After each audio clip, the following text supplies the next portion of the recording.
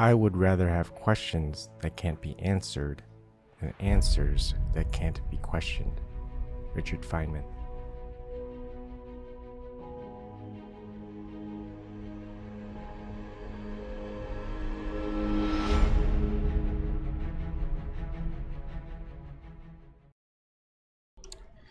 Good evening, everybody. Feels like it's been a long time. That's probably because it has been. Just a lot of stuff I have to deal with. But now that it's over, I can go back to doing some things that I would rather do. But before I get on to today's topic, first thing, this video is most likely going to be blocked on YouTube. It's going to be copyright struck. It doesn't matter if the material I'm presenting, is to be talked about, scrutinized, fair use, whatever. It doesn't matter. YouTube's probably going to stop the stream. Probably going to block the video from going on. So, in order to watch it, and I'm not leaving YouTube until YouTube pretty much terminates my channels, my main channel, my backup channel. They've copyright struck me where I couldn't live stream before many times. So I know what's up, man. Things are not getting better, they're getting worse. That's why a lot of people are leaving YouTube. But I'll probably be the only last person willingly to leave YouTube to go to other platforms that's a flat earther, because, well, someone has to stay. And of course, kind of count all the times that YouTube wants to kick us out. Even if they shadow ban, they want us to leave. They don't want to actively terminate our channels, and that's why they're doing all of this stuff. So I'm not gonna leave, even though you're gonna still be able to see me on so if you want to watch my live streams and videos without any post-production edits, just so I can put the channel and my content on that platform, then you might want to go ahead and watch my live streams on DLive. If you miss those live streams, it'll upload uncensored at LBRY. So far, Twitch hasn't done any censorship for my stuff yet, even though I haven't been on it very much. Go ahead and go there if you want to watch my live streams and my uploads. If you don't want to go to so many different places to watch, you can still find my stuff on Periscope. If it's there, you can find my stuff on vim.tv. As far as live streaming, I don't upload to BitChute. BitChute is a good place to watch a lot of my uploads, but sometimes they may have the censored stuff that is uploaded on YouTube, not my live streams. And through vim.tv, Steam it. Unfortunately, Steam it doesn't have all my archive collections. I'm not using DTube in order to upload. So I know that's a lot of stuff for you guys to tackle, especially if you're a new listener or new watcher, whatever. So I'm just going to go on and do my usual bit. It might take a few minutes, so bear with me because support is needed. I'm supporting everyone, but I don't get many support. There are a few, and I really appreciate that. And that's why I ask. If I don't ask, well, people don't know. I could use some help. Donations would be great. You can I prefer cryptocurrency, so anyone can look at the blockchain explorer. I know people are not wanting to do any of that stuff, so you can donate via Bitcoin or Vertcoin. That's the address. I've had that address up for over 18 months, $0 in cryptocoin donations. I've actually donated my cryptocurrency that I've taken out from Patreon when I used to have Patreon, but now I realized, I don't want Patreon. I withdrew what I had from what people gave me, and I thank them a lot for supporting me. But I gave it to Susie Dawson when she needed it. And as far as Vertcoin, well, nothing there yet. People have donated via Google Super Chat, but since people aren't really watching any of my stuff live, and Google would end up getting a big chunk of it anyways, I set up a PayPal.me account. You can donate to me there. It's a little bit better. They don't take a bigger chunk, but I pretty much have to show you by logging into Google, but I do that at the first video of the month. So every first video of the month, I disclose how much money I've received, both from PayPal and Google Super Chat, for the previous month, and also in total. It's not a lot. One person has donated very much. Mira, you know who you are, and I thank her for that. None of my stuff is ever like, I don't post-production edit to get rid of content. I only do it so I can put my content up on a platform that censors or blocks it. So if you want to see any of my uncensored content, you're going to have to go elsewhere other than YouTube. But I still use YouTube because there's a reason for it. People still use it. And there needs to be people talking on it, not just outright leaving.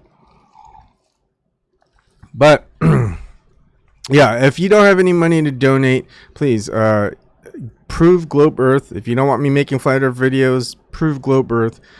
You'll probably have me stop making Globe Earth videos or Flat Earth videos, and you'll get $15,000. Zen Garcia, Flat Earther. I interviewed him. A good person. You can take him to court, get that $15,000. Someone tried but failed, but maybe you'll do better. I mean, there's so much evidence that the Earth is a globe, right? So go ahead and do that. And maybe donate to me a 10% finder's fee. I know there's someone on here that does come on a lot, follows me. We need critical thinking. That's you. Please, you haven't donated to me once. You've been around for years. You're very against flat Earth, but you know, donate to me something. I mean, you're always hanging around for a channel you really disagree with some of the content that I have, but you know, you can prove me wrong, have me stop making these Flat Earth videos, get $15,000 richer, and maybe donate to me a little bit, you know, because I'm not feeling the love from you, weenie critical thinking. I don't know who you are. Anyways, my content is always 100% free. You're never gonna have a paid subscription somewhere where you can get exclusive content or something like that, like private information that's really important to your spiritual, metaphysical, or even physical life, etc. No, it's gonna always be out there for everyone to get at. So if you ever see any website or whatever saying it's me and I've got exclusive content out there, just pay something, it's a scam. It's not me. Someone's using my name in order to push something and get money for it, which I don't see how they could get money for it, because there's really I mean, if I can't even get money for it, how can they expect to, unless they probably market it very well? Who knows? And also, anyone's able to join and converse with me and other people who join through Zoom meeting. It's all in the YouTube description box. It's in the description box on vim.tv or Steam it. If you want to join, and maybe I should probably put the call, like the meeting link and the number, or just ask for it, and I'll put it in the chat. And it's also caller numbers too. I mean, you'll basically, it's like a teleconferencing thing. We'll eventually be able to use the Zoom Truth, and they have a video chat we can use, but you know, that's still kind of in the beta mode, and it's not as good as what I have right now, and that's probably only for a year, unless I renew it next year, which hopefully I have the funds. Who knows? You can always call in, and it's also free, toll free. So there's 2 calling numbers for that. If you want to find your calling number and you live outside the United States, there's a list of phone numbers. I can look that up for you, and there we go. Hi, Fighting Bears. I am on DLive.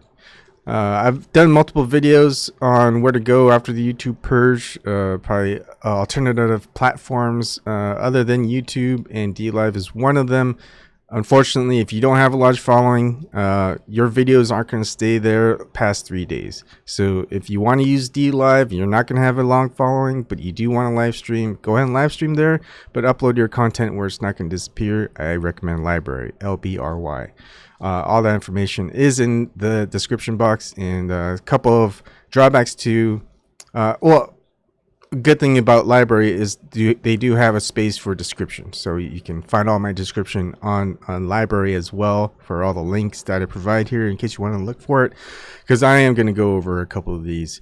And basically we're watching a 38-minute video. Is that it? 34 minutes and 28-second video, and we're gonna go to that right now. Okay. So this was premiered on October 11th, 2019. I didn't see it, but it came up on my feed. Now, Jubilee has 4.38 million subscribers, and this video alone, in just a span of 2 months, had 6,381,599 views. You will never see that amount of views for a Flat Earth channel. Someone who questions the globe Earth shape. You'll never see it. You will never see it.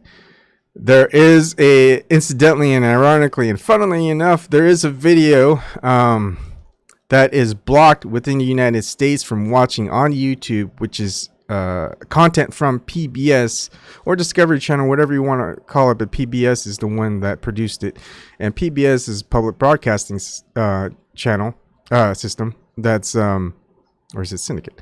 I don't remember. But anyways, it is it's from the US. It's paid for by the public. And what's funny about that is all the countries outside the US can watch that YouTube channel, but you cannot watch it in the United States. And in that video, there's proof that the people who are trying to show you the shape of the Earth through these observations,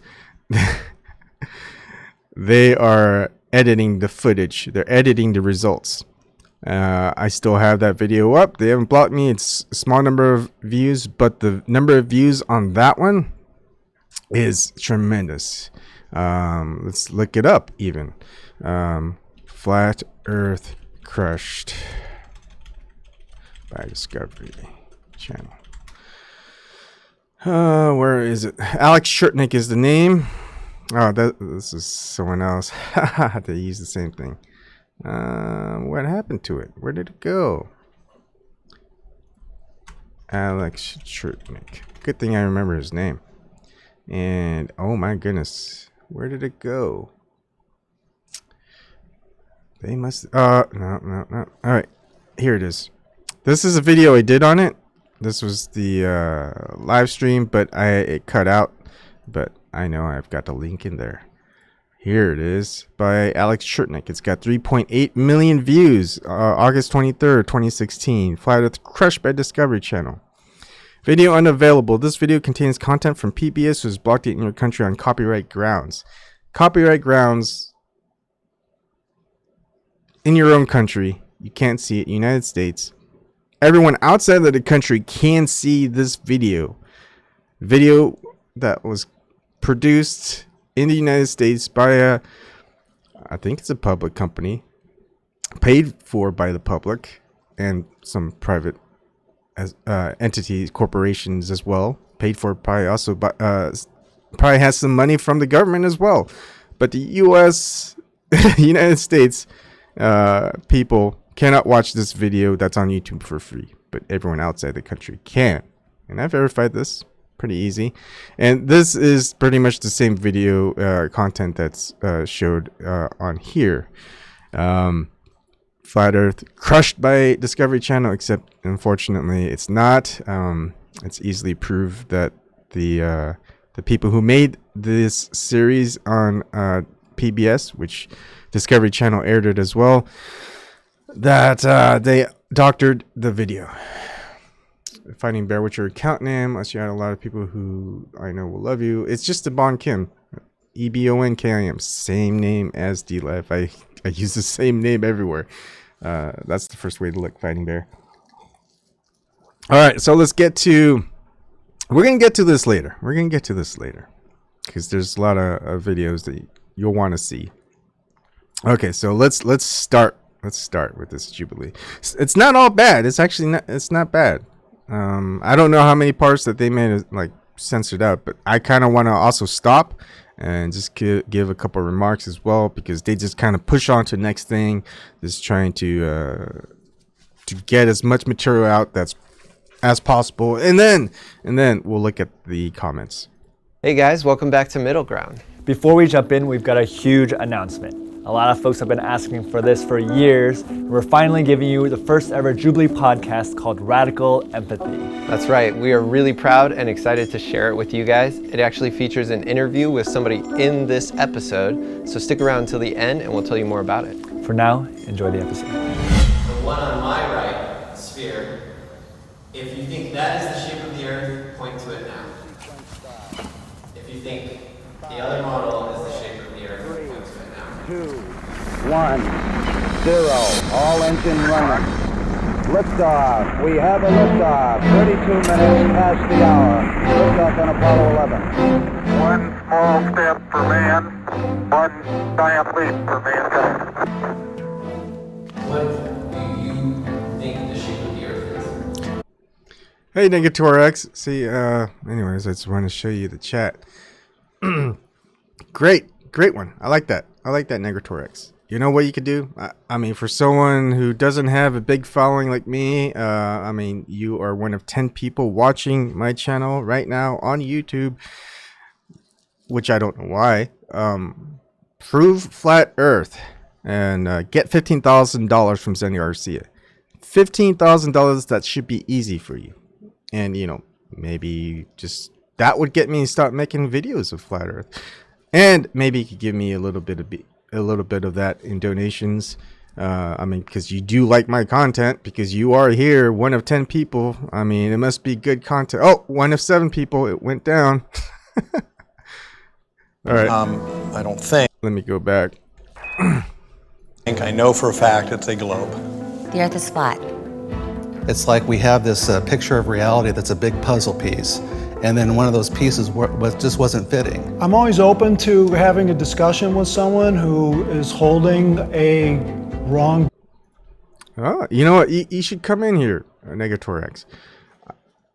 Like I said in the beginning, if you've ever listened to it, basically you can come on in at any time and talk to me. You got that Zoom link. You can show yourself. You can provide your name, where you live, details that I provide to people. You could call in even if you don't want to show your face. That's pretty much what most globe earthers do.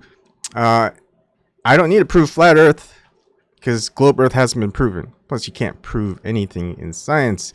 It's just all theories until the next thing is ready. There is no proof. There's validation. Until that validation is no longer met, well, there goes your theory. Anyways, let's keep going. I know Negator won't join in, so I'll probably stop talking to you. Belief like this. Are you willing to change your mind on this? I'm not. The evidence is so. Now, here's the thing. Not willing to change his mind. That's Ali. I want to... You'll see a lot of Ali, and he's probably one of the only people, I think, that says, yeah, he's not willing to change his mind. So he's pretty much adamant. It doesn't matter if he finds out it's all lies. It doesn't matter if there's evidence against globe Earth model, whatever. He's not going to change his mind. Never, ever. I mean, basically the only way you change your mind is actually being a real scientist. You don't run tests and you get those results, and then someone else gets different results, and you say, well, my results are more valid than yours, and then someone else runs it and they get the same results as the other person, and you stick to your results. You are not a scientist. You are a failed scientist, fella. I'm sorry. But yeah, I don't know how anyone won't change their mind if they are a scientist. Science is all about changing your mind, and when there's something better out there, when there's improvements in procedures, in tests, in technology, and whatever, to help test out certain natural phenomena. Well, like if we go back a couple of decades and all the scientists have reached a consensus that asbestos is safe for you, you will not be harmed. Well, where's all that data now? Oh, well, obviously we have better technology. We've ran more tests. There's a lot more procedures we could do. So yeah, all of our experiments and data is a lot better than it was a couple of decades ago. Well, you're not going to go and say, oh, well, I don't change my mind. Asbestos is safe. So much. Nobody wants to be a flat earther, but if you showed me incontrovertible evidence, I would definitely go back. Yep, I share the same. I share the same thoughts as this fella. I agree. Show me some evidence, but I don't think that's there. I mean, NASA had 60 years to do it. U.S. government had 60 years to do it. Whatever. Science itself, since the scientific method was starting to be developed back in the 1600s, they had a couple of centuries to do it. Unfortunately not. And if you want to go all the way back to Pythagoras, back in 5th century BC, well, you could say that they had over 2,000, if not 2,500 years to do it. But of course, that didn't happen. Wants the ridicule. Where are you hoping to get from the discussion with the other side? And yeah, ridiculed. We get ridiculed all the time. Ad hominems. We just find that with Negator X. You know, I just stopped talking with Negator X. Let's see. Look how many ad hominems. Well, not much, actually. It gets destroyed. Mountain of evidence, etc. $15,000 Negator X. That's all I have to say. And hey, if you do get it, all I ask is $1. Just give me $1. Donate to me $1. Just donate to me $1. It's not much. I mean, how much of a Scrooge do you have to be and not donate $1 when I just told you could get $15,000 so easily? Zen Garcia proved the globe Earth. $15,000. That's all yours, Negator X. And this is what we had to deal with, fellas. You know, I don't get that 6.381599 views. You know, I'm sticking with what barely double digits here. I have to deal with the troll who won't say his name. We won't ever see his face ever. We don't even know if it's he or she. And he won't ever take that $15,000 offer. That should be so simple for him because there's mountains of evidence. Mountains! Mount Everest sized mountains of evidence. And he won't go for $15,000. He must be really rich, but he can't be really rich because he won't even donate anything to me. So I don't get it. And he watches. Who watches an Asian guy talking about flat earth on a channel that barely has 2,000 subscribers, barely has double digit people viewing on a live stream, but sticks around? Doesn't that ever like make you go, what? I mean, why don't you go and watch someone live streaming on Instagram stuff? You know, why don't you go watch Red's Rhetoric or some globe earther? You know, why are you sticking with me? Unless you're paid to stick with me and watch what I'm doing and comment on my stuff. It's like, that seems more likely, isn't it? I mean, it sounds paranoid, but it doesn't make sense otherwise. I mean, there's plenty of people to watch that's more entertaining than me because I really don't have much ego. You know, I just try to think things out and present what's presented and just think about it for a second. I just think about it and question it. I'm not just gonna go, It's not like I'm watching a reaction video to a movie trailer and I'm going, oh, yeah, that's cool. Yeah, I mean, pretty much anyone who thinks a certain scene in a trailer is cool, they're gonna react. But yeah, this isn't one of those channels. But those channels still are more entertaining because you get to watch a trailer with action and suspense. Yeah, you're not gonna get that here. All right, here we go. I'd like to tear them to pieces.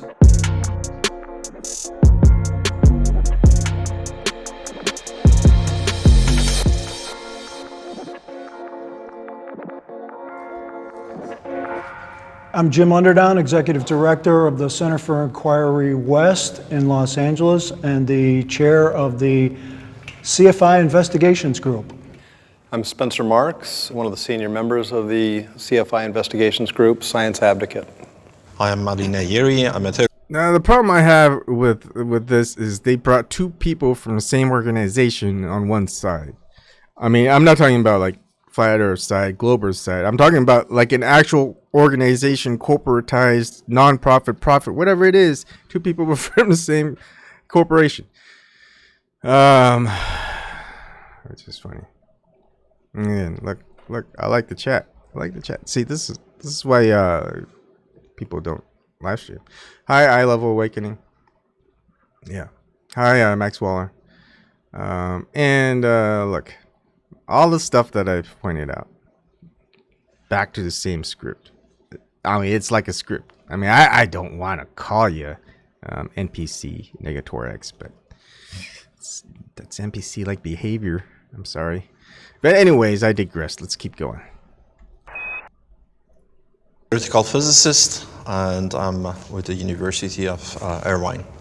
I'm Wendell Walton. I'm a Chief Learning Officer for a young startup. I'm Shelley Lewis. I'm a graduate of West Point, critical thinker, and jumped out of airplanes. My name is Dan Glatman. I work as Dan the Waterman in the drinking water filtration industry, and I'm a truth seeker. Now, I do want to repeat the Shelley here.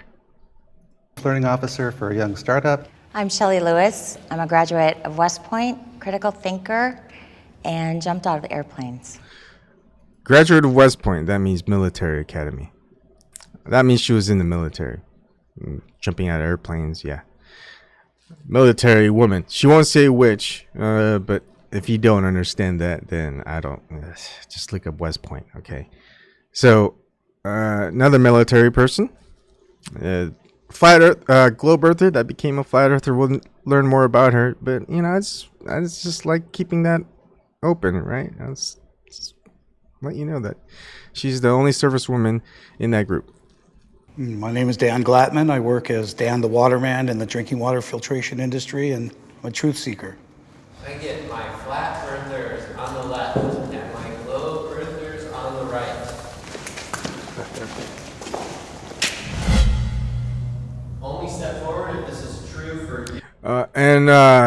Here's the thing I hate about this label. Is that they assume that the flat earthers are not scientists or have no scientific background, or that only globe earthers can be scientists. No, that's not true. But, you know, that's propaganda for you. What else are you going to do when you've got a channel that has 4.38 million subscribers, where you can make a video once a week and get hundreds, if not thousands of dollars worth of sponsored ad revenue? Fortunately, I don't think any flat earther really gets that, except for what? Is it Mark Sargent that gets some money from ads? I believe the earth was created by a high... I guess that could be a belief. I mean, yeah, I would say that. But I don't like how they use belief or believe a lot when they're talking about the flat earth. If it was a belief system, well, we would still believe in the globe earth, despite the lies that are constantly in our faces, because then that would be a belief. I don't believe in the globe earth because of the constant lies that we are fed. And obviously, if we can't be shown the truth, then we got to regard the entire premise as a lie. So therefore, it's not a belief, the whole idea of the flat earth. Because if it's not a globe, maybe it could be a square, maybe it could be a flat square, maybe it's a cube. I mean, was it pear-shaped, obloid spherate is what Neil deGrasse Tyson says. And of course, a lot of you guys who are globe earthers just visiting my channel and watching to this point, which is like, wow, you guys are still watching. Weird. Not even Negator X is staying around. Good night, Negator X. Like I make any money off of this. You're the one making money, Negator X. And I believe you're probably not going to actually leave. You're going to stick around because you know I'm probably going to say something. And anyways, that's Negator X. Say goodnight to Negator X and hello again when you see him chat again. Because he has to stick around. It's his job.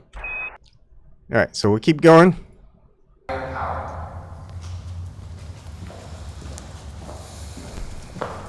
And here's the thing. That is the first question let me go back. I believe the earth was created by a higher power. That is the first question.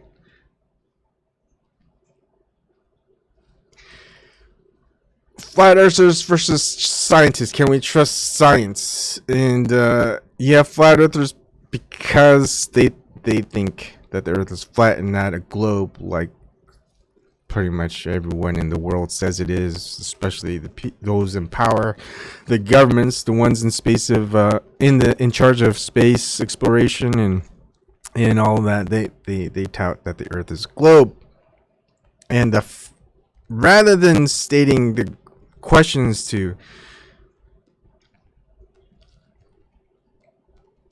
how, like, what is the most important evidence that suggests that earth is a globe, that could be some question that's formed, like, do you believe that ships over the horizon disappear because of the curve of the earth? That would be the best question, because that's the number one question.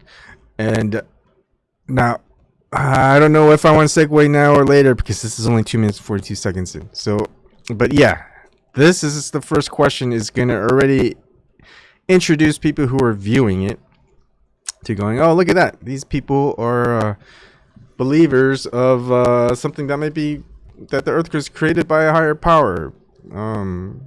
But that doesn't say that, hey, what do the other people believe? They believe that it was created by inertia, or they're created by a lesser power, that it was always existed, etc.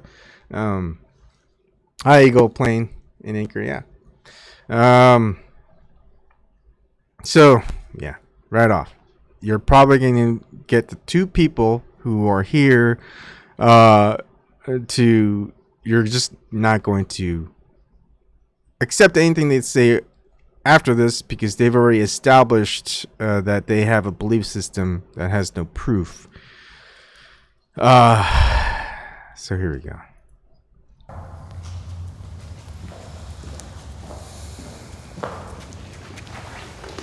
Well, I've been a Christian for 30 years, so the Bible is a flat earth book. You have to take it literally. Like, for example, in Isaiah, when it talks about how the earth is like a clay wax seal that's stamped with upturned edges, that's just not some fancy story. That's I will have to disagree with this fella. I do agree that the Bible is a flat earth book, but you should not take it literally. Some things literally, of course, but not a lot of the stories in there should be taken literally. But he is correct. That is a flat earth book. And Shelley, who has studied many other religions and mythologies out there, which I have too, and of course, if you are joining me now, you know probably as well, just based on the content of my videos in the past, plenty, and of your own research, of course, that many mythologies presented the earth as being flat and not a globe. Even the Greeks, even the ancient Greeks, majority of them knew, I guess, the earth was flat. And then there's a few that kind of go, no. I want to start my own mystery school. We can't have people thinking that the earth is flat. We got to change it up a little bit. We got to have them believe in things that aren't correct. Therefore, they join my school. Because otherwise, if I tell the truth, I mean, they can find the truth on their own. No. We're going to hide the truth, and we're going to make up lies so they believe in other lies, so they are under our control. Mystery schools, you can thank Pythagoras for that. Oh, we'll get to Pythagoras in just a couple of minutes here. a simile. It is like. Right, absolutely. And in Isaiah it talks about too, and I'm a Christian, he who sits upon the circle of the earth. There's a difference between a circle and a ball. Well, exactly. Yeah. If you look at the original Hebrew, it means disc. There's over 200 scriptures in the Bible that point to a flat earth.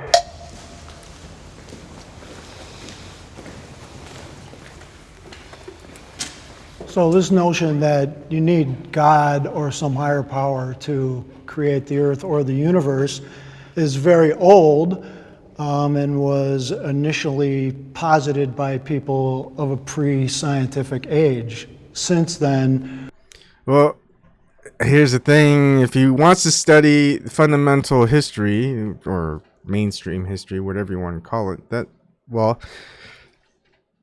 fundamental science didn't really start until 1600. So everyone pretty much before that, yeah. So yeah, he's a scientist. He's just not much of a historian. we have learned quite a bit about the universe coming into existence, when that happened. Modern humans don't get their cosmology, they don't get their physics, they don't get their knowledge of the universe from the Bible or any ancient text. It's sort of like actually, they do. It's from ancient texts, from the Greeks. Pythagoras never wrote anything down. He always taught it to his students, and then I guess his students wrote whatever the stuff that he talked about.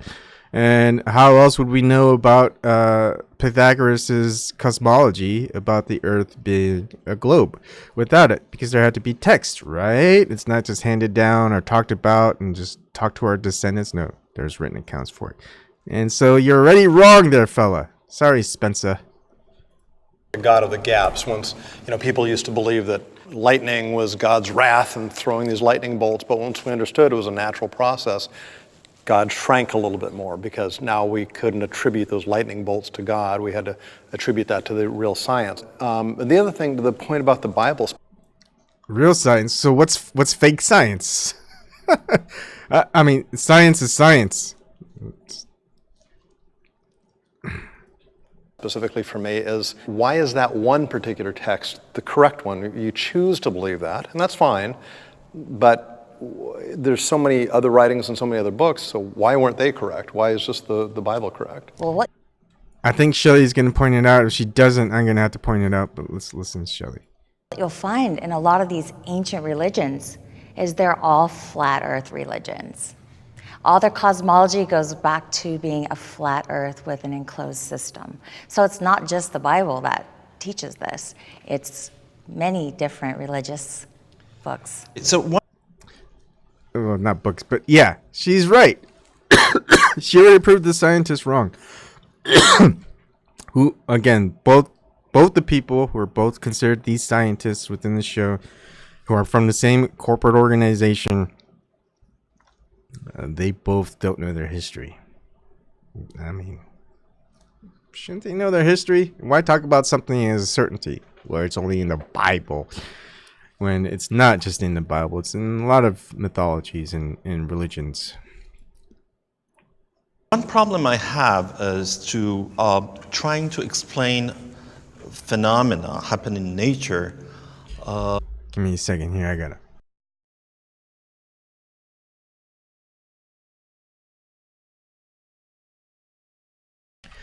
All right, sorry about that. Cough and blow my nose. So, excuse me. Here we go. By holy books.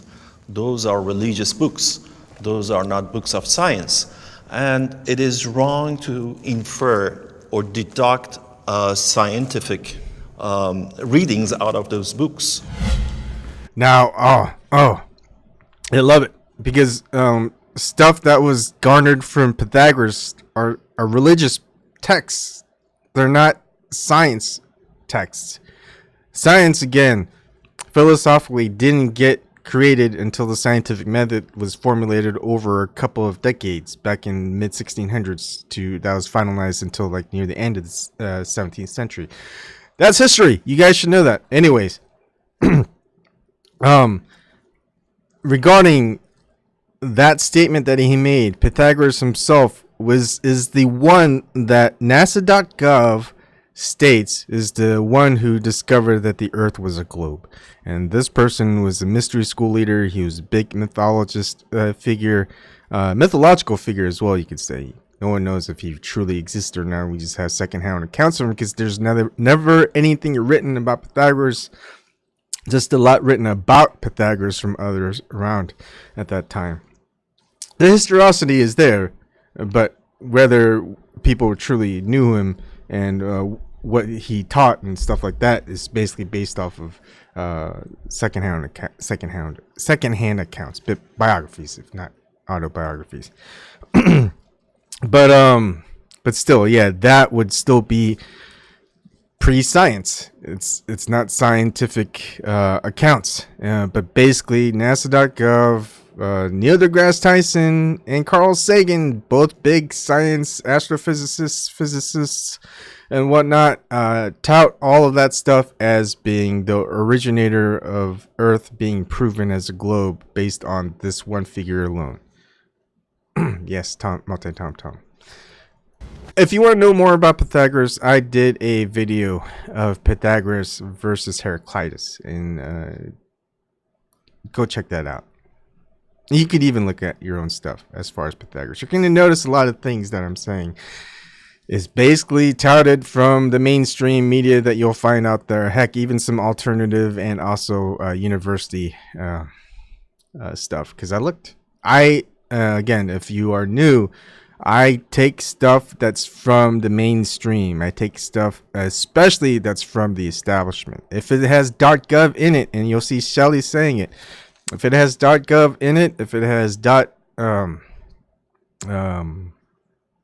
if it has a, what was that, .edu, I'll take those into more accounts than just a .normal.com or .org, whatever, because or if it's from some big established corporate multimedia channel that hundreds of millions or if not billions of people view, I'll take it from there, because that's what the majority of people are going to look at. They're not going to look at some obscure text written back in the 1905 era, talking about certain types of things written about older texts that was. Anyways, I'm not gonna go on. Anyways, they're gonna talk more about internet people like me in a bit. My name is Wendell. I am a logical, biblically based, and scientific flat earther. I didn't start out, and no one starts out as a flat earther, but I had a lot of questions. So I actually got to the point where I had to go out and put my own eyeballs on it. So we went out to an observation at Salton Sea, and things just didn't add up down there. So we've gone back probably a dozen times, and I can guarantee you that there is no curvature over distance.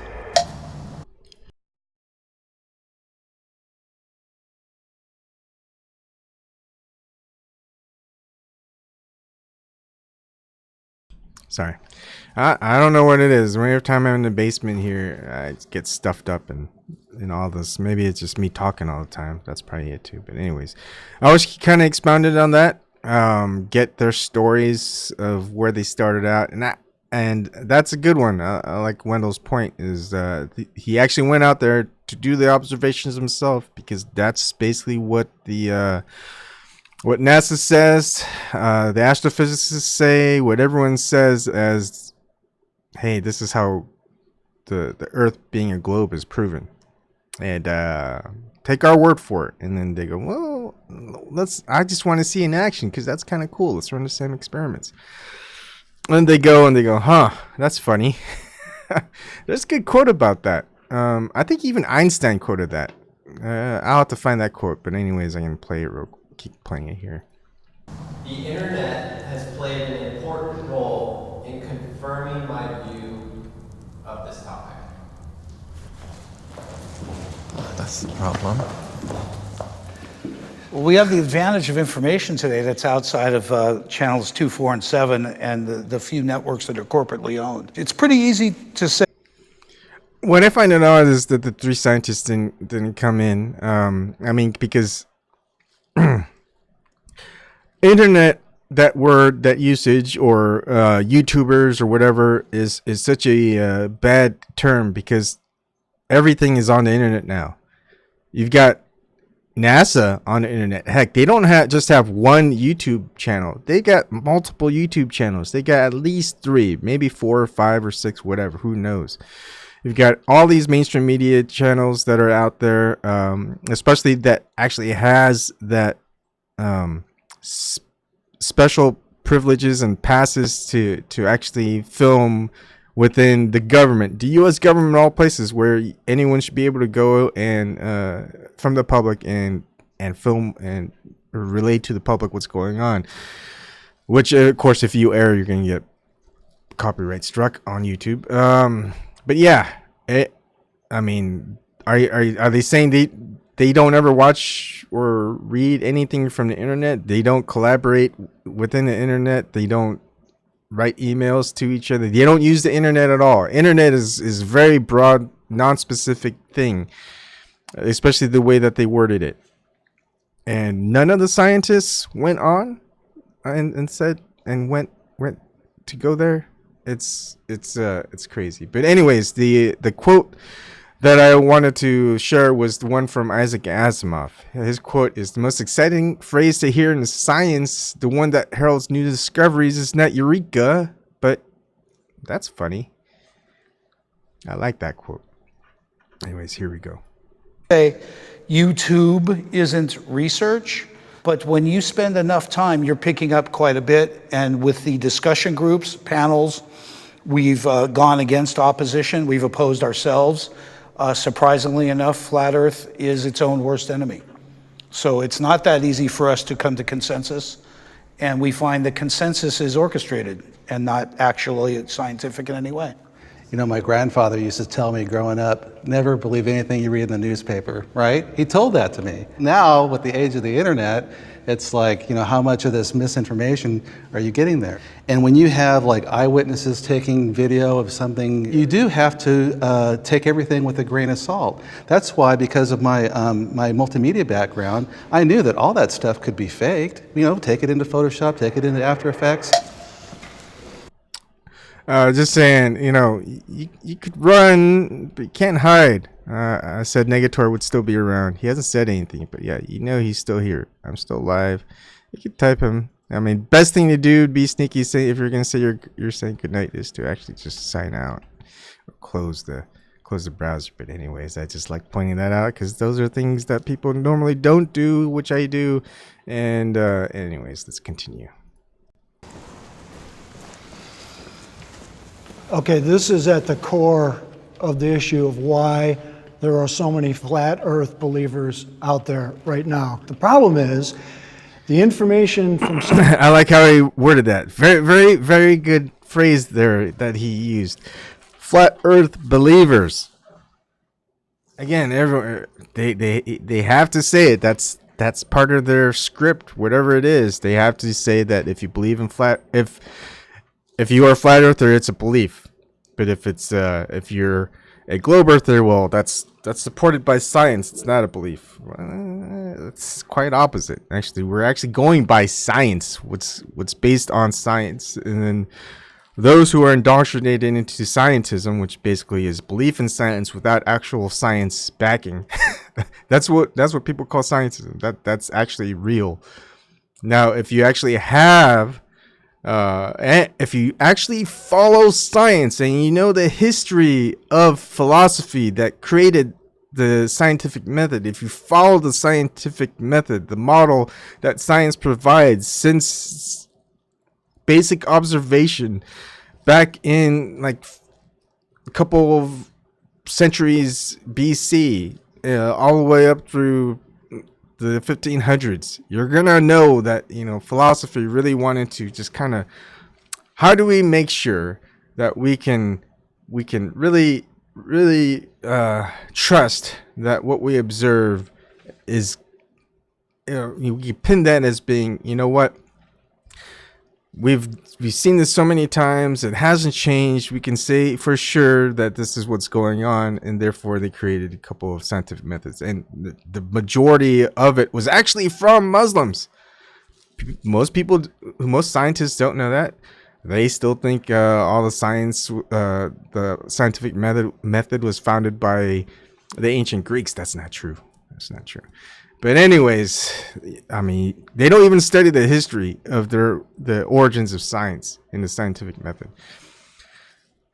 which kills me. It really does. I mean, it's like these people just, how can they talk so much about things that they don't know?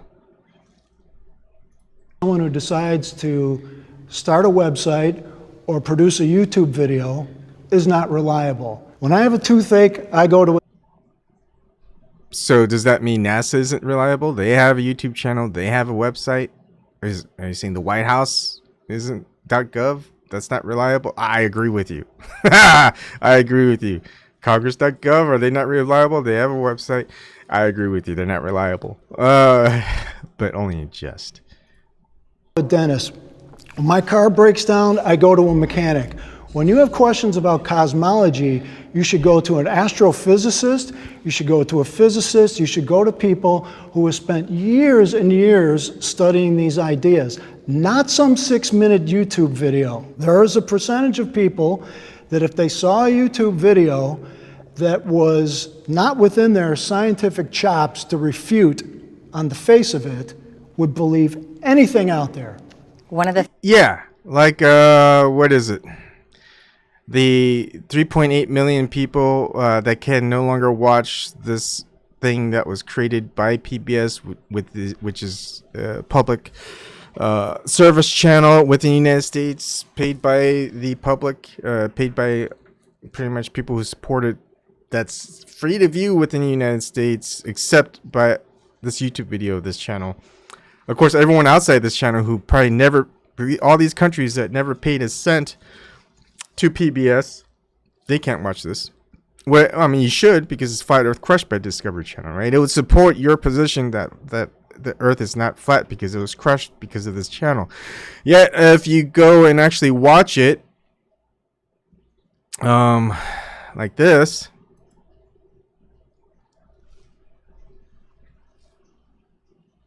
Yeah, I have you on the telescope. Go ahead and land.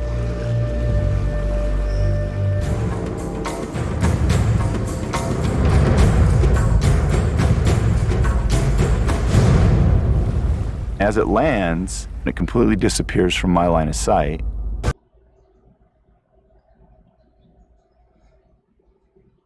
Let me know when you can see us on spots of the horizon.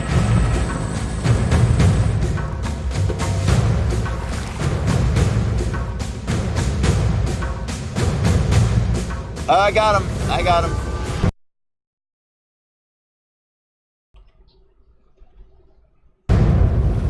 As it lands,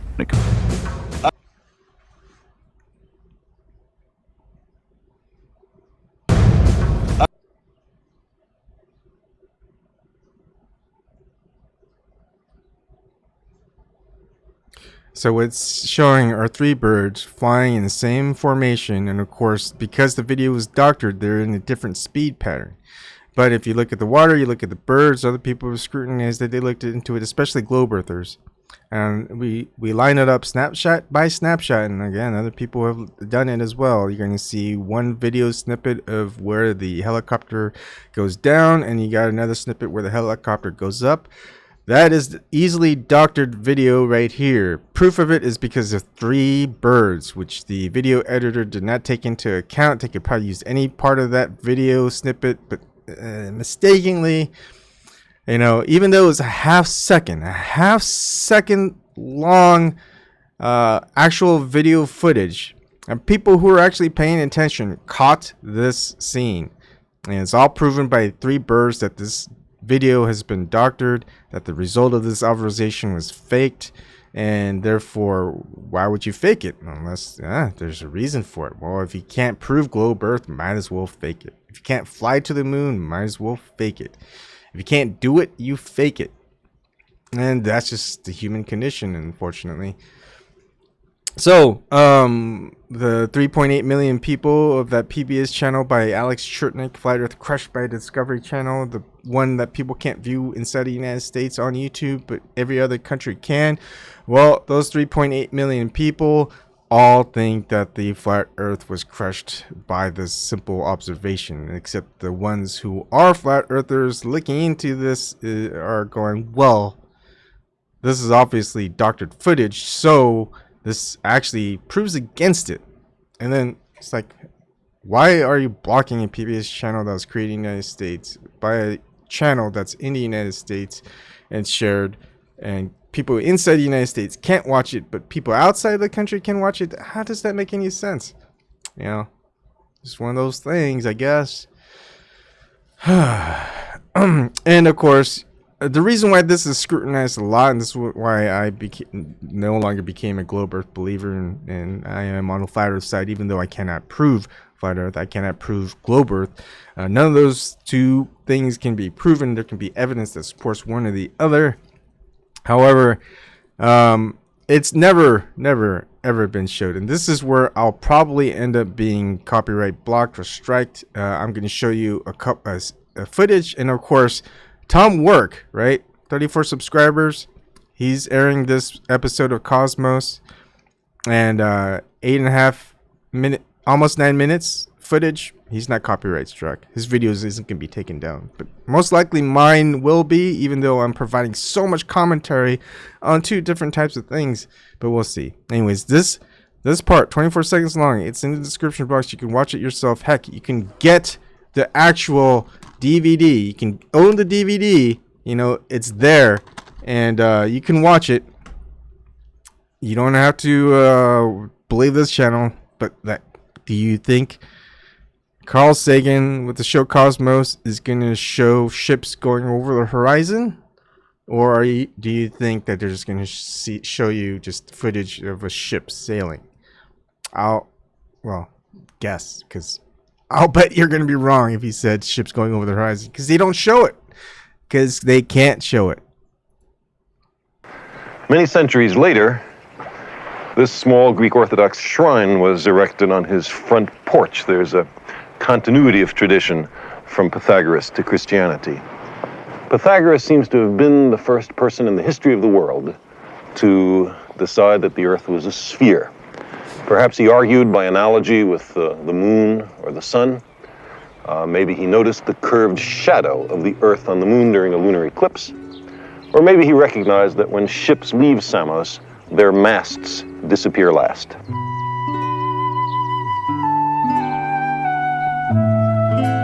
Pythagoras believed that a mathematical harmony underlies all of nature. The modern tradition of mathematical argument, essential in all of science, owes much to him. So, rather than doing a zoom in and zoom out on the horizon of a ship that's sailing on water, well, they take it from a high elevation and they show that. Well, that's not going to obviously prove anything. Yet again, Carl Sagan, Discovery Channel, or NASA.gov, plenty of other astrophysicists, historians will tout Pythagoras as being the founder of proving that the Earth was a globe. Anyways, let's keep going. Things I will say is NASA.gov has their own documents out there that we get to vet, which is through the Freedom of Information Act. And would you agree that NASA documents, if they're on display, that we should be able to go and research inside there? NASA is not proving that the Earth is flat. Well, they say it in 14 of the documents. You should read what NASA says, and you should listen to what NASA I would says. love to see your NASA evidence that the Earth is It's flat. only their contradictory issues that bring us here. We're all familiar with the Earthrise photo, right? The Earth is rising over the moon. We're all familiar with it. That's NASA. You can go out to NASA's site. You can download the original, right? I already know what you're going to ask. So you bring up the luminance on it, and you can see where it's cut out and pasted there. They're showing us doctored images that are clearly doctored. The blue mark. Ooh, doctored images? And of course, they're going to talk a lot about that. But yeah, we've seen doctored images before, haven't we? And it's not just NASA. It's pretty much everything. And hey, they use people's names, very highly regarded in science, in order to distribute it. Stephen Hawking, anybody? Does anyone know Stephen Hawking? Does anyone not know Stephen Hawking? If anyone doesn't know Stephen Hawking, they claim that they understand no science and use scientific method and stuff like that. Well, you better know Stephen Hawking. But anyways, yeah, they'll tout a lot of the scientists that are very well renowned in the scientific community. But yeah, I also want to get to the Earthrise photo.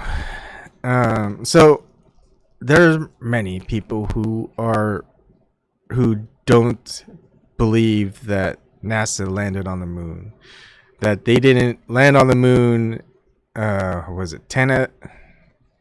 They had 10 trips that successfully made it to the moon and back without any deaths. Yet they landed on the moon. That was 8 out of 8 times, 7 out of 7 times, whatever, without a hitch.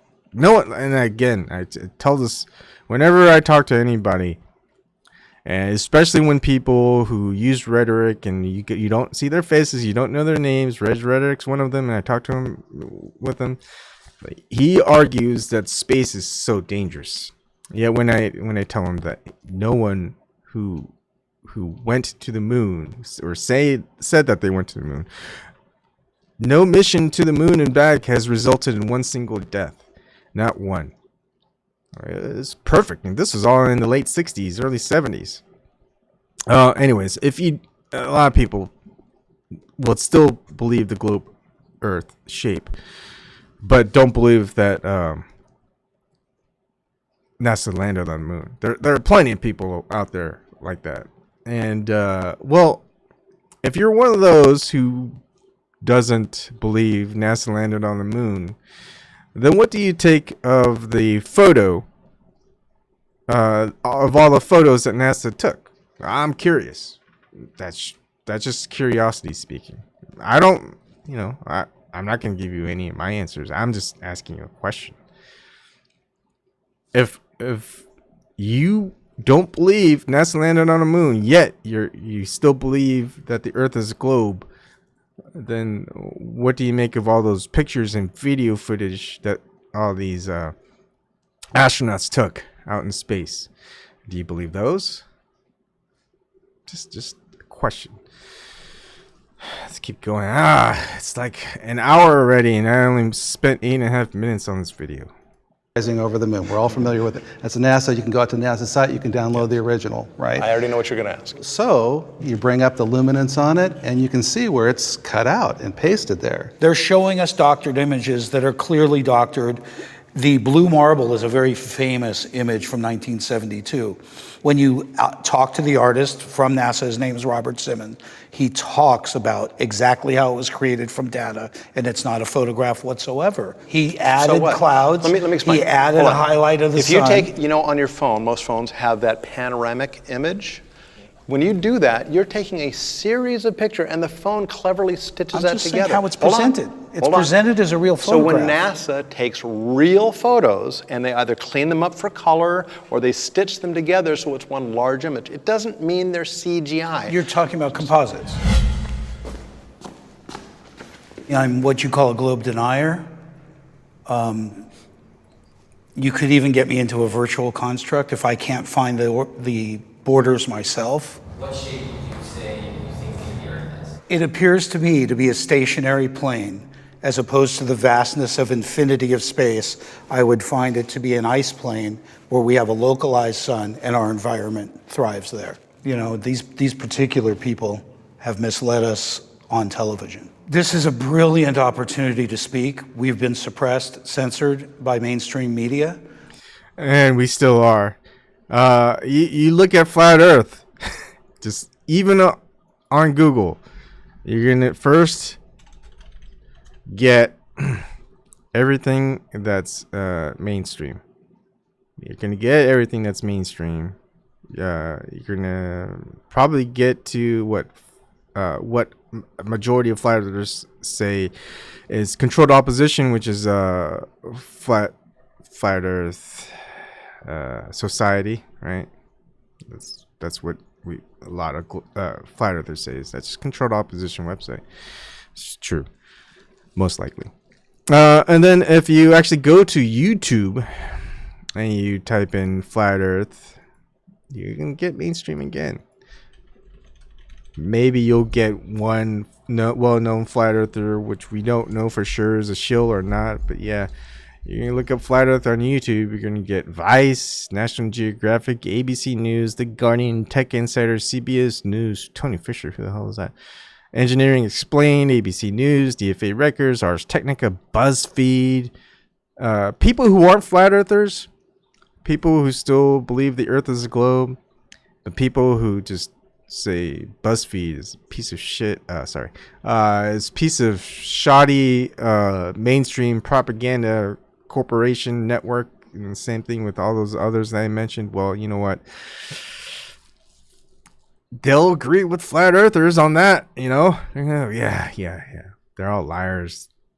But yeah, isn't that weird? Ebon's got a point. A lot of these flat earthers have a point. It's like, how come whenever you search flat earth, you get mainstream results, and you don't get any of the big names of the flat earth? You don't get, I mean, Globe Earth is one of the biggest names out there. I think they have the most views now, subscribers. I think before Globe Busters got big, and Mark Sargent got big, and D Marble got big. You know, it was a couple of other people. Why am I forgetting his name right now? I'm even subscribed to him on LBRY. But yeah, let's see. I don't want to forget him. I mean, people who have been doing it for such a long time, they're not in those results. Eric DeBay. Why am I forgetting Eric DeBay? I mean, there are many people who are big names within Flat Earth that have got thousands, tens of thousands, and some were bordering on 100,000 at least. And then, of course, shadow banning and, you know, unsubscribing and termination of accounts and stuff like that occurred. So yeah, they're not very big anymore. But yeah, you've even got Google or YouTube saying that they're going to censor stuff, or do stuff where they don't want flat earth. So we can even look, Google flat earth policy. Let's see. I wish I could find it.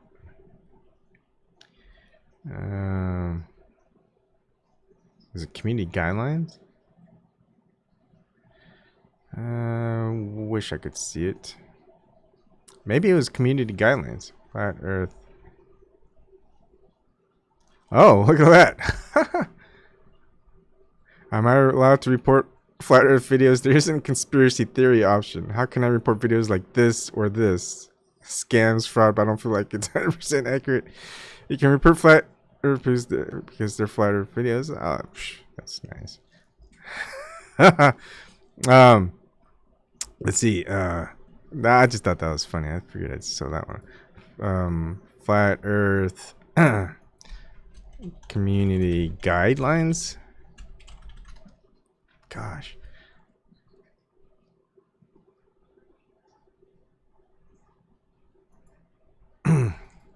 Let's see. Okay, YouTube blog.com 2019-01. New policy. Oh, actually, January 25th. Continue to work to improve. We'll continue that work this year, including taking a closer look at how we reduce the spreading of content that comes close to but doesn't quite cross the line of violating our community guidelines. To that end, we'll begin in reducing recommendations of borderline content and content that can misinform users in harmful ways, such as videos promoting a phony miracle cure for a serious illness, claiming the earth is flat, or making blatantly false claims about historic events like 9/11. That actually works against them, and unfortunately. They don't understand that, but the censorship makes people look at, hey, why are they censoring these guys? You know, things didn't quite add up to 9/11. Current medicine doesn't seem to have any cures for serious illnesses. So if we want to look for alternative views and viewpoints, and there's any merit to them, it's worth taking a look, right? Even if they're wrong, even if they have a 0.0001% chance of being correct, we should at least look into it, right? That should be the mindset of any scientist. Unfortunately, that's not the case. Anyways, that's in regards to the fellow that was talking about that with censorship. Alternative media is just a hold on.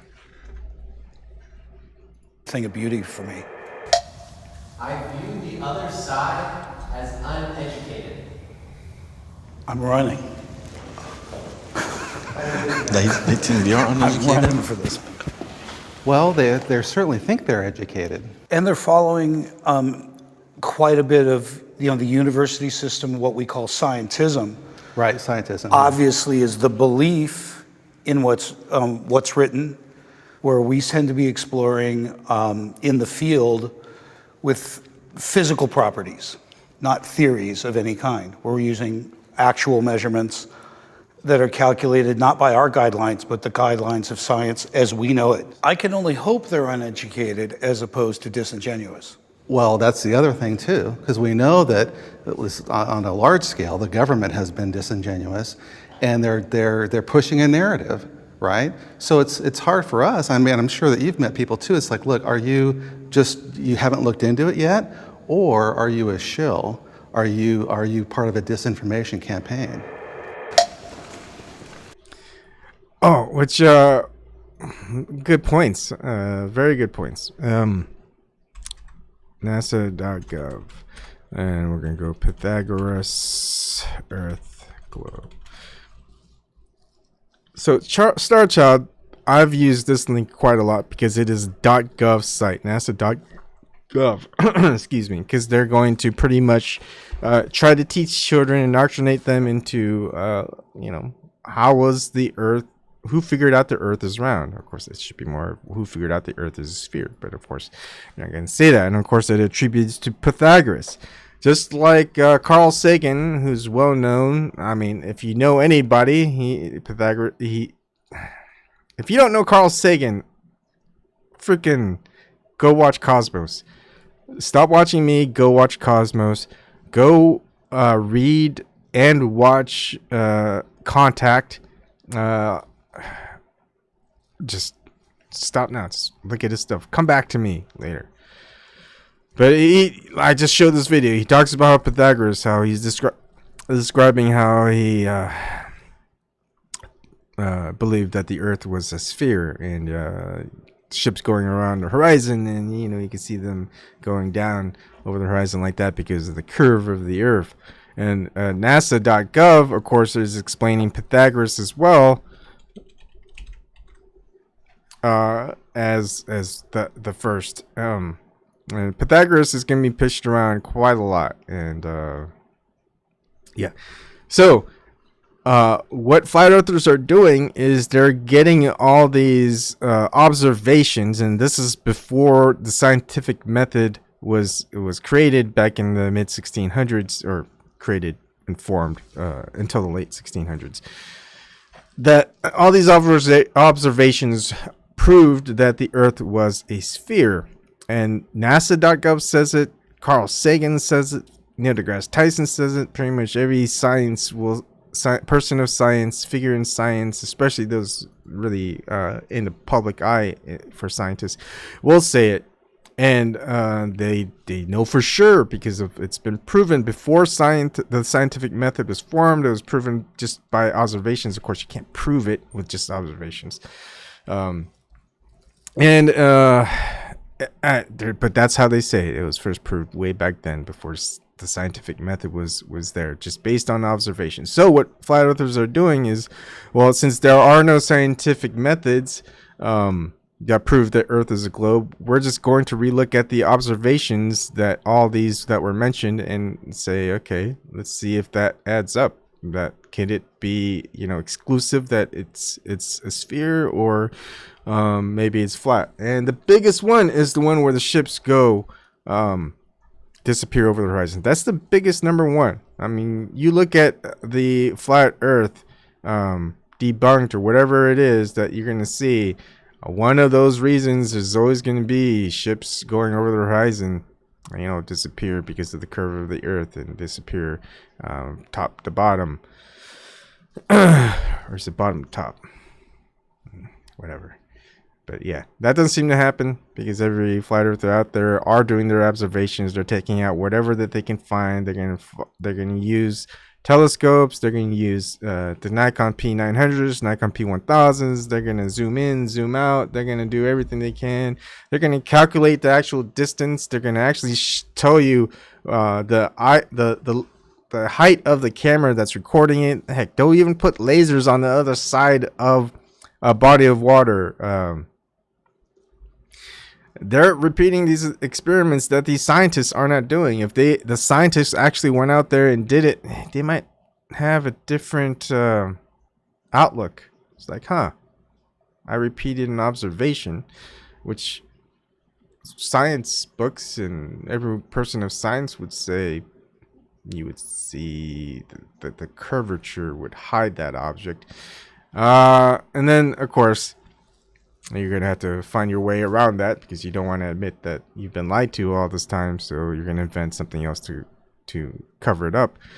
But, you know, that's not what science is. Science is diving into it and looking into it. Is like, okay, let's keep repeating it. Let's look at all these different types of equipment to use again. We're going to try different conditions, and you're gonna narrow it down. You're gonna say, haha, look at that, there's in these conditions, well, we can't see that far, so well, what next? Or hey, maybe they'll just elevate a little bit. Anyways, scientists should be repeating all these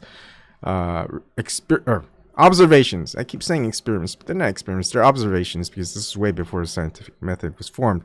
So they should be repeating all these experiments with the latest technology. You're not going to just go ahead and just use outdated technology, because you might not find something different. And what you want to do is use something that's going to be more useful as a measuring tool or guidance tool or whatever tool it is, in order to see if there's any changes in the result of whatever that you're observing. But anyways, I digress. Let's keep going. I don't think you guys are uneducated. I think you're wrongly educated. I think the problem with what I've seen in the flat Earth crowd is that it's not that they're under. He's talking about Shelley, who graduated from West Point Academy. So just think about that one. They're educated, but they, instead of looking at evidence and letting the evidence guide to where the ultimate conclusion is, they start with a conclusion and then they try to cherry pick evidence to support their pre-drawn conclusion. They cast away all the bits of evidence that actually is contrary to their belief system. I think. Again, they won't go out and do these observations themselves. They can say this was observed a long time ago, multiple times throughout centuries, and it's always been this way. You know, I'm not going to go out there and use a Nikon P900 and Nikon P1000, zoom in, zoom out over the over flat bodies of water where to you know what, 50, 60, 100 miles, and where there should be a supposed drop in curvature. You know, I'm not going to do that. They're not going to do that. They're not. They're going to take the evidence that was written down and they're going to say, this is evidence. They're not. If they read a scientific paper back in the 40s and 50s talking about, again, asbestos or lead and whatever, saying it's been proven scientifically, all these studies, you know, it's safe, that there will be no harm to humans. And I think it was all that way until like the 2000s or something like that. They go, okay, yeah, you might want to get rid of asbestos. It'll kill you. Because yeah, there's a lot more testing. There's a lot more tools to research. Right? There's just technology advances, so you use the latest technology you have to make things easier, better, etc. People who are still using the tools of like the ancient Greeks. I mean, we still do. I mean, if you look at the aqueduct system, we're still using that from the Roman times. But anyways. I don't need to be your history teacher. I think that you're very well educated as well as you are, Jim. But, certainly Ali is. He's probably got the best education of all of us. Exactly, and he paid for it too. But more and more professionals are coming on board. They're starting to question their reality. So the thing of it is once you start to really take a hard look at the evidence, and you are unafraid of just standing for the truth wherever that may lead you, then people end up becoming flat earthers. What are you hoping to get from the discussion today? I'm hoping to be able to tell our side of the story from the inside out. So many times, flat earthers are depicted from the outside in, and I want to be able to share with others empirical data that proves the earth is not what we've been told.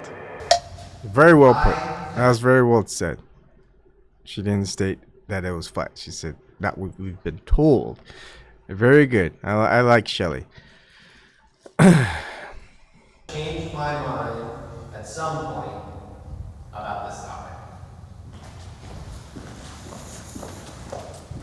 And again, there are very, very small minority of flat earthers who started as flat earthers. Majority of flat earthers today that you talk and see and who have YouTube videos who keep talking about it and stating these are some liars, someone's not telling the truth, etc. Look at this. We were all globe earthers that refused, that continue to refuse it. We just can't believe in a lie anymore. We just can't. We can't.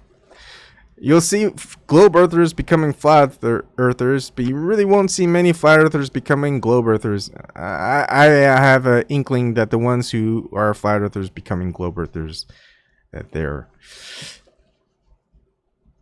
kind of iffy, right?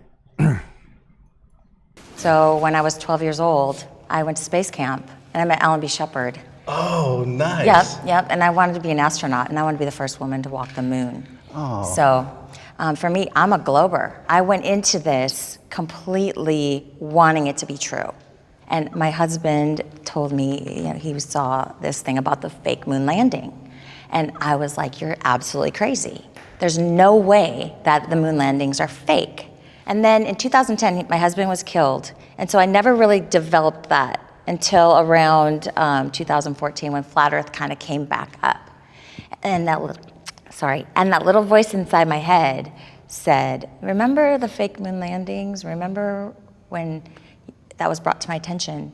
And then I started really critically analyzing that. And I would say, just looking at that evidence, if they can lie about the moon landings, they can certainly lie about pictures and satellites and other things. And so I started going down that rabbit hole of studying. So that was my influence from my husband. How many lies does it take to make a lie? Like, I don't know a lot about Shelley. I mean, we may skip to the podcast so we could listen to her story. She graduated from West Point Academy.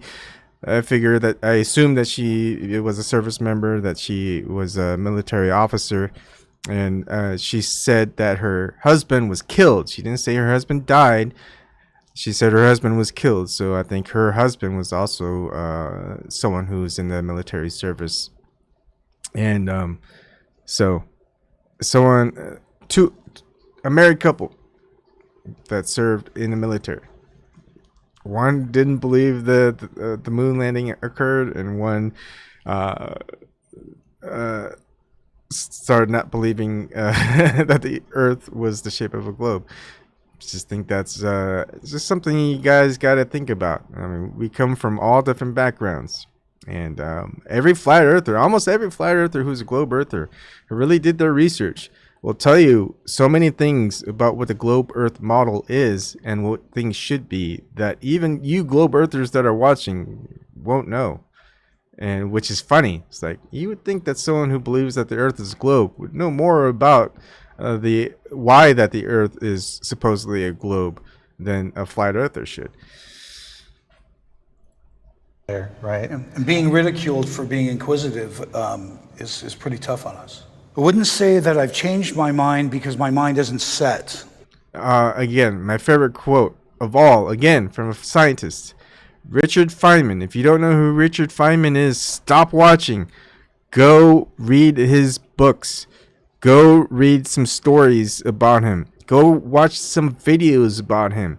Stop watching me. Find out who Richard Feynman is. If you know who Richard Feynman is, he's just one of these great mathematicians, physicists out there, scientists.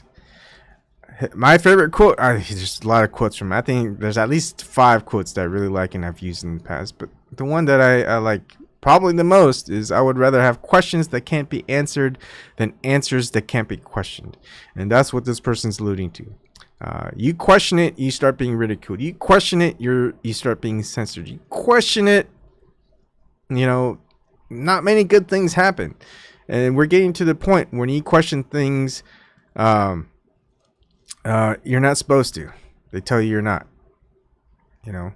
I would rather have questions that can't be answered, which is basically the true scientific mind right there, than answers that can't be questioned.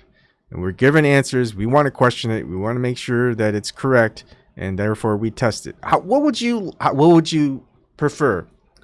Would you rather have a car? Would you rather have a HVAC system? Would you rather ride in a plane that hasn't been tested? All those things that haven't been tested? Or would you have one that's been tested and they passed muster? You would rather have something that's been tested, right? You don't want to be given a car and saying, yeah, it's safe, go ride it. It's yours. $10,000, please. And you go, no, wait. Can we test it out? Make sure it's in good working order first. I said, what are you talking about? I'm the government. I'm selling you this car. Everything's good. You buy it now, or we're gonna give it to someone else. I go, okay, give it to someone else. No, you're gonna buy it now, right? You want something that's tested. That's what questioning is. You're looking at. Usually, there's paperwork, and sometimes, heck, paperwork can be forged. It could be lies, whatever. But still. You want to question because you don't want to be, well, let's just say that the human condition, there's always been liars, people seeking opportunity from others, goodwill and stuff like that. So, yeah, regardless, you want to make sure things have been properly tested. I mean, would you want to play? I would say many of you guys are video gamers or movies, whatever. Would you rather watch something, a movie where they didn't edit it at all? Basically, they filmed everything, they put it all out there. It's like a 4.5-hour movie. Would you want to play a game where they didn't have a team of software testers to test the game to see if there's any things that break or whatever? I mean, I'm pretty sure if you're a gamer, you bought a game, and especially a game early with all those nice little perks. You got the gold edition, the platinum edition, the special edition, where you pay $100 and you get this with this and this, instead of buying the $60 retail version. And then the game comes out and you play it, and it's like, well, I can't connect. It's a multiplayer activation game, and I can't play. It's been 3 days. It's been a week. And I play it. It crashes. I can't play. Something's wrong. Is it my computer? Should it be my computer? Maybe it's my console. How come I can't get past this level? That's because they weren't tested. So then and people gripe about it. And there's reason to it, because you buy it for a product, then you can't use it.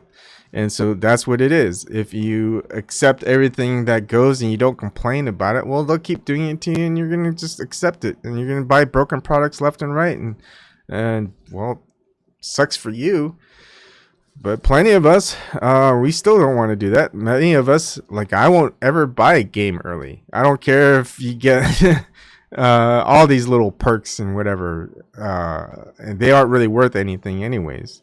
Basically, a lot of real true gamers, we actually wait for the price reduction when the game is like $10 to $15, because when a game comes out, it's like $60 to $100. It's buggy, but you wait until a couple of months, maybe even a couple of years. The game is really cheap. There's still a big community, and all the bugs have been worked out. It's just the way it is. So yeah, that's where we're at. NASA is solely designed to change my mind. It is, from its inception, from its discovery, has been a television program. It's been a space program to sell us on something that they've yet to actually show us. Show me a globe spinning with clouds and a moon. Show me home, and I think I could shut up easily. I think I could shut up. The timing of your conversions is... And let's see. Let's go to a NASA channel. There's plenty of NASA channels. I like watching NASA channels. I mean, don't you like watching NASA channels? Let's look at some NASA channels. They have some live streams going on, right? Or maybe we'll just look at the... all right, here's NASA Live Official. Let's see what NASA's live streaming. That we are only capable of looking at what's happening today and tomorrow. So basically, NASA is live streaming an astronaut talking within the International Space Station. I haven't seen that. I've never seen that. I mean, every time I go to NASA, it's always something different. It's never some astronaut talking in an International Space Station. I mean, every time I go to a NASA channel, it's always something cool. Like we get to see a satellite that's sending back photos of Jupiter's moon Io or something like that, right? You know, we see scientific experiments being conducted in zero gravity. We get to see damage from all these destroyed satellites that are within Earth's orbit, which the astronauts have to repair with duct tape or whatever. You know, it's right there. Those are the things that, you know, I usually see on NASA live streams. Not. And there's only 20 people watching on a NASA site that has 4.82 million channels. You can't even chat. I mean, I've got 11 people watching on my YouTube. 20 people watching on NASA? What is going on here? All right, let's see some of like the previous videos of NASA. What have they been doing lately?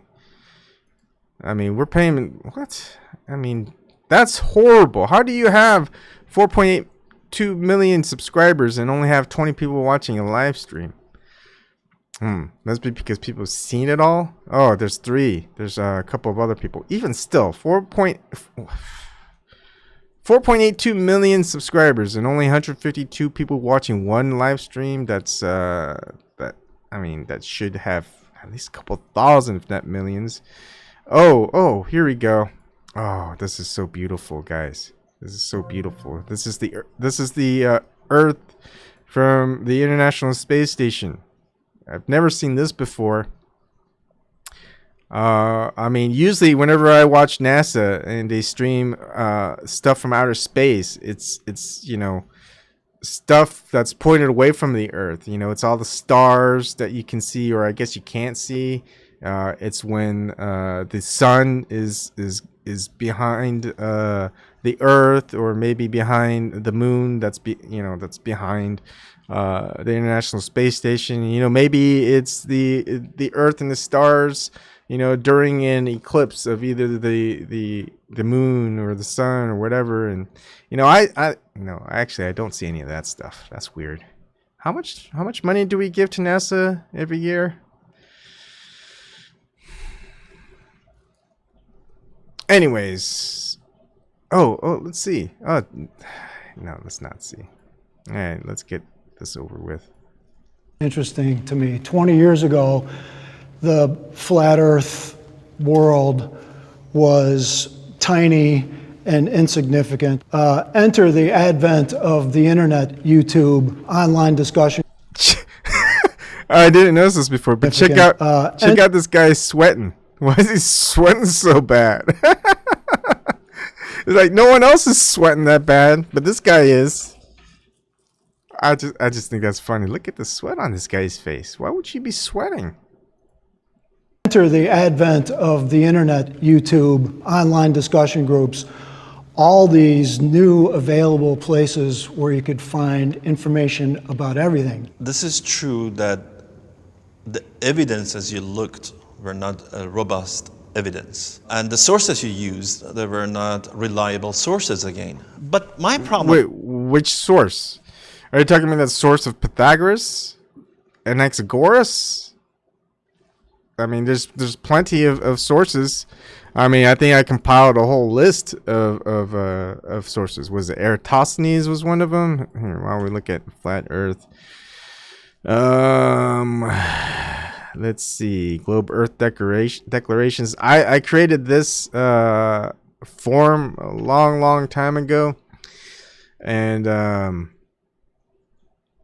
it's just a timeline. And this is all something you could look up yourself. This is all stuff you can look up yourself. This is you can find it on Wikipedia. You can find it on your mainstream. You can find it on NASA.gov. You can find it on .edu. But basically, they're all going to say, hey, they found that the earliest recordings that the Earth was spinning was in 900 BC. Chinese astronomers, Pythagoras, the Earth is a globe because of curved shadows cast onto the moon from Earth. And Pythagoras is saying Earth is a globe because of curved shadows cast on the moon from Earth from solar and lunar eclipses. Aristotle saying Earth is a globe because observations he made about which constellation you could see in the skies you traveled further and further away from the equator. Aristarchus is saying that the Earth rotates on its axis and revolves around the sun.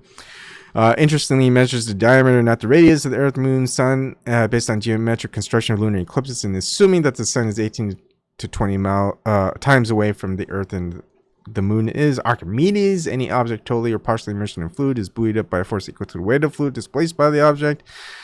And where he starts incorporating within, look, this is 250 BCs, and he's got he can easily have figured out gravity by with his equation of this displacement, but of course that gravity doesn't come to effect until much later, which we'll see given the exact days. Eratosthenes, Earth is a globe because Eratosthenes calculated the Earth's circumference without leaving Alexandria, without leaving his own city he knew. He calculated the Earth's circumference, but he needed to make 5 important assumptions. One of that Earth is a perfect sphere. He had to assume that. So his assumption that the Earth was a globe, because he had to assume that the Earth was a globe, was weird, right? Christopher Columbus landed on a new world. He's the one that everyone touts as saying, "Hey, the Earth is a globe. So if I keep sailing, I'll reach India, etc." Johannes Kepler, law of ellipses. Francis Bacon was the first to formalize the concept of a true scientific method. Christian Huygens, astronomer who calculated distance from Earth to the Sun. Gian Domenico Cassini, and of course you're going to hear a lot of these names pop up at NASA. The astronomical unit, he's the one who calculated that with parallax. Isaac Newton, of course, started to use gravity in using a universal gravity constant in his equation. Of course, with you can see that was in 1687. Of course, Archimedes could have figured that out because he already had the calculations available to it with fluid displacement.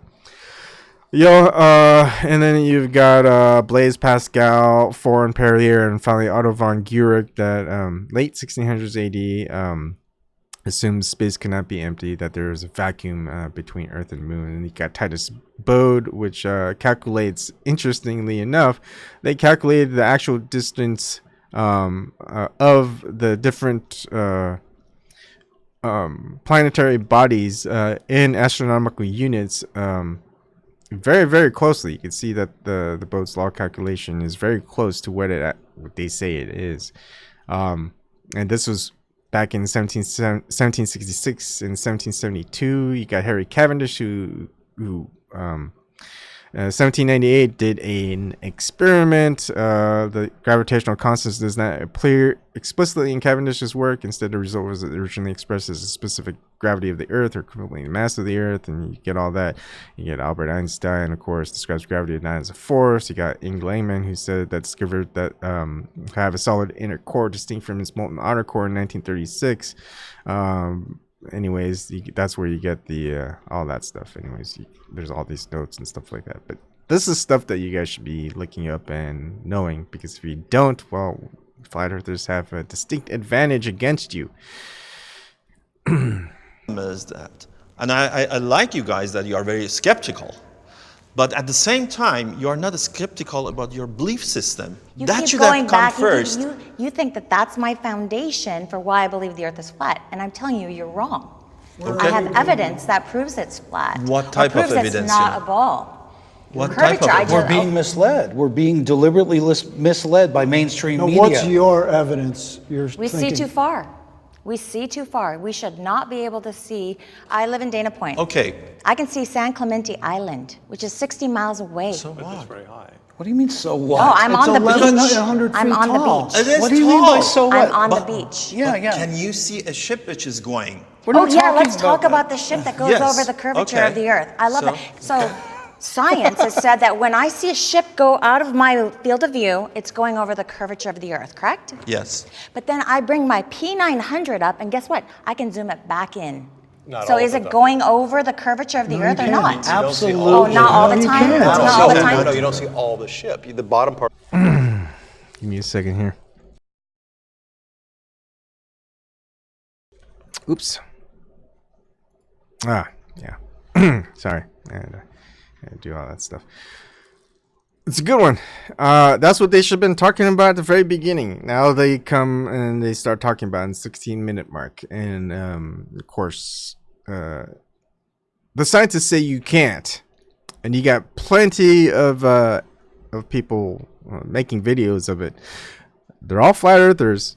You don't really see globe earthers making these videos because, you know, if they made those videos, it really wouldn't be too good because then that kind of goes against their belief system. So, Nikon P900 or, yeah, Zoom Horizon. How about that? You're gonna see a lot. Hey, you know, I would say you probably do see a lot of people. Oh, I mean, look, they don't get a lot of views. I will tell you that. Eventually, I would say Google is going to create an algorithm to stymie the results of Nikon P900 or Horizon specific keywords. So you're not going to see a lot. It's not like people see a lot of it anyways. At most, there's 7.1 thousand views in here. I got most of them don't reach that. That was the biggest one. Right, you got quite a lot. Even this one is 5.2 thousand. But here this one's saying boats Horizon 2, flat Earth. I'm surprised that came up. Boats over the horizon again. Boats over the horizon again. Let's have a look.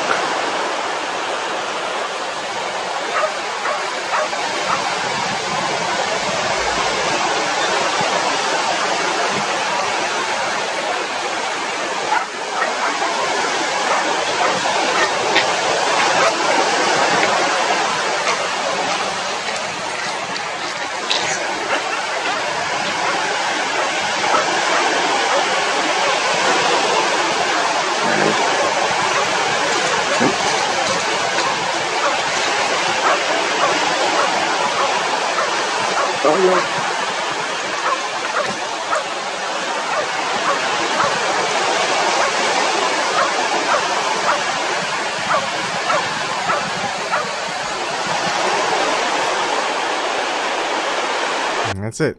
Those scientists will refuse to watch any of that because it's on the internet. But, you know, if it was on mainstream news or something, they probably would watch it.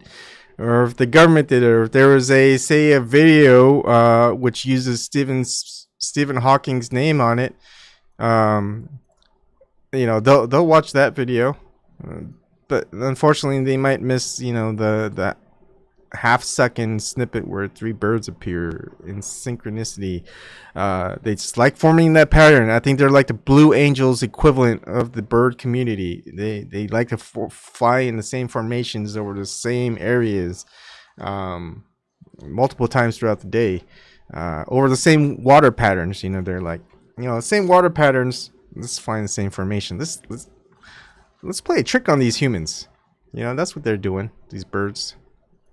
Part of the ship is hidden by the At curvature. that distance, you shouldn't see the top At of it all. either. If the Earth were truly flat, there would be really hardly any limit. You would be able to stand at the top of the Empire State Building and look towards Chicago. As a scientist, he's saying that there wouldn't be any limit. Okay, let's just get this straight.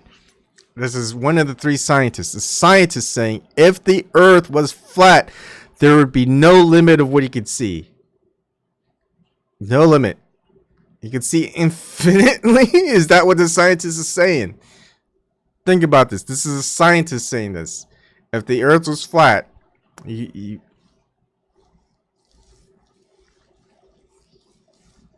is why I don't like making these videos. And I'm not even. I'm barely halfway done. A mere 1,000 miles away, and see the lights of Chicago at night. No, Why wouldn't because you? you have an atmospheric disturbance. Very thick. I've been water into alone. astronomy since I was 10. It's faulty logic. It's complete. He's okay. Not only is a scientist, he's been an astronomer since he was 10. He's saying if the Earth is flat, You'd see 1,000 miles without any disturbance at all. Flat earthers won't even agree with that.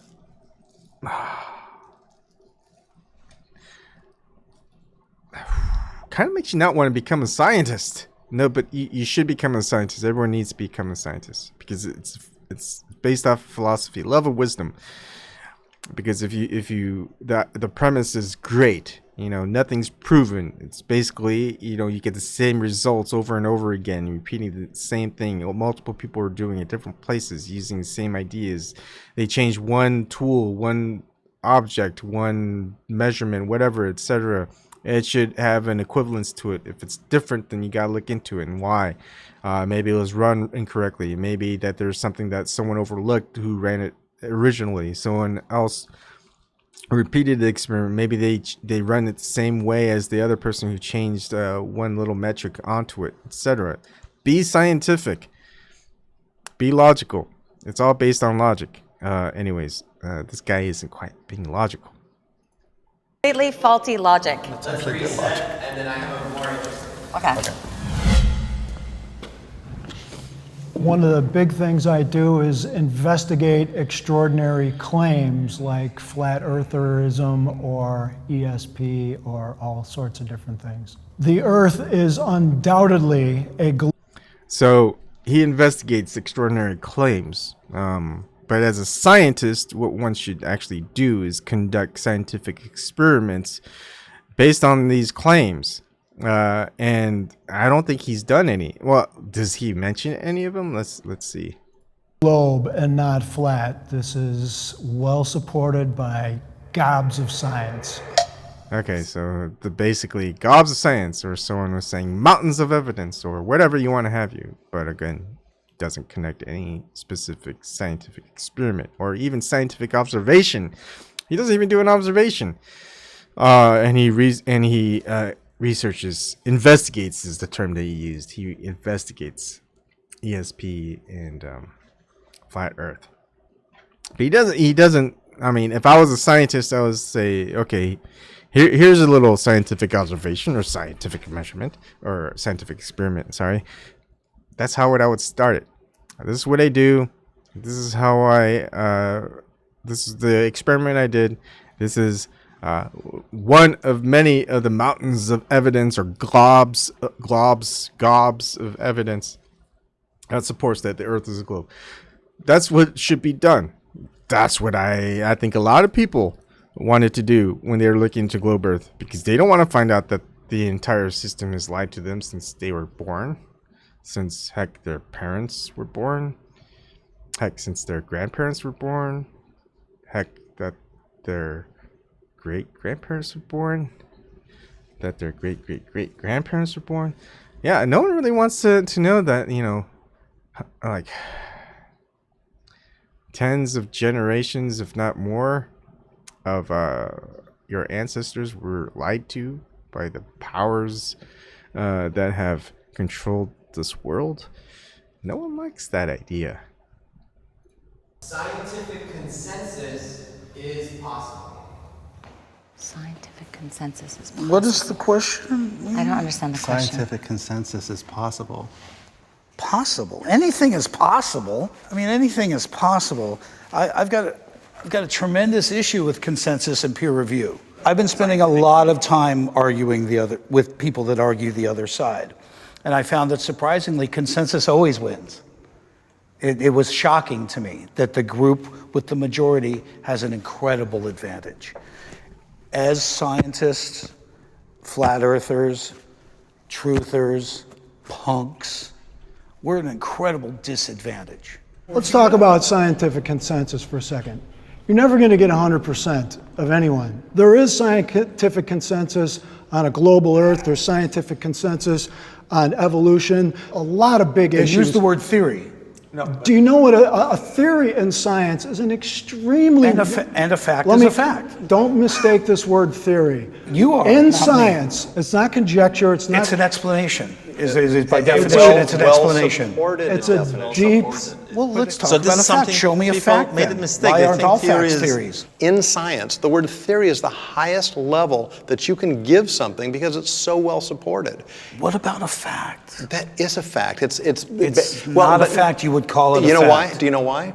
Because in science, there's always room for improvement. There's always room to find to tweak and find better information. So that is how science works. There's always room for the improvement, right? Yet these people still don't use the improved tools or methods to retest something that's been tested millions of times, thousands of times, hundreds of times, whatever. Maybe even like once, and people will say, okay, that's good. And there's even mainstream articles, mainstream media, videos, whatever, that you can find. So if you still trust in government, you still trust in mainstream media, basically you're gonna see the same things that people who don't trust mainstream media and the government, etc., are gonna find. And but they support the people who don't believe them's position. So which one do you believe? Do you believe the opposing position or the mainstream position, which you probably are gonna like? Your head's gonna explode. So, I mean, there's been throughout history scientific consensus of something being okay, something being safe, something being unsafe, something being, this is good for you, this is unhealthy for you, this is bad for you, this is healthy for you, this is what you need, this is what you don't need. And then all of a sudden, like a few years later, it's like, no, actually it's good for you. Oh wait, no, actually it's bad for you. Oh wait, actually this will kill you. Or actually, no, this will cure this. No, this will cure this. No. Wrong. Throughout history, science has improved because of extensive testing. And now things don't improve. We don't find cures. We don't really get a lot of materials that are safe. And you can have all these stamps on it saying this is FDA approved, this is safe, this doesn't leach, this doesn't do this, and then you get people who are on the contrary say, hey, no, this is happening. People are getting sued, governments are getting sued, they're winning. You can see that even in mainstream articles, mainstream media. And it's like, what happened to the science then? Oh wait, well, see, that time science, it was bought out by government. It was bought out by corporations. Like, wait, are you saying that? Wow, are you saying that science could be bought out by government and special interest groups, corporations? Is that what you're saying? My goodness, you are a conspiracy theorist. Or are you saying, wait, maybe just science can just be in general wrong? They can make mistakes. It wasn't the experiment wasn't peer reviewed very well. It wasn't experimented on just multiple levels. It wasn't redundant. There's too many things. Would you rather save lives or test more to be sure that you weren't causing harm? It's like people were saying, let's just go save lives. And then they go, oh, wait a second. The side effects are actually worse than the actual, like the original thing that we wanted to cure. Oh, shit. We'll just say, look, they were going to die anyway, but, at least we had a chance. We didn't test it all the way through because we didn't have time. We just wanted to save people.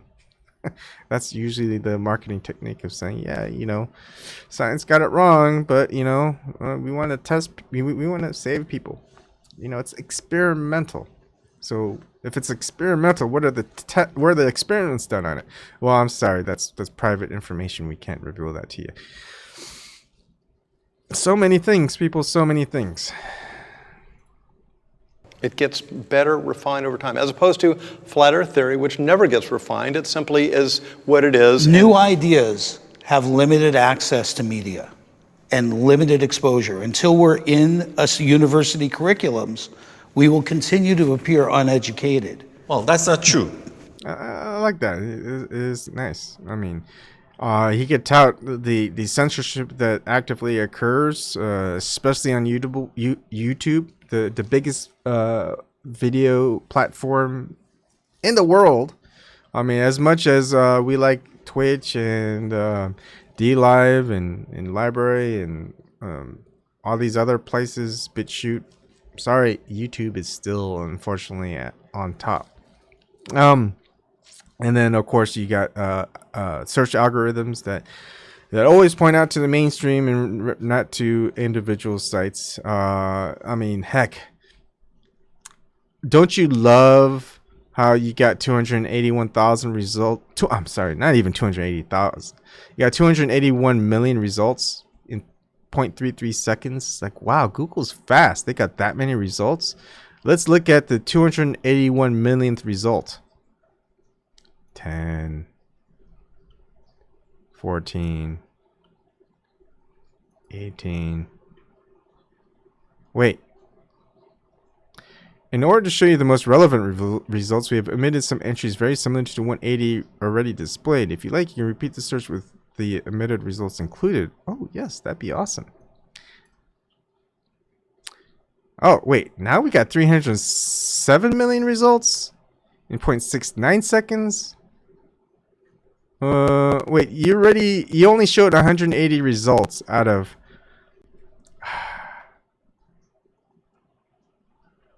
I can't believe this.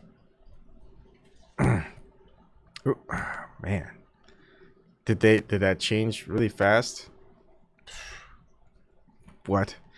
So now they just came up with it's probably cache, that's what it is. Anyways, we'll just keep going. Let's see the 304th million result. Let's see if it comes up. Can we get there? Oh no, it still stops. Oh, maybe I messed up. It's 181 results. Let's get the omitted results. Let's keep going. Let's keep going. I just want to see what the last result is. I mean, that'd be great. We could do this all day. Maybe I'll just make a video of it. Just keep going. And let's see how many people. Oh wow, I got more people viewing. All right, let's keep going. Let's see. You know, wait, this is taking too long. You know, it's wait, what? I thought, what? Now we don't even have that. It's 41. Do you think we went through 307 million results? So it's they're kind of lying. I would say that's a lie, right? If you only get 41 different pages, now they don't even tell you how many results you looked at, but it definitely wasn't 307 million. I mean, like 1, 2, 3, 4, 5, 6, 7, 8, 9, 10 on the 41 page. Let's see how many results are in that. 1, 2, 3, 4, 5, 6, 7, 8, 9, 10. All right, so it looks like consistently you got 10 results per page. 1, 2, 3, 4, 5, 6, 7, 8, 9, 10. Oh, 11. There's 11 that time. But let's just say on average 1, 2, 3, 4, 5, 6, 7, 8, 9, 10. Let's just say average there's 10. You get 41. That's 410 results at the most. Nowhere near 307 million results. So Google's lying about that. So you can't find the 307th million result even if you wanted to. A little iffy. In the history of science, we had many occasions that the ideas it was not welcomed by the society. Einstein was one of them. Galileo was one of them.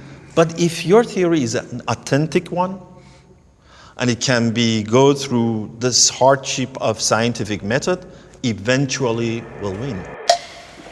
I used to believe that science was after the truth, right? We all just want to know what the truth is. Science has been trying so hard to divorce itself from the idea of a creator when God's intent was to create science to lead you to Him.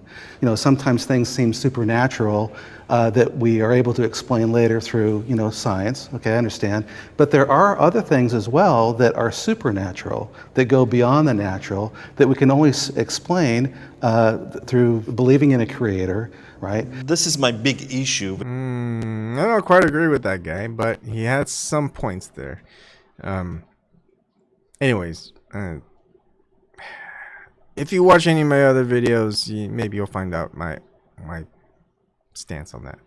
With science, scientific approach and non-scientific approach. You are absolutely right. In science, we are after the truth.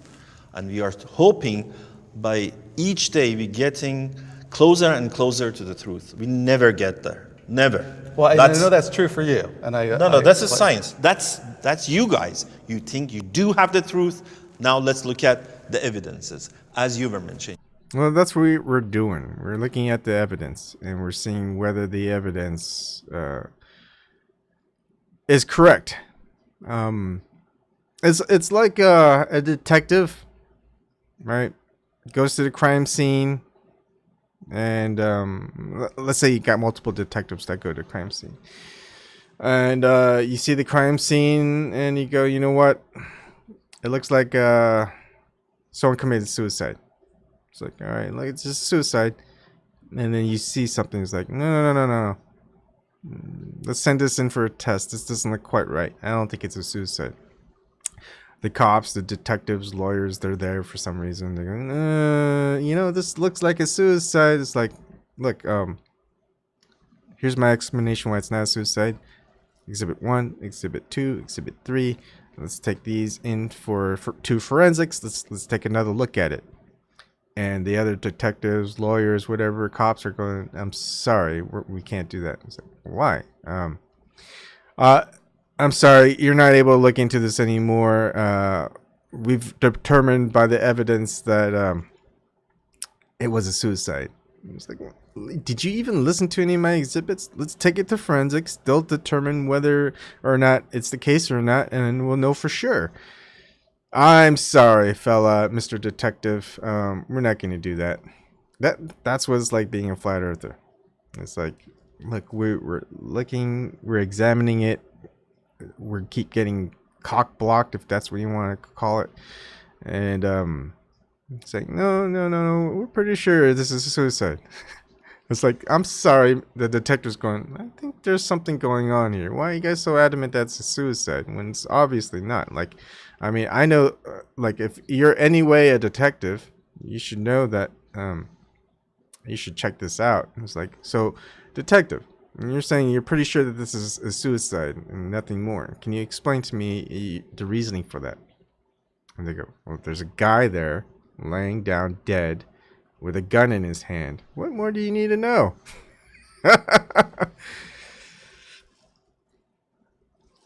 I think face palming is what gives me these pimples on my forehead. Who knows? You do have the conclusion. Let's find the evidences. Science doesn't work that way. That's not true. That is not true. Well, you are saying no. you are referring to Jesus, whom many billions of people do not believe, including myself. And many more billions do. So what? So who's right?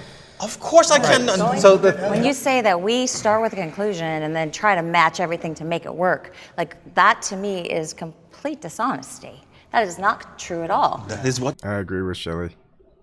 You are doing no, right you're now. not. You're making that assumption. No, which it's I not think my science does a lot of. Yeah, it is. It's an assumption. So do you make assumptions or not? Does science make assumptions? Does science make assumptions? Yeah, we do make But assumptions good. At least he admits that. based on things that are well supported and proven and No. This guy's a scientist, and he's saying you just make assumptions based on what's proven or whatever. No. You have to make an assumption, right? You see a natural phenomenon, you observe it. You question, how does that natural phenomena occur? How can you recreate that natural phenomena? What conditions is it? Whatever. And then you're gonna assume why or how that natural phenomena occurs. You have to assume it. You're not basing it off of what evidence has been found before. No. You're assuming, you're recreating it. You got to assume yourself. You got to assume these are probably the conditions that cause that natural phenomena to occur. And therefore, I'm going to create this scientific experiment to recreate it using the assumptions that I have. And if my assumption is correct, we will get that outcome of the natural phenomena appearing. You take those conditions away one by one, and do you still get that? Well, if you do, then you know that the other conditions weren't needed until you get to the point where, you know, if any one part of your conditions are removed, then you don't get that natural phenomena to occur. If basically you're assuming the conditions are gonna what enable the natural phenomena to occur. So, yeah, the scientist needs to brush up on his science.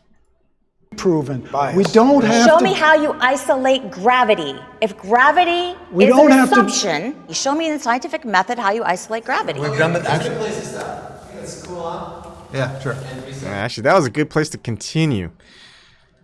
But, oh well. That would have been great.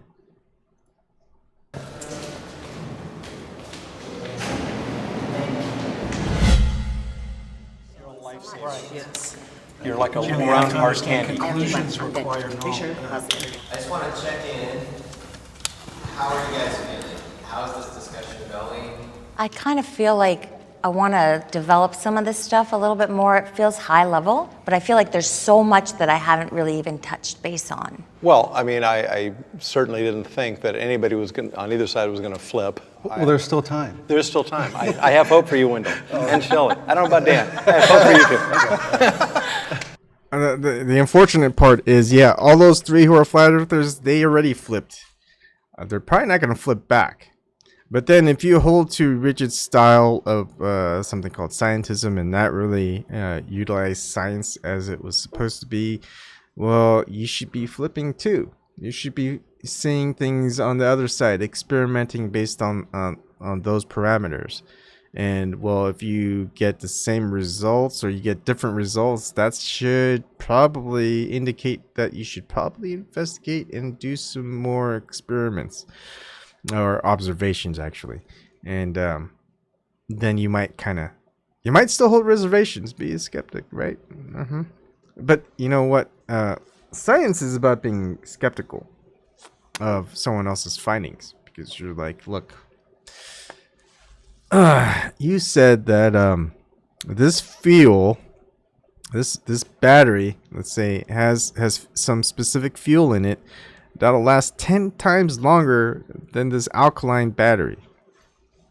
All right, let's test it out. Let's see if it lasts 10 times longer than an alkaline battery. And it does. It's like, oh, interesting. What are you using in this battery? What fuel are you using? And they go, well, this is all I'm using. This is how you build it. So go ahead and build it and see if you get that same result. So guy goes and builds that new battery with new fuel type, tests it out again. It's still 10 times longer than the alkaline battery. It's like, huh. All right, I'm going to tell this to someone else, see if they can replicate it. Okay, go ahead. You know, not only that, we're going to test it on other applications, see if it does last 10 times longer. You know, maybe instead of this amount of current, we'll apply this amount of current, or, you know, wattage, whatever you want to use. It's like we'll just use different parameters to test it. Let's just see. Oh, how about we're also going to store it in some type of storage, airtight storage container for a month, and one for 6 months, one for a year, and redo it, and we see what the drainage is and see how long it lasts compared to the alkaline battery. Maybe it's only good when you fuel it up at that moment. So you're adding more tests, more parameters. Good. You're applying some logic to it and different types of tests. And it's science. But, you know, it's certainly, I'm glad it's a civil discussion, certainly. Oh, yeah. Put your waters to the side, and let's do another round.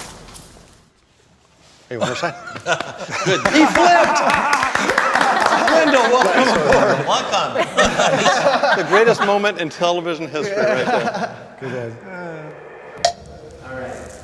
NASA is trustworthy.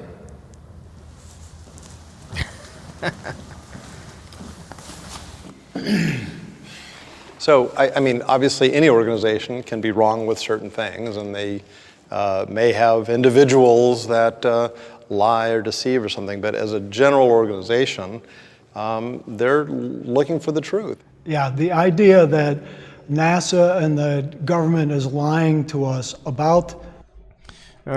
Quickly, we're going to switch over. Earth is seriously flat. Help ND, Globe, Zombie, Animal Mind, Flat Earth Street activism Sunday, December 15th and 29th, 10 a.m. till the sun goes behind the vanishing point. Hilltop Park, 2351 Dawson Ave, Signal Hill, California, 90755. That's from Earth is seriously flat, and we'll go back. This is much longer than I thought it was going to be. It's 2 hours, 11 minutes, but we're almost done. I think most of the end is kind of like nothing important. The shape of the Earth is the height of conspiracy theories. In order for this to be true, the literally hundreds of thousands of people who at some point over the last 50 or 60 years would had to be somewhat complicit in this, and nobody spills the beans at all, is on the face of it completely unbelievable. I guess he doesn't think that there's any such thing as a whistleblower, and that there have been times where no one knew what was going on until someone blew the whistle. And what happened to these whistleblowers? Oh yeah, they got sent to prison, or they exiled. They left because they knew that they were being brought in on bogus charges. Guess he's never heard of such thing as whistleblowing. The private does not know what the general is doing. I know she is a military person. I mean, it's an assumption, yes. But again, she goes into... the private doesn't know what the general is doing. And that is mostly true. Although private should know. I mean, not the overall strategy, but of course, the mission. You know, the captain, of course, is probably going to go ahead. The commanding officer, I should say, is going to tell the private what he needs to do to, or he or she needs to do to complete their mission. So they definitely know what the objectives are, but they don't know the overall strategy of why that's important. Hey, if the objective is to do A, even though the result is B, which A is to take a stronghold, and B is pretty much you're going to die. And C, the reason behind it is to distract the enemy. So the general is going to send people to die to distract the enemy, because it's important that the enemy becomes distracted, because there's a more important position to be had. Of course, the private isn't going to know that, and of course, Shelley knows that. And, well, that's why I say she's probably most likely a military, maybe not active anymore, but was a active military personnel. There's compartmentalization happening all the time. Of course. So it wouldn't be that far-fetched. Has the government ever lied to us is really the question at stake. We all agree on that. But Common ground. Now we have NASA.gov, right? And absolutely they're not lying. I like that. You know, at least they admit that they've lied before. Because if you think that the government's never lied to you, I got something to sell for you. It's pre-government owned. $1 million. I'll sell it to you for half the price, $500,000. Government wouldn't lie. Asking price is $1 million. You know, $500,000. Just think about it. About anything, they're completely transparent. Everything is true. We'd be foolish to think that's true. There's a difference here. I'm sorry. This is a fallacy here. There's not a fallacy. I'm sure it is. Go ahead. You were talking about a government. Now you're talking about an agency of the government. NASA.gov. But this agency is scrutinized by He calls it an agency now, not government. thousands and thousands of scientists around the globe. You are dealing with smart people, believe me. I just need to introduce the trolls that do show up. Hi there, Flatfish. Someone I probably presume doesn't have videos on their channel, or if you do, we don't see your face, we don't know your name. Why don't we go and look that up? Because that does seem to occur quite often. Let's see, Flatfish. Oh, 5 subscribers, no content. Hi, welcome to the channel. I called you out too. You are I dealing don't with deny. smart It's pretty easy. I don't deny that. So it is very hard to do that. Oh wait, you guys didn't see it. Let me double do it. All right, here's Flatfish. Another troll. No videos. It's got 5 subscribers with no videos. Isn't that odd? No name, no face. Talking about globe Earth. This is basically what flat earthers have to deal with whenever we talk about flat Earth content. Anyways, let's. Oh, there's an ad hominem. Hi.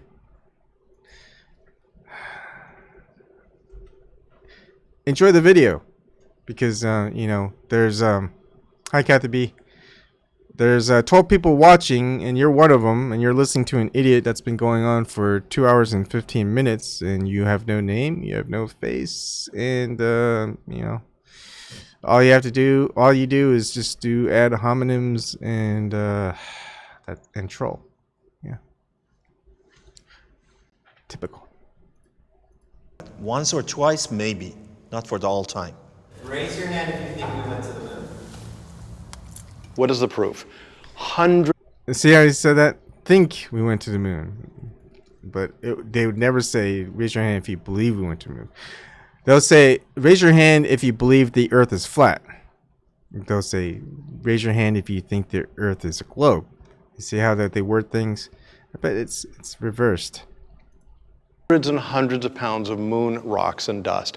And we have distributed those freely to PhD scientists around the world. And not one of those geologists have said, what is this? Been proven to be fake. And also and collected on the ice in Antarctica and in the Arctic as well. Yeah, here. Oh man, this is a good one. All right. Moon rocks. What was it? Petrified wood. Now, many of you guys, except for the trolls in here, are gonna not believe mainstream media. Of course, they're probably in league with the government. Of course, when mainstream media reports on something that the conspiracy theorists are using in some argument, well, what do we point to? I mean, do we point to mainstream media? I mean, we're gonna go, hey, do you believe in mainstream media? Well, Associated Press, and this is updated in 8/27/2009 by Toby Sterling. Amsterdam is not green cheese, but it might as well be.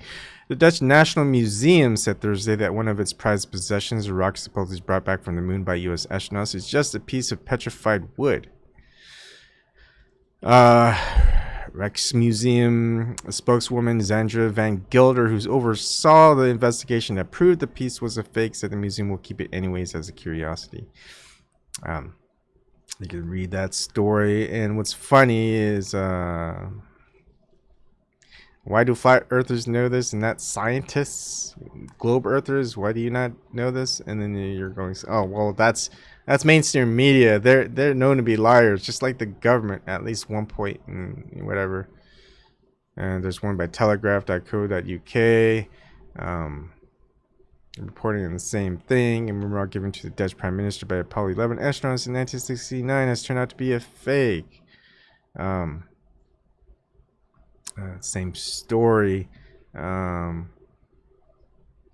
Apollo moon rocks lost in space? No, lost on Earth. So wow, that's more stuff. Now this time it's ABC News again. Okay, that's the same one. Phys.org has it. Do they not follow Phys.org? NPR does it. Like BBC, what happened to NASA's missing moon rocks? Anyways, all of that is there. They haven't scrubbed it out of the internet already yet. They might in the future. So basically, U.S. Space Agency NASA. Okay, let's talk about that. This is BBC. Whew, one of the worst of mainstream media for propaganda and stuff. But anyways, 20th of February 2012 by Mark Bosworth, BBC World Service. What happened to NASA's missing moon rocks? The U.S. Space Agency, NASA, recently announced that many of the moon rocks brought back to Earth from 2 Apollo space missions have gone missing. They were given as gifts to nations of the world, so what happened to them? And what's interesting here is BBC, which is basically British Broadcasting, wrote this piece and not, of course, some U.S. mainstream media outlet, which is funny. Says, towards the end of the Apollo 17 mission on 13 December 1972, Eugene Cernan and Harrison Smith, the last men to have set foot on the moon, picked up a rock. Cernan announced, we'd like to share a piece of this rock. So many of the countries throughout the world. His wish was fulfilled. President Richard Nixon ordered that the brick-sized rock to be broken up into fragments and sent to 135 foreign heads of state and the 50 U.S. states. Each Goodwill moon rock was encased in a lucite ball and mounted on a wooden plaque with the recipient nation's flag attached. And here you go. You get a little photo of it. Moon rock collected during the Apollo 11 mission in 1969 was also distributed to the same nations and U.S. states. There are 370 pieces gathered for this purpose from the 2 missions. 270 were given to nations of the world and 100 to the 50 U.S. states. But 184 of these are lost, stolen, or unaccounted for. 160 around the world and 24 in the U.S. Yeah, one of the most prized possessions. Like, how many people get to have moon rocks? Not many. Yet they go missing. Or they just turn out to be petrified wood. Anyways, there is that. Those are collected. You don't have to go to the moon to get moon rocks. As a matter of fact, all U.S. Air Force photography prior to 1958 shows a flat Earth. Only NASA shows That's a not sphere. true. That's absolutely not true, true. Jim. I wouldn't lie to you. And the other NASA's lying to you, my friend. The other bit of proof Not myself. is we have a laser retroreflector on the moon. That we're using now. We still use to this day. It's sitting there. You can find to the inch how far away the moon is. No pictures of home. That only is there. By the No, way, there are not. My question to you is, why? Why would all these honest, hardworking people perpetuate this massive fraud? Why would they do this? What's the benefit of doing Okay, that? the benefit of it. They make $52 million a day. Follow the money. No, the little... I like that. She's smart. She's on her toes. Follow the money. The little guy... That's what, then when you say all, okay? But it didn't start out that way. And NASA was not founded to prove the Earth was a globe. It had nothing to do with the way they were founded. Well, if you go and study Are you sure? Yeah, positive. Really? Yes. Again, another scientist who's positive. And that guy has been wrong at least twice, maybe 3 times. Pretty badly wrong already. And then, man, I don't know what kind of scientists these people of Jubilee are picking. Somebody has to be a voice for reason, and somebody has to be a voice for truth. It would be a fantasy to believe that I would change anybody's mind from the other 3. However, if there's somebody sitting on the fence, and this is the first introduction to this debate, perhaps they'll hear the reasonable voice and say, yeah, that makes more sense than having this. I like that. The other side is unreasonable. Rather than just saying, here, there's this is what, of course, this is how I say things, right? This is what mainstream media, this is what the government, this is what NASA, this is what the astrophysicists, this is what pretty much everyone within some power or degree or whatever will tell you. This is what is presented in the media, and when you have them show it, if you see them show it, actual observations or scientific experiments where they say it was proven way back, and why those observations proved the Earth was a globe, and not in like 1968 or something from NASA, but from 500 BC or whatever year that they state. Right. And you go see it and you don't see, hey, how come I don't see this in the mainstream media? How come they don't show any footage of them going out and do it? And when they do go out and do it and show it, then how come like there's doctored video of it, in which you can easily see it's doctored video because you find 3 birds flying over across the waters? Like, why did they have to fake it? I mean, if it was so easy and it was just a half second of a shot that they showed anyway, why couldn't they just show the real results? It's like, why do they keep all these things, you know, all this lying, all this faking, and all this just misdirection, all this ad hominems, all these trolls, all these people who just show up in a live stream where there's 12 people watching, where there's usually less than 10 people watching. But whenever it's a flat earth video, man, these people who don't go anywhere else show up and just start saying, oh, you're an idiot, ad hominem attacks. And you look into these people, they got no videos, they got no name, they got no face, and yet they stick around. It's funny. And then, you know, you do some other videos, they don't show up. But of course, there's one person that always stays around and looks at all my videos. And, you know, they just love watching my stuff. And I think I like being as boring as possible, because I kind of want people not to watch any of my videos because it's so boring. And then the people who have to watch my videos, they have to stick around for the boring for 2.5 hours, 3 hours, 4 hours, for however long I do my live streams for. And I think I get a kick out of it, actually, because it's so boring for them. But it's like I'm wondering in their mindset if they really like sticking around, they get a kick out of it. It's like, man, this is so fun. I'm trolling, and it's like he's not even looking at my comments. It's like, man, what kind of bunk live streamer is this? And it's like he's just going over his material. It's like, no matter how much ad hominems that I have, it's like, hey, he's not responding. Eventually he'll show something and it's like, huh, yeah, I guess I am a troll. I don't have a face. I don't have a name. I don't even have videos. I just come on to people who live stream and troll them. And I think it's fun. And there's 10 other people who are watching that are enjoying my trolling because, I mean, no one else is chatting. I like it. I like it a lot. I mean, I think what I like to do is, you know, if people are forced to watch my stuff and troll and they get paid for it and it's just they have to do it, you know, I would love it if they like donated to me, you know, whatever, like half of what they earn, so I get an idea of how much they earn. Or maybe they would go ahead and, I don't know, troll on some of my other channels, because I would really like it if they followed me on DLive. You know, go ahead and sign up, subscribe to me on DLive and on Twitch, LBRY, whatever. That way you know exactly where I'm uploading my content and live streaming, multi-streaming from. And, you know, I just get more of a following of trolls, because I would love it if I had, I'm serious, We Need Critical Thinking, Flatfish, Negatorex. I would love 1 million of you guys coming on to my live streams and really trolling and just saying so many things on the comments. I would love it. Oh, Elijah Freeman, thank you. $5. Awesome.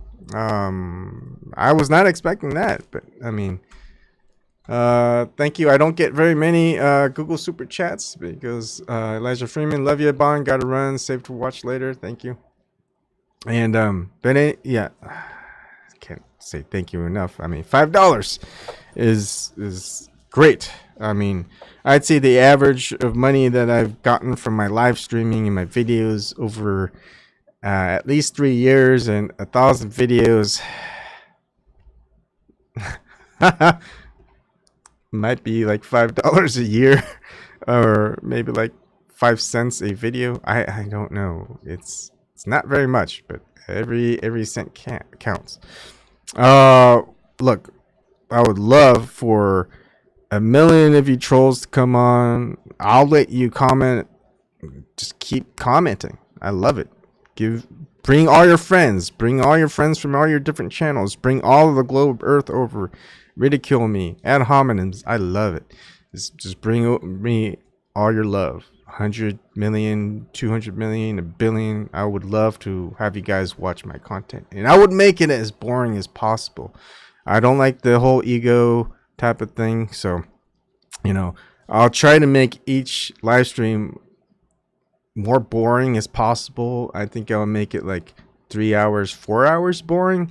Sometimes, I may play back a video and I'll play it back in like 0.25 speed, so you get the long version, and I'll make it a point to talk slower, as if I was Captain James T. Kirk, and this is a live stream.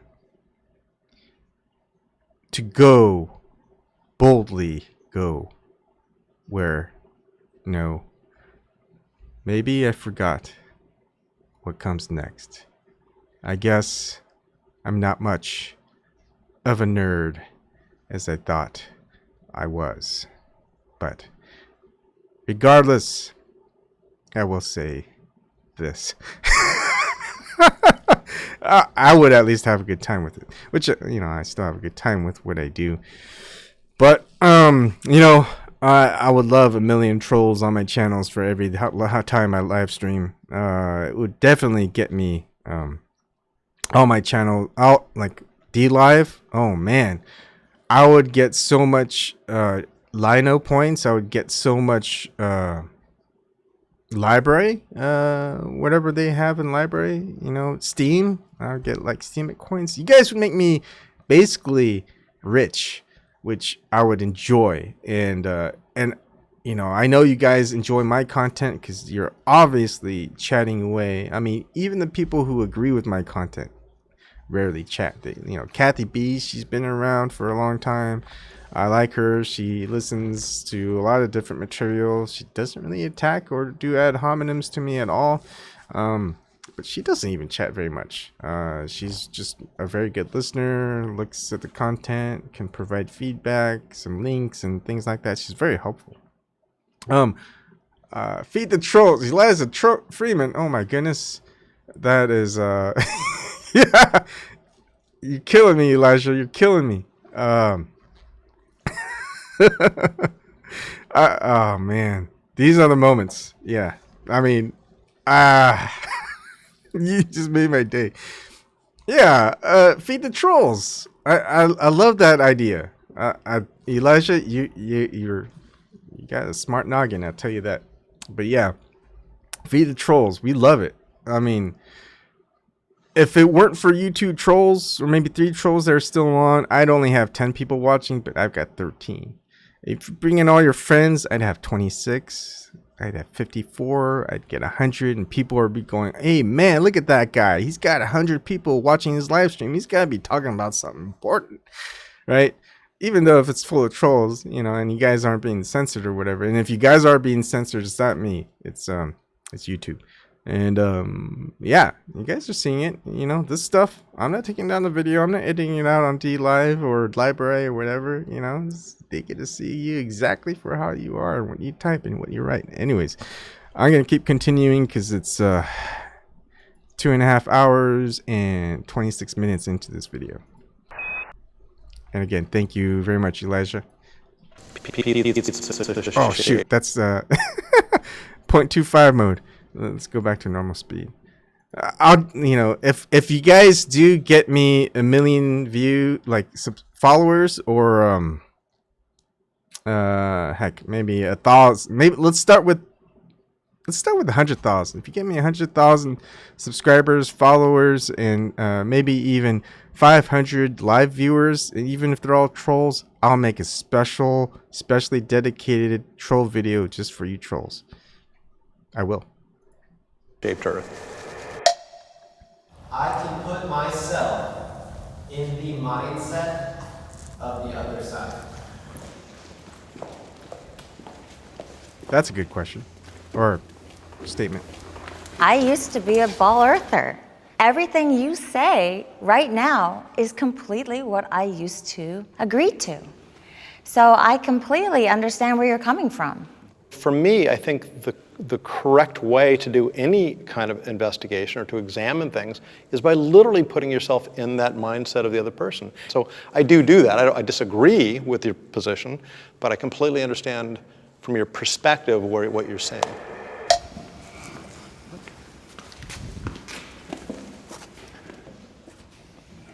The trouble I have understanding your perspective is, in the modern world, unless you live in a cave somewhere, you have to believe in science implicitly. I met a flat earther, a young woman who said, I don't trust anything that science does. And that's a problem because human beings can't replicate the whole body of science every single generation. At some point, you have to trust what's already been discovered and proven and move on to the next thing. Otherwise, we're not going to advance at all. I mean, when Oh, man. Again, this is the same company guy that's been wrong before in history. And he's going based on proof in science, which science is never about proof. It's weird how this guy thinks and talks. Like you have to trust things in the past which have been proven, which of course in the past it's never been proven. And science is about repeating the experiments in over time, over whatever that, you know. One of the things that scientists should test out are all the things that were tested out 10 years ago, 20, 50, 100, 200, 300, 400, heck, even scientific, philosophical observations, maybe you might call it scientific observations, 500, 600, 700, 1,000, 2,000 years ago. One of the things to do is see if it ever changes. And if it changes, is it because over time? For example, one of the things that you're going to see in mainstream media in science is the poles. They say that the poles will go ahead and reverse. All right, you're gonna see science, live science is the one. What if Earth's magnetic poles flip? When was the last pole reversal? You know, how long does it take? What really happens? You know, National Geographic, and let's look at the you know, Earth's last magnetic pole flip took much longer than we thought. You know, all of that stuff happening. It's like, hey, you know what? If we want to like actually measure, we should just keep measuring it at a constant rate. That way we know exactly, you know, any changes that take place within a specific period of time. You know, obviously, measuring something over such a long period of time is going to be a little bit more troublesome. But of course, we do a lot of measurements minute by minute, hour by hour, day by day, etc. And that's just really good data to have. But anyways, excuse me, I digress. It's something science should be doing, and if they aren't, it's like, why aren't you doing it? Do you not have enough funding? Where's that funding going? Oh, military? Should we be spending so much time in science on military and arming stuff and all this other stuff? But you know, if we're gonna be basing on history, on something that's been proved a while ago, it's like, should we be like going off of scientific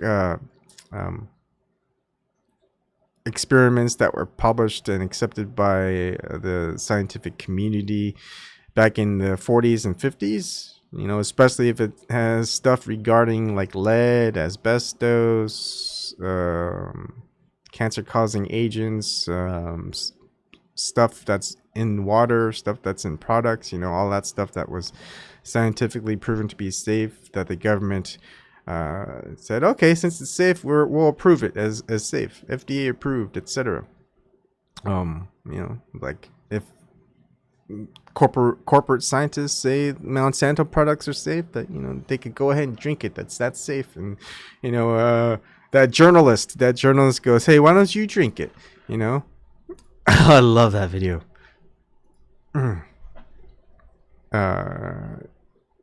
Interviewer on Monsanto drink. This is the best. This is the best.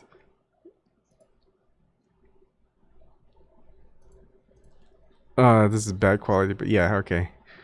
I do not believe that glyphosate in Argentina is causing increases in cancer. You can drink a whole quart of it and it won't hurt you. You want to drink some? We have some here. I'd be happy to, actually, but not really. But not really. I know it wouldn't hurt me. If you say so, I have some glyphosate. No, I'm not stupid. Okay, so you. No, but I know so it's dangerous, I know. No, people try to commit suicide with it and fail fairly let's regularly. Tell the truth. It's not dangerous to humans. No, it's not. So you're ready to drink one glass of No, glyphosate? I'm not an idiot. Interview me about golden rice. That's what I'm talking about. Okay, then it's finished. Then the interview is finished. That's a good way to solve things. Yeah. Sure, complete jerk.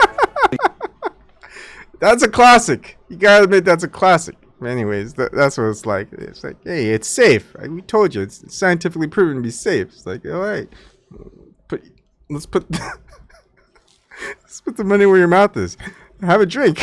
It's like, no, are you an idiot? You turn that key ignition in your car, you expect the car to start out. And not blow up. And not blow up, because science puts you in that position. So it's really hard to understand how people would know in their hearts that science achieves wonderful things and then just jumping ship when it comes to this other issue. We're not drawing conclusions. We understand the mechanisms that made that car work. There is no theories and no disputed conclusions involved there. It's not a good analogy. Can I admit a great I like that. That's very well said. Compromise that we have to experience being against the grain people is we have to literally sit in a group and decide whether or not we can afford to have an opinion, and that's tough. I agree with you there. Good. Yeah. To afford to have an opinion that we want to share with the rest of the world. Not only that, our family members and our friends. I mean, it's so ridiculed. I mean, I'm not gay, but I would rather come out gay than... And coming out gay, let's just say, is more accepted, or heck, coming out trans is more accepted by the general public than it is to say that you're coming out as a flat earther. And that wasn't the case maybe 10, 20, 30, 40 years ago or whatever. But it is now. You can come out as a born-again Christian, an evangelical. Many people do it.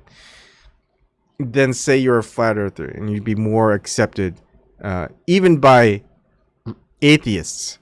And atheists are pretty much hard set against Earth being flat. But they would more readily accept someone saying, I'm born again Christian, than I don't believe the Earth is a globe. Atheists will support the born again Christian than they would the flat earther. That's just the state of flat Earth as it is. You can put I've seen naked pictures or very scantily clad individuals, videos of people torturing animals, torturing people, porn, a whole kinds of stuff on YouTube where, like, I don't think they should show that stuff. But they are more easily found and seen than flat Earth videos are. It's just stuff that makes you go, Because we're the same thing. I mean, I think skeptics go through this and atheists go through this. I don't believe in God. When I'm around religious people, I take a chance socially when I tell them I'm an atheist. So I know it takes some courage to follow your beliefs, and I appreciate that. But I think I've done a lot of research in that. Yeah, I like it again. It's belief system. Venue too. And it's not something I choose to believe in. It's something I have to believe in based on the evidence. See, what I get from you guys is that seeing is believing. So how come you believe in God or Jesus? You haven't seen neither of them, right? I've seen evidence, though. I like the question from Ali, actually. This is a good one. But I wonder if he replies to like what evidence can you provide? I don't know if it goes there, but we'll see. Well, exactly. So we are looking for evidence. There are many other evidences for Earth not being flat. My point is that these experiments clearly Well, so Ali, as a scientist, isn't much of a debater. What he should have asked and just held fast is, can you provide those evidences of a god? And he could have just tore apart his argument just based on that, because there's really no concrete evidence. Trust me. Actually, don't trust me. Trust yourself. Find evidence for whatever thing that you believe, whether it's God, gods, goddesses, whatever, to provide to someone else, where they can easily use that as evidence to also say, yeah, I see that as evidence. Right? Do I have a belief? No, I don't like believing in things, but I've had experiences, which, when I talk about my ayahuasca experiences, which other people, especially with their first ayahuasca experience the same thing, and it's like, I don't know, I can't explain that, but that is an evidence that you're experiencing something that everyone experiences during that drink, which is insane. And imagine everyone who smokes marijuana has the same marijuana experience. That doesn't happen, especially the first time that they have it. But the first ayahuasca experience, you are experiencing with your empathy the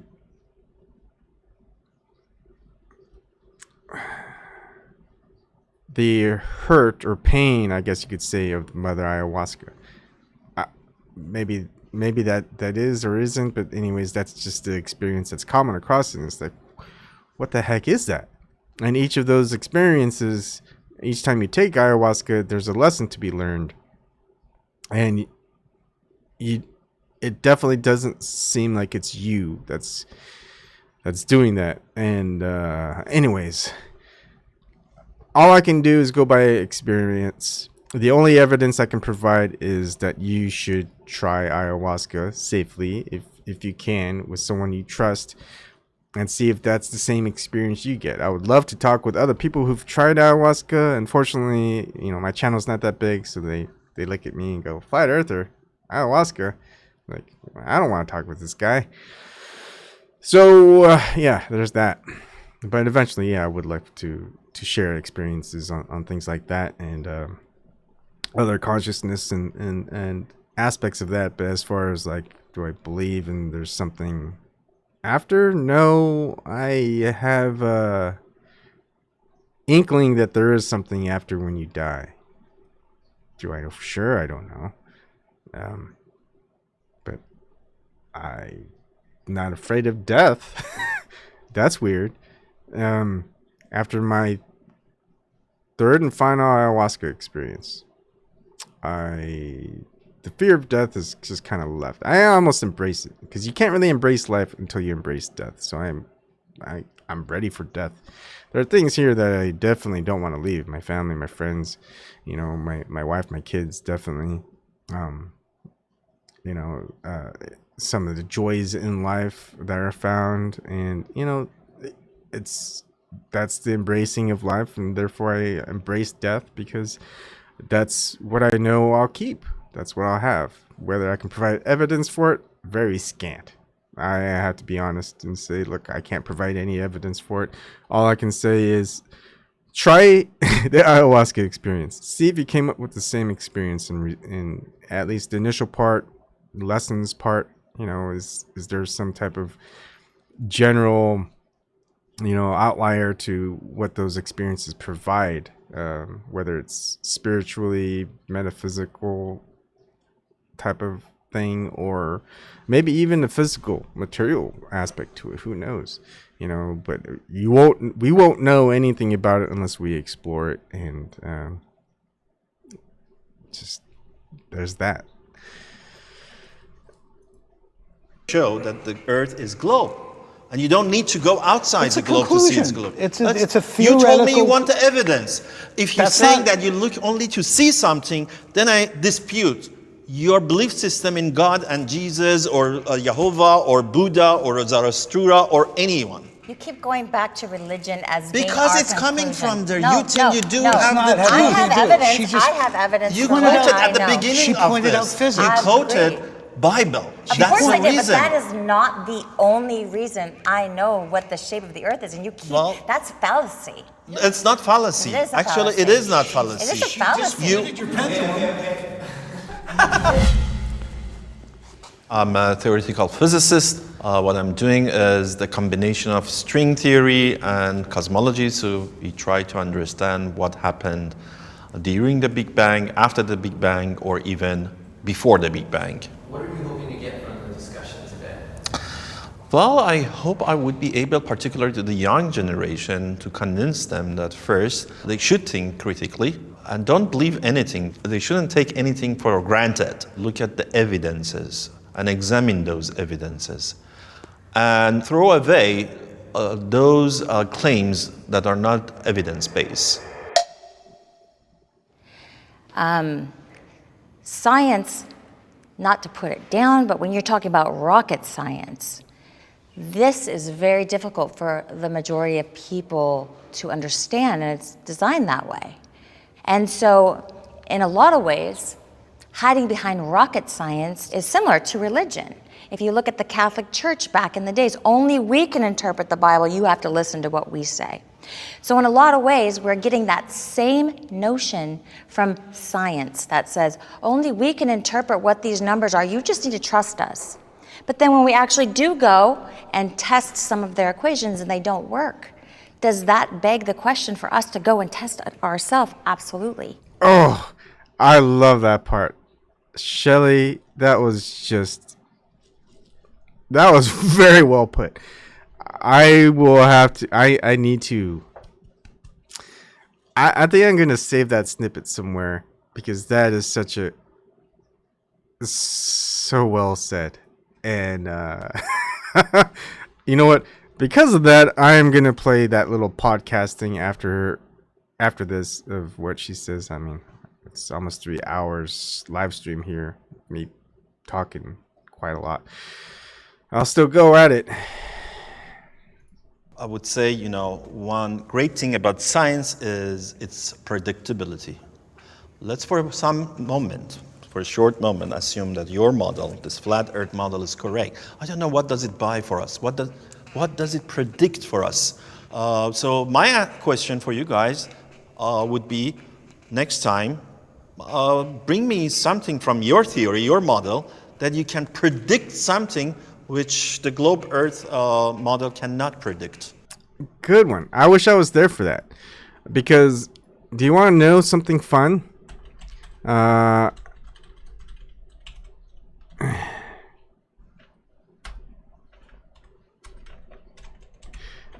did a couple of videos, maybe at least one.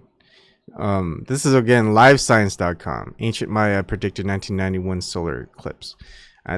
This is mainstream media, mainstream science. This is by Miriam Kramer, January 8th, 2013. Now, if you want to look and find out about the Mayans' belief system, Mayan flat or globe Earth. Now, let's see. Historymuseum.ca. We'll just go ahead. It's the third one. Canada Museum. So, right here. Maya cosmology is not easy to reconstruct from our current knowledge of their civilization. It seems apparent, however, that the Maya believed Earth to be flat and four-cornered. Each corner was located at a cardinal point and had a color value: east, red for east, white for north, black for west, and yellow for south. At the center was the color green. Earth in its flat form was thought by the Maya to be the back of a giant crocodile resting in a pool of water lilies. Anyways, So definitely Canadian Museum of History, and if you're going to disagree with the Canadian Museum of History, you better have a lot of backing on that. But anyways, back to this article by Miriam Kramer, January 8th, 2013, livescience.com. Ancient Maya predicted 1991 solar eclipse. It goes here, Long Beach, California. The Maya, best known these days for the doomsday they never foretold. Of course, that was wrong. If you actually looked into it, may have accurately predicted astronomical phenomena centuries ahead of time. Scientists find a new book, Astronomy by the Maya Codices, American Philosophical Society 2011, which was awarded the Osterbrock Book Prize for Historical Astronomy here at the American Astronomical Society Conference, details a series of impressive observations made by a Mayan astronomer pre-16th century. Anthropologist, husband-wife team Harvey and Victoria Bricker have devoted their lives to understanding the pre-Columbian Maya and how they understood the world around them. The Brickers conducted most of the work by translating complex hieroglyphics to see what Mayan describes what was most important to record on parchment. By decoding early Mayan hieroglyphics from 4 different codices housed in Madrid, Paris, Mexico, and Dresden, the Brickers tracked how the night sky would have looked to the Mayans when they were alive. We're dealing with real data, even though they're using globe here. Harvey Bricker said they're not just squiggles. The Brickers translated the dates cited in the Mayan calendar to correspond with our calendar and didn't use modern knowledge of planetary orbits to tackle line up the Maya's data with ours. It was surprisingly accurate. In fact, the Brickers found the astronomical calendar dated to the 11th or 12th century accurately predicted solar eclipse to within a day in 1991, centuries after the Mayan civilization had ended. So there you go, Mr. Ollie, scientist. There is the prediction of flat Earth. Model from the ancient Mayans that calculated centuries in advance of a eclipse occurring in 1991. Then I would change my mind. I would just say that. I bet if I presented that to Ali, the scientist, I would not change his mind. He stated that early on. His beliefs are not to be changed. Don't believe anything that I've said. You got to do your own research. And I think what you'll find. I agree with that. Always do your own research. Great quote by Bill Cooper and many others. Always do your own research. And Quantum of Solace, Matt, whoever. Yeah, don't just trust someone. Is that you'll see that a puzzle piece doesn't fit. And the only way you're going to do that is if you put your own eyeballs on it. I don't blame people for being skeptical. I'm skeptical about a lot of different things. I applaud that instinct in you. But you have to go beyond just not believing in something. Ask the hard questions. Ask what qualifies a YouTuber, a book author, anywhere else you're getting this information. What qualifies them to make wide-ranging comments about the shape of the Earth? Look, anybody who can overturn Einstein or some major theory is going to be eventually written in the halls of science for the rest of their lives. But they have to come up with the goods. They have to show good science-based evidence that what they say is true, and they have to withstand the test of time and peer review and the rigors of the scientific method. All right. Thank you. I'm all sweaty. Ollie, it was nice to meet you. I'll get a hug too. Almost neighbor. Very nice to meet you. Thank you. Good seeing you. Hey, I want to get you a copy of my novel. Oh, good job. And, Hey, good job to you. Thank you guys for watching this episode of Middle Ground. That's right. We know that one of the biggest requests we get is we just want longer episodes. We want to know more about these stories. Anyways, that's that. I want to see follow-up conversation, anchor.fm, radical empathy. Let's see how long that is. I mean, I figured I've gone 3 hours. What's a few more? 32 more minutes. Holy crap. Wait. Yeah, 30 minutes and 36 seconds. The power of belief. I don't like the way that they stout that. No. Yeah, it's just down. All right. Might as well not go ahead and do it. Would you say that you... No, let's move there. So you don't believe the Earth is round? Well, I do believe it's round. It's just not a ball. Yeah. Oh, yeah. So two-dimensionally round. Two-dimensional. Great. She is just on point. Man, I wish I don't know if I could find her real name. I'll have to look because I would love to talk with her. Usually round right.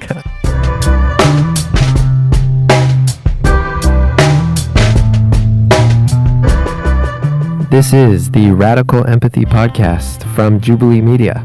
I am your host, John Regalado, and today we are going to talk to a flat earther. Neil Armstrong reporting there. No difficulty adapting to the 1/6 gravity of the moon. Okay, so where do we start? Where am I? So I am a producer and director at Jubilee Media. We are a media company that creates videos and films and now podcasts to inspire empathy and to bridge people together.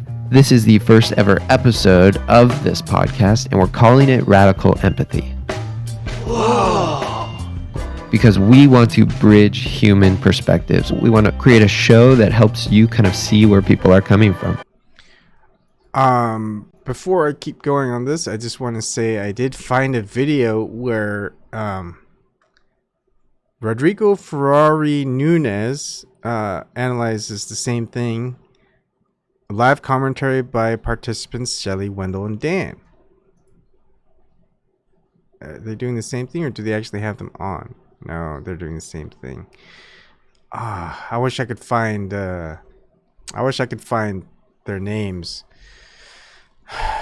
I would love to have them on to talk, because I don't think they have content, or maybe they do. If you guys can go and look for them, I'd very much appreciate it, and I could. All right, Dan the Waterman, Shelly Lewis on Facebook. It's going to go. Thank you, Dan the Waterman. Let's see. Shelly Lewis.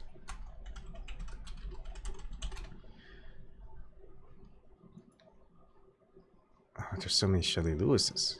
Is that her? Vegan chef, HHP, flat earther, seeker. Oh yeah.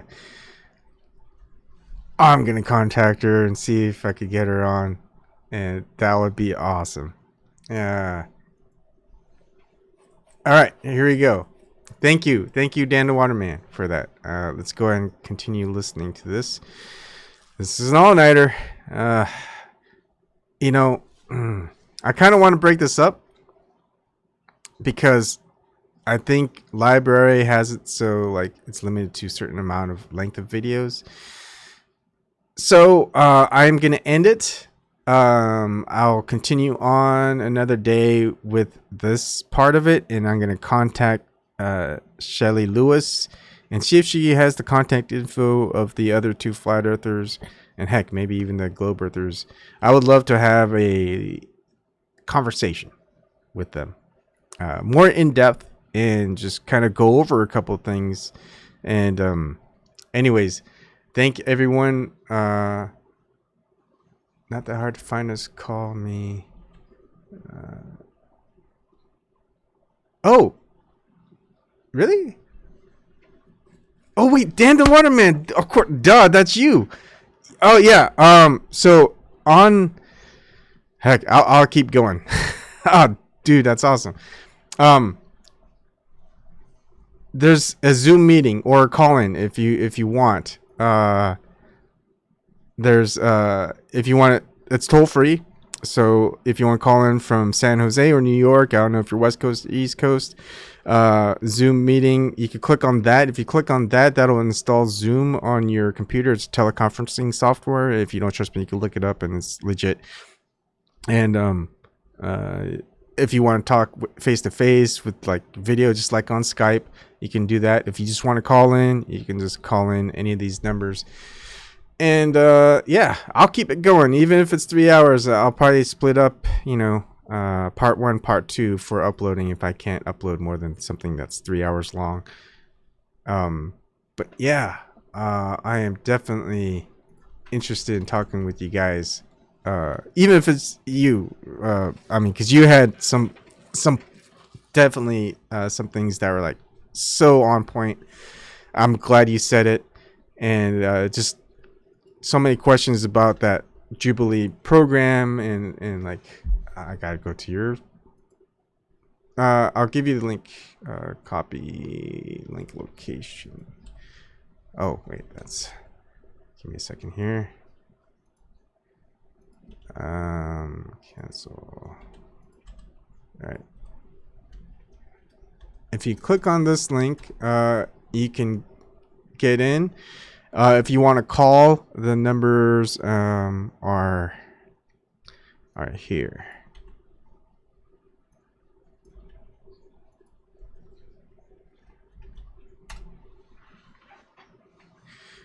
And I gotta go to your YouTube. Hold on. Alt O, Alt B.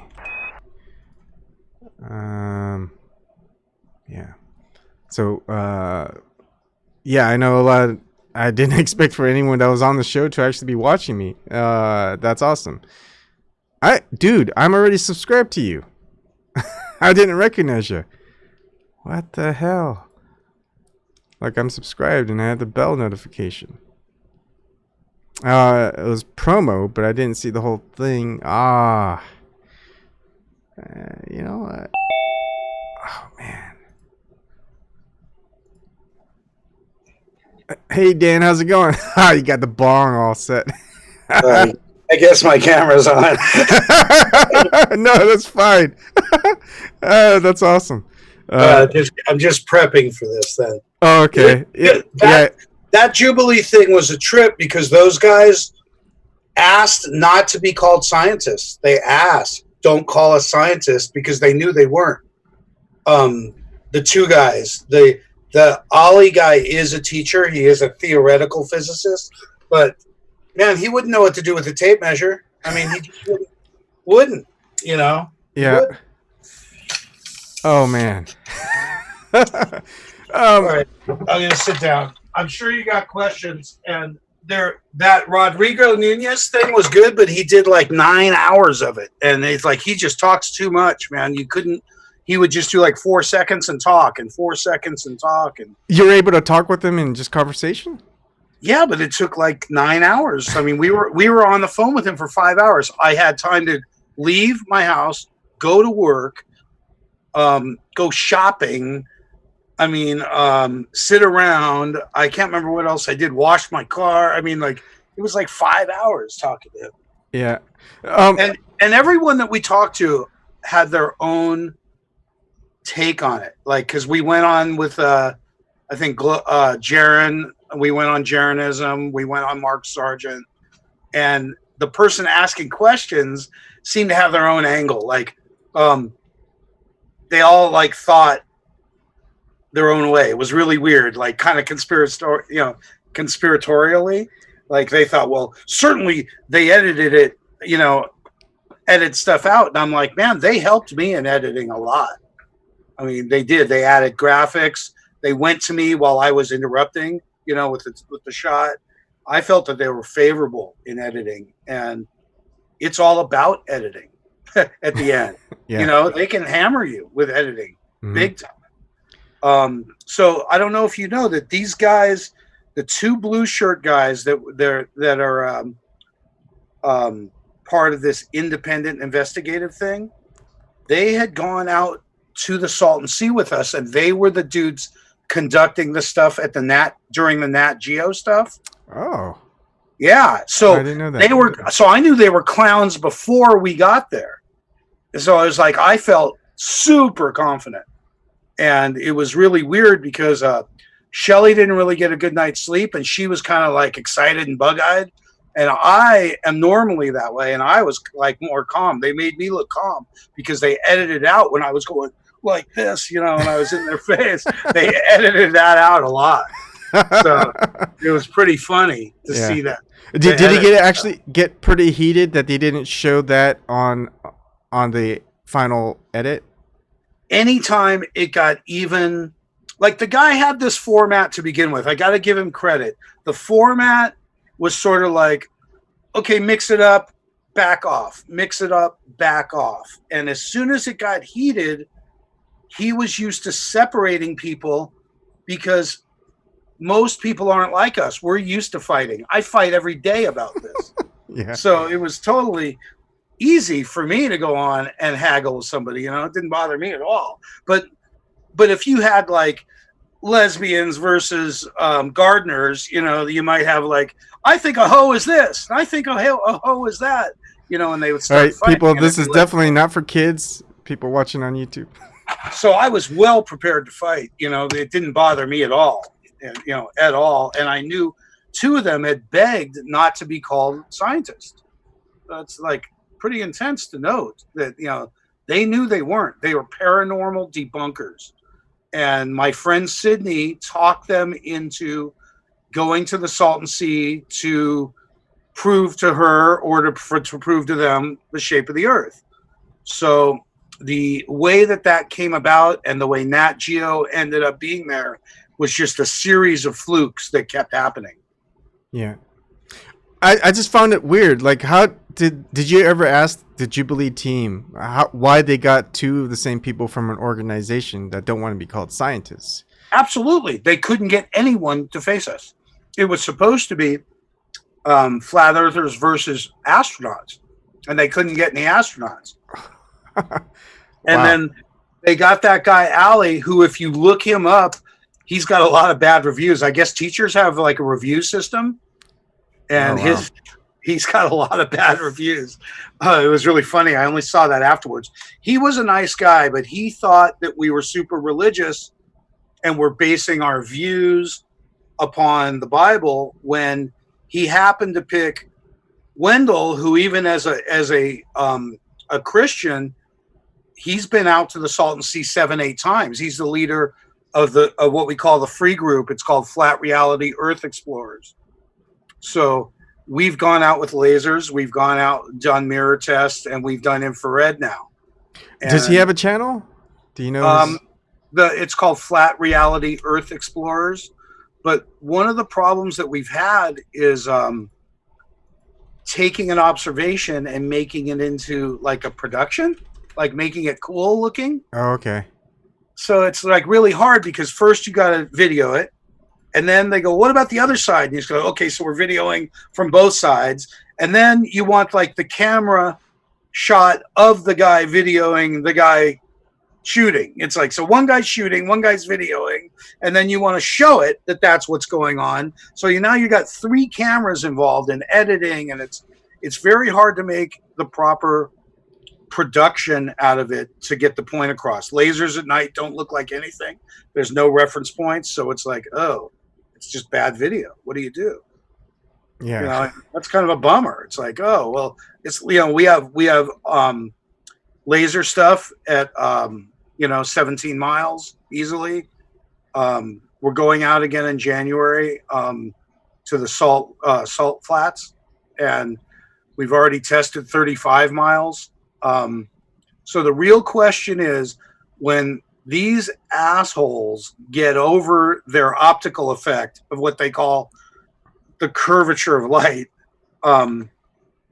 we're going to finally bust them, because we're doing it at different temperatures and different distances and getting the same line of sight that they're saying is impossible. Anything over 10 miles is pretty much impossible, and we do it all the time. So they're saying obviously that light is bending, and they're using atmospheric conditions and refraction, and we're shooting it down because we're doing it at different temperatures, different locations. The thing about Salton Sea that nobody understands is that it's such a creepy place, because the air and water are often the same temperature. So you don't have a temperature inversion layer to deal with. So like first thing in the morning and at the end of the day, you'll get basically 85-degree water and 85-degree air. Okay, wow. Yeah, so it's really a creepy, sort of spacey place in that respect, and stuff's. The place is weird to begin with. It's not natural. But the reason why we go there is because initially it was like, well, it's flat. The water's flat. They'll admit it's a straight line. But they're not. They're just saying that it's refraction, refraction, refraction. They always use the term standard refraction without addressing the fact that there's got to be both minimum and maximum refraction. You can't just have standard. Yeah. And we keep telling them, yeah, we're shooting under minimum refraction, you know? And so once we establish that the refraction game, I'm going to call it, because you got to remember for like a year, we went, oh, refraction. And it was only till we now go measure that shit. You know, what is the maximum amount of refraction? Because we're exceeding the maximum amount. Yeah. So you can measure it all you want. So Mick West came back and said, oh, you can't do it over water.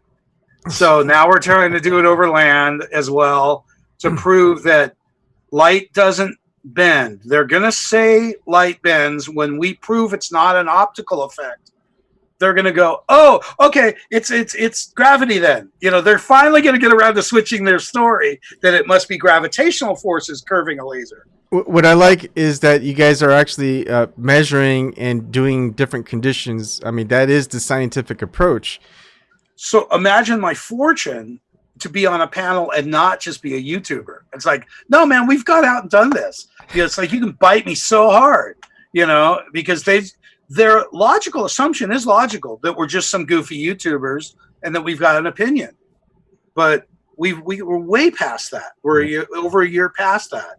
And we started out that way for sure, you know. And it's hard because like I've made over 1,000 videos, a lot of it live streaming, and it takes up a lot of time. Even getting it ready and set up sometimes takes even 2 hours, if not at least, 15, 30 minutes. But if I have material to present and stuff, it'll take longer. But if you are actually going out, traveling, filming, and then you have a full day's worth of video, because I do a lot of fishing videos too, and sometimes I've got like 8 hours of fishing videos. You got to go through it. Yeah, it takes you another day to go through it. Exactly.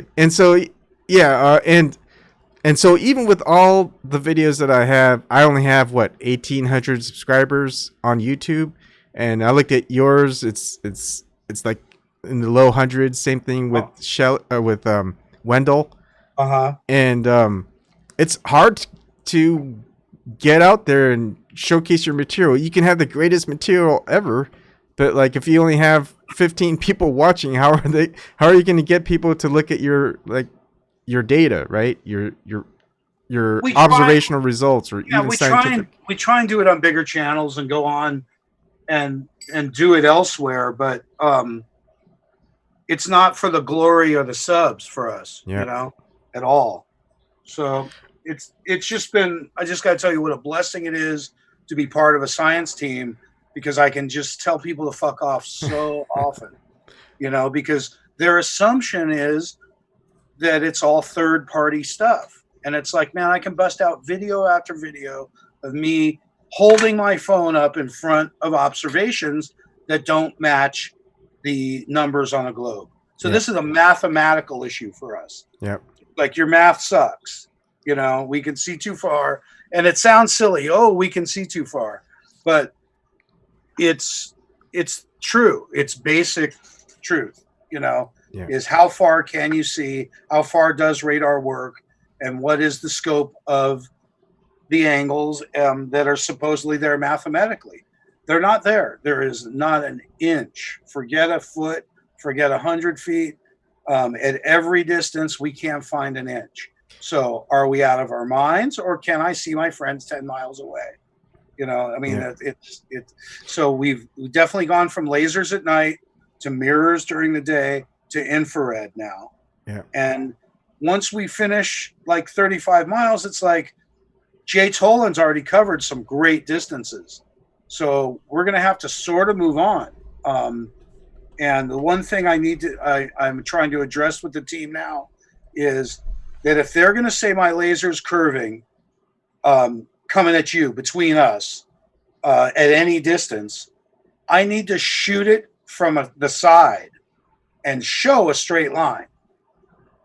And that's a little harder because lasers don't, the beam doesn't show up unless there's fog or smoke or something. Mm-hmm. Like a laser beam, you only see the pinpoint. You don't see it travel. So do I got to go, 4 miles out into a crappy lake that doesn't let you have boats because there's no launching point, to try and let out a series of smoke bombs? From fishing, I used to fish at Walden Pond, and I'd get out there at 5 a.m. before the sun would rise, and you could see mist coming out of the water. And this is during the summer when it's hot. So maybe that same effect would happen if you go before the sun rises at the Salton Sea, just to see if you see the misting effect. It doesn't last very long, but it's there. It's typically blocks our view. Like when there's any conditions worth of shit, you can't see the whole span anymore. Oh, okay. You know, so it has to be just thin enough or just thick enough. But I realize now that unless we do that XYZ axis, unless we get the other side at a 90-degree angle, they're just going to continue to tell us we're seeing bending light. And the ballers are so dumb that they keep claiming it's an optical effect, and they haven't even clung to gravity yet. Because as soon as we shoot them down, they're going to go, "Oh, it's gravity," you know.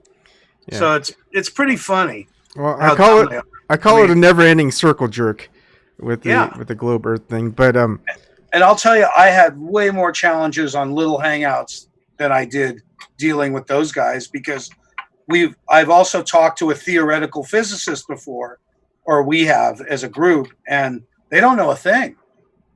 I mean, they have no idea. Like when you mention basic math, basic stuff, they're like, imagine, you know, and it's like, no, don't imagine, measure it, you know, and stop looking up. We're working down here. Yeah. You know, so it's really cool when you get that sort of confidence. But it was really weird with Jubilee and Middle Ground, because there's like 90,000 comments of people saying you're retarded. And in fact, it's a killer place to go bug them. It's 90,000 people not only watched, but they're commenting and they're hanging out. So you could just go in there and start with them. And there's like 30,000 people a day watching, and there's, you know, hundreds of comments every day of people going, "Oh, those flat earthers should be put on a rocket and go to the moon." I mean, they're really dumb comments. Yeah, but I love those comments, because it's like that's what I want to do. You know, I would love to get on a rocket and go to the moon. No one's gonna take me there. I gotta read you some of the comments I've saved. They're classic. Okay. Like here, this is an honest person, right? I thought the Earth is flat, in quotes, was just a meme. I never thought there was actually people believing that. Well, man, I win. If that guy is like finally goes, "Oh, there's real flat earthers," I scored. You know, that's the best I'm going to do, you know, because that's just the best I'm going to do. This is the funniest one. Evidently, I said, they're quoting me, "You don't need to go to the moon to get moon rocks." And in their world, it is funny. It is funny. It's like, you don't need a mountain to climb a mountain, but it's true. They really gathered up moon rocks out of Antarctica off the ice, you know. But if you don't know that, it's just a classic quote. You don't need to go to the moon. Or what do you think of if they believe mainstream media and you tell them, well, a mainstream media article said, well, a lot of these moon rocks are missing, and the ones that were given away were shown to be petrified wood, you know, and that's the like the Dutch National Museum. It's not like it's NASA's going to get out of a lot of things by saying they accidentally released dry run test footage. Like, oh no, that was just a test, you know. So they're going to get out, "Oh, we accidentally sent out that reel, but that wasn't the real thing. That was just a what do you call it when they're in a mock-up, you know, simulator. That was just a simulator." Yeah. So they're going to get out of a lot of stuff like that. But lately, this thing with the Samsung selfie is beautiful, because they had to admit that satellites are often on balloons. And then when they released the image of the Earth from the Samsung selfie at, I think, 11 or 12 miles, it matched the curvature of the Earth from the ISS, which is like 260 miles up. So it's like, we can't figure out how they can keep sticking their foot in their mouth. Yeah. We can't figure it out. It's like, I mean, how could they have kept this lie up for so long when we just see them making so many mistakes now that we're paying attention, you know? And it's only us paying attention. You got to imagine how many people still watch sports, still watch situation comedy TV. Yeah. And we've gotten out of the habit, and when you're out of the habit, it's so foreign when you see it. Like a commercial comes on and I watch in amazement. It's like, ooh, look what they want you to buy. But it's like, it seems like an attack when I watch it now. It's just a car commercial, but I know it's an attack on your mind, Yeah. And I grew up on TV, so I'm pretty aware of how this happened to us. We've been in a trance as a people, and they've run with government because we don't participate in government. Can I ask you a couple of questions? Because Absolutely. I'm really, really interested. How did they find you, or how did you find them, as far as being cast into that episode of Jubilee? The request of most stuff like that, when it comes to mainstream, ends up in Mark Sargent's hands. Okay. And Mark Sargent kind of has a rule: fly me in if you want me. And they weren't willing to. So if they'd have flown him in, he'd have done it. If he'd have done it, he might have brought someone else. He has a real good habit of bringing other people along to events and things like that. But basically they said, well, do you know anyone in LA? And it was a funny circle, because Wendell got the call as part of the free group, what we call Flat Reality Earth Explorers. He got the call from Mark, and then Shelley's kind of a recent add-on for us. So I insisted that he bring Shelley on because she's good TV, basically. Well, And, she's pretty sharp. Are you and Wendell from a military background? Because I'm guessing that Shelley is. I mean, Shelley is. Wendell and I are not. Okay. And they're both Christians, and I'm not. Yeah. And I can't tell you how excited I was that I wasn't at that moment, because we'd have just gone down as a Christian movement. Yep. And now, so there's 6 million people there that saw somewhat that we don't all see eye to eye. And that was like pretty important to me, because we don't get along. None of us, and it's a real challenge for us to get along and be unified. And I'm trying really hard to bridge my negative approach towards people looking at the Bible when I'm looking at a tape measure. Yeah. It's the opposite approach. One's faith-based. Do you have a religion? Do you have a spiritual inkling? Like, what's your background on that? Okay, my background from my grandparents' side would make me a Jew. Therefore, I could claim to be a Jew and say I'm the chosen one. And so if I play that card, I could play that card. Yeah. I'd like to know the truth. I seem to have, a real more of a Buddhist vibe, and where I feel balance is important. That would be the ways of Jesus. I just grew up seeing evangelism on TV, and just don't trust churches. And my inexperience with the Bible is expanded by the fact knowing that it came from other texts, with the being in the Hebrew Bible and stuff like that. So it's like I might as well hang with the Jews if I want to go towards religion. But I'm a shallow pool, because anybody would tell me that this is where this leads to a creator. Yeah. And that I need to address that. So, because what I'm wondering is, I mentioned it earlier, that no matter if you come out as an atheist or Buddhist, or maybe you come out gay or trans, all of that is more accepted now, even from an atheist standpoint, than coming out as a flat earther. I mean, do you see flat earther as being the hardest thing to come out with to your friends, family, and just public in general? And also, I think the bigger issue is now it's together. It's like they just want you confused. You can't be a man. You don't know what bathroom to go to. And it's like, did I put it in my wrong ear? Did I wear the wrong pocket? And they're making it so you can't make an intelligent decision anymore. You have to go with the mainstream or you're out, so Mark Sargent said something's funny. He says, just wait till flat earth becomes cool. and watch all the people that jump ship. Yeah. Go, oh yeah, I was a flat earther. I was a flat earther.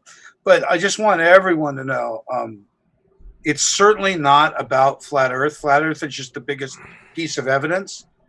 And I'm a big believer in the Constitution because I think it's timeless and it was written right. I differ with Zoom a lot where he wants to tear apart the government, and I think we're supposed to participate in it.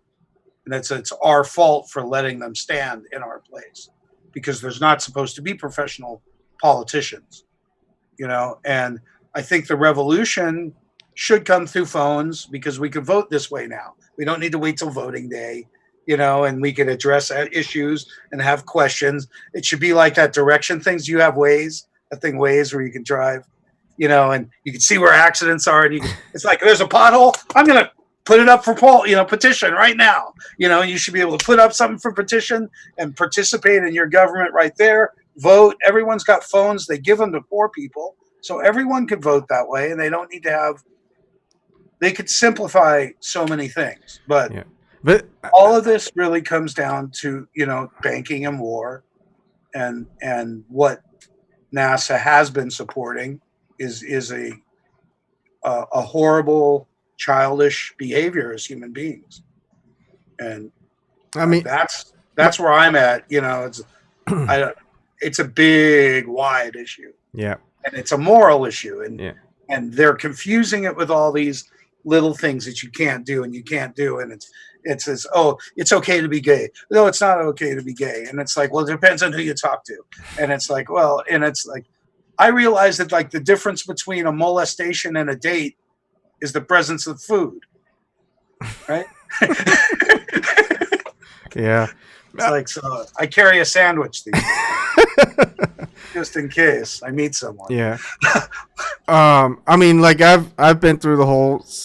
I mean, I started live streaming and doing videos off of politics, and I gotten to be almost pretty much my political leaning is anarchist in some way, or if it's going to be like a someone like a Marcus Aurelius, a philosopher king. But I don't think that's going to ever happen because I mean, Marcus Aurelius as a philosopher king was more of a slave than Epictetus. They're both Stoics, and the slave found freedom in philosophy, whereas a king who could do anything he wanted to, he ruled. As an emperor, couldn't do the things he wanted to do because of philosophy, so he was enslaved by it. I think that's just interesting dynamic in philosophical historical context. And yeah, the founding fathers with the Constitution, I believe I like the concept of it. I'm a big supporter of the Constitution, Bill of Rights, First Amendment, Second Amendment, heck, everything that's in there. And I think even it was either Ben Franklin or Thomas Jefferson said, you just have to keep at it. A civilization or the country should every few decades just really break down the government and start over again. What worked, what didn't work. If it worked, keep at it. If it didn't work, we'll toss it away. But now we've gotten like over 276 years of stagnation of keeping the bad and almost doing away with all the good stuff that was originally written. But no one's really going and reevaluating a political system that it was written well. I mean, because the whole premise was to give sovereignty to the individuals and not to the government. And now it's gotten to the point that,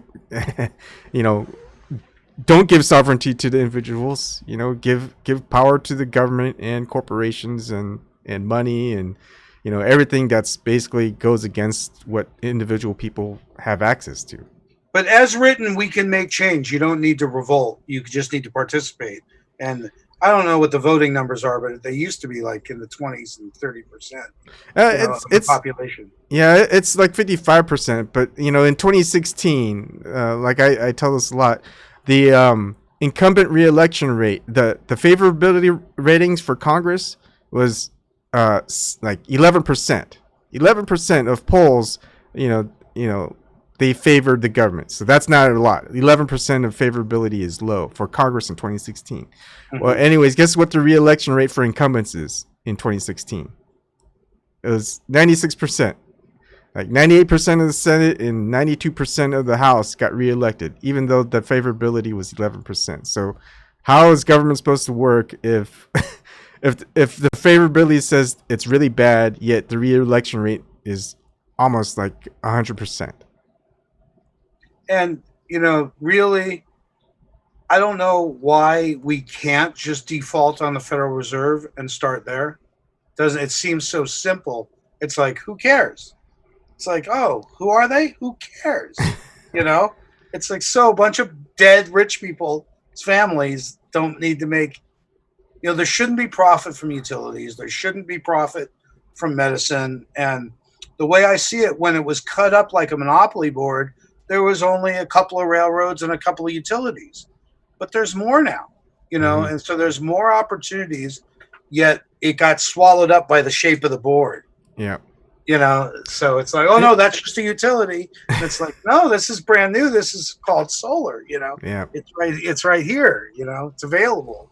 And what I like to do is I like to try to get people, it's like the middle ground, like Jubilee was doing.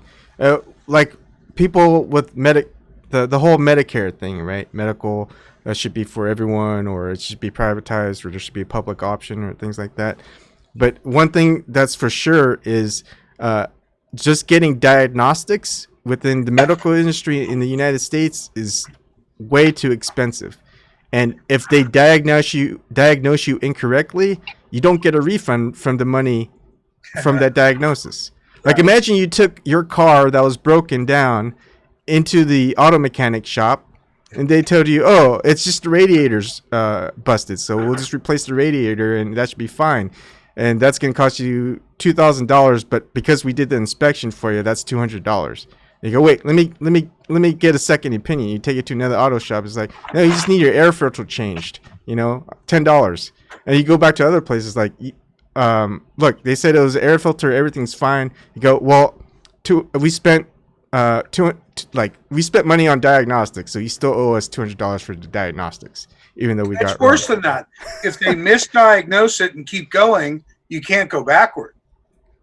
So they go, oh yeah, we thought you get the side effects. Yeah, and they go, oh, we thought it was the battery, but it's the alternator. Yeah.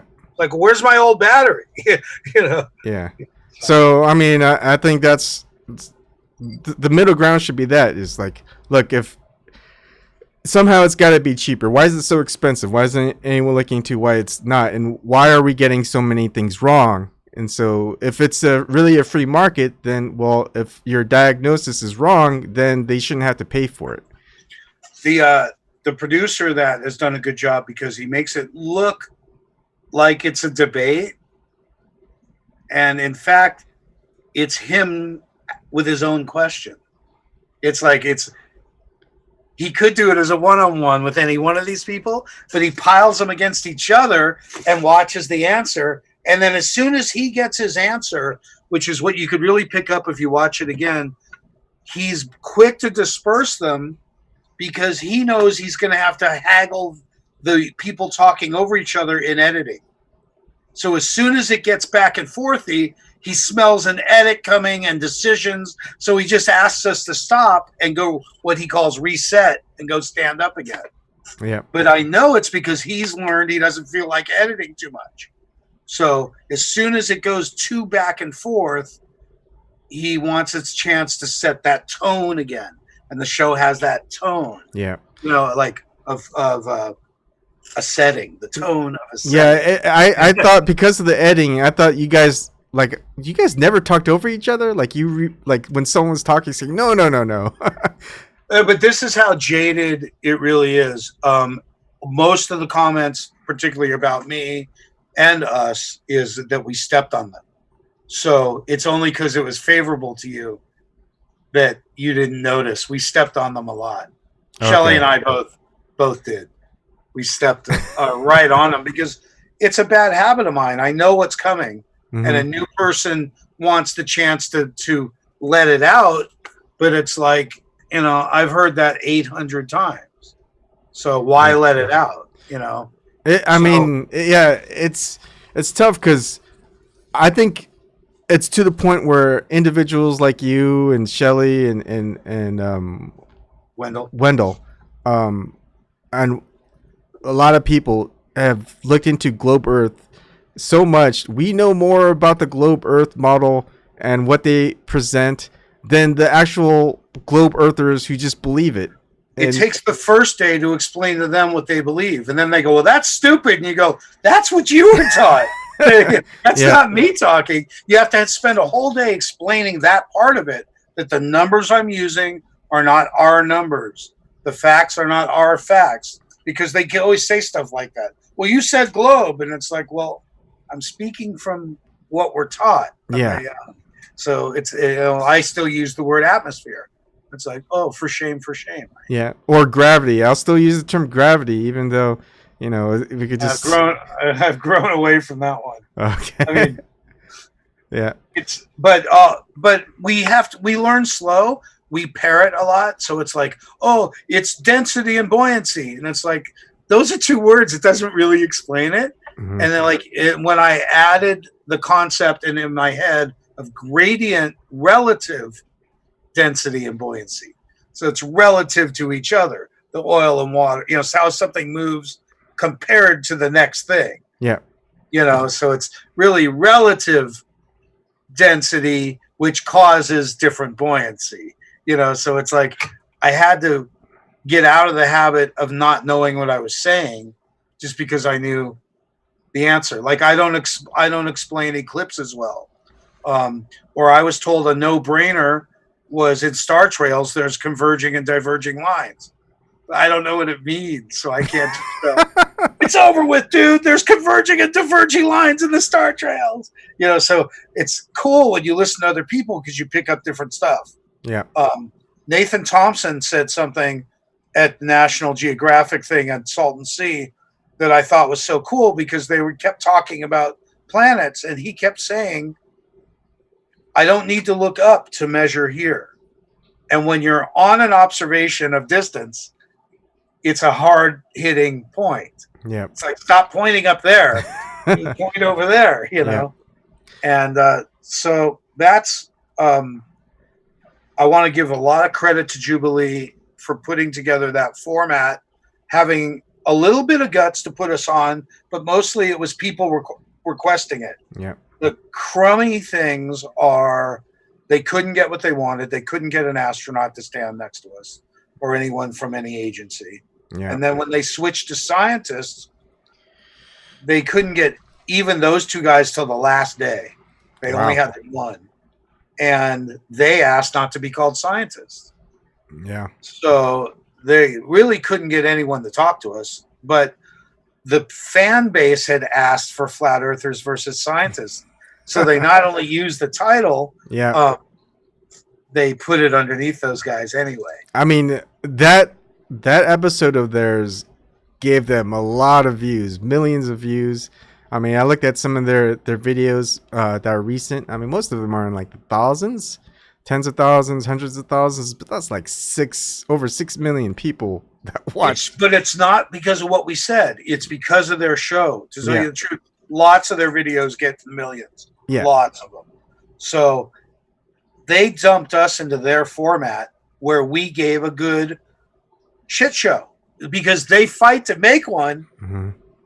And we were ready for it. We'll. I feel like flat earthers. Most of us is ready. It's like, yep, you want us on, we're on. But then we want a globe earther on. It's like, it's like crickets. It's usually like the same crew that come on. There'd be that Tim Osman guy, Red's Rhetoric. But Red's Rhetoric will only be on his platform, right? He won't ever jump on anyone else's. Just the usual suspects. We don't know their name. We don't know what they look like. They'll just, and if it's in their control, they prefer it. But yeah, it's hard. So it's really important that we try not to the answer just isn't to destroy. Really, it's every good movement gets taken. Sort of infiltrated, Mm-hmm. So it's hard to get together as a group And I don't know like what to do with the batch of new flat earthers. Let's say all these people came to it. You still have a population that's right back to where you started. Yeah. They still want to be entertained. They still want to get fat. You know, they still don't know that they're even at war. Yeah. I mean, think about how they protect this country from the news. Yeah. From the news. And Congress passed a legislative bill a couple years ago where it's not illegal for the U.S. government to have propaganda against its own citizens. And the news is entertainment in the form that we watch it. Yeah. And it's our fault for thinking it's anything else. Yeah. So that stuff is pretty scary, except it's our ignorance to it that makes it scary. You know, I think the whole, you know, they do a lot of stuff out in front of us. They admit a lot of stuff, and because they must think it's funny. Yeah. You know, they must think it's funny. But but I think a lot of people aren't my thing is a lot of people don't want to get uncomfortable. They don't want to get past a certain level of comfort, their comfort zone. And if you don't do that, you're not going to change anything. And a lot of people don't like to change themselves, and they expect other people to change for them to get something that they want without putting any effort in. And one of the things that I talked about in my earlier videos is there's these two people that work with Mark Passio. I don't know if you know who Mark Passio is. He's the anarchist, and they were holding this anarchist convention in Philadelphia, and he lives in Philadelphia. But as an anarchist, they want people to just really not use the credit card system. You know, try to get onto something that's decentralized, like cryptocurrency, even cash. And yet, most of the people who went to the anarchist convention, well, all of them pretty much use credit cards, right? So even the people who are really wanting change aren't really willing to change themselves and just focus their uses getting out of the system into something that's more suitable to what they actually want to participate in. It's tough because you can't all be survivalist either and go dig a hole somewhere. I mean, you still, we kind of need each other. We're social creatures, you know. So I think the missing in the big cities and such, we're missing like a village mentality.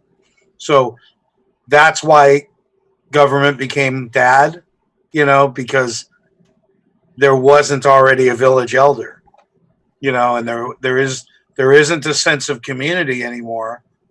So there's nothing to rely on outside of yourself, and then they install all this confusion. Yeah. So you don't know how to behave, and it's like, I mean, there's a whole big joke about me being gay because I let somebody stay at my house, and it's like, if I was gay, it wouldn't be funny. So why do they even bother? And then it's like, I thought about it, and I go, well, look, what if I found a guy attractive? I go, okay, and like, when do I change my voice? Right? It's like, I figure it's when a dick hits your Adam's apple. Oh man. Because otherwise you have to do it consciously, right? Yeah, it's like, oh, I'm gay, I better change my voice. And in the military, they have in the Navy at least, they'll teabag you. So if you fall asleep while you're on duty, they'll take their, you know, and they'll whack you on your head, and that's called teabagging. So does that make you gay or them gay? Yeah, exactly. That's what I'm trying to figure out. How did you know I was doing a live stream? Were you subscribed to me before? Did someone tell you? New Perspective texted me. Oh, okay. So he must be subscribed to you. Okay. And I know you're on the board with Zoom. Yeah. I don't know his history with a lot of people or you or whatever. I know that there's a lot of history between a lot of flat earthers.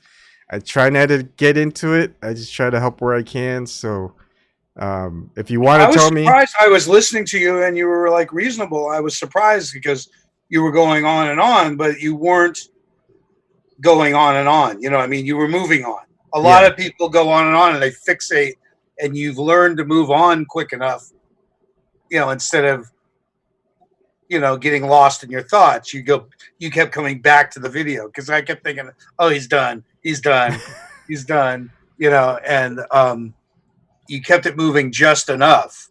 Otherwise, it's really hard to watch those things when people won't let it play out. yeah, You end up getting their take on it and their angle on it more than the feel of it. And so it's really weird because it wasn't for flat earthers. It ended up to me being like a 30-minute infomercial for flat earth. Yep.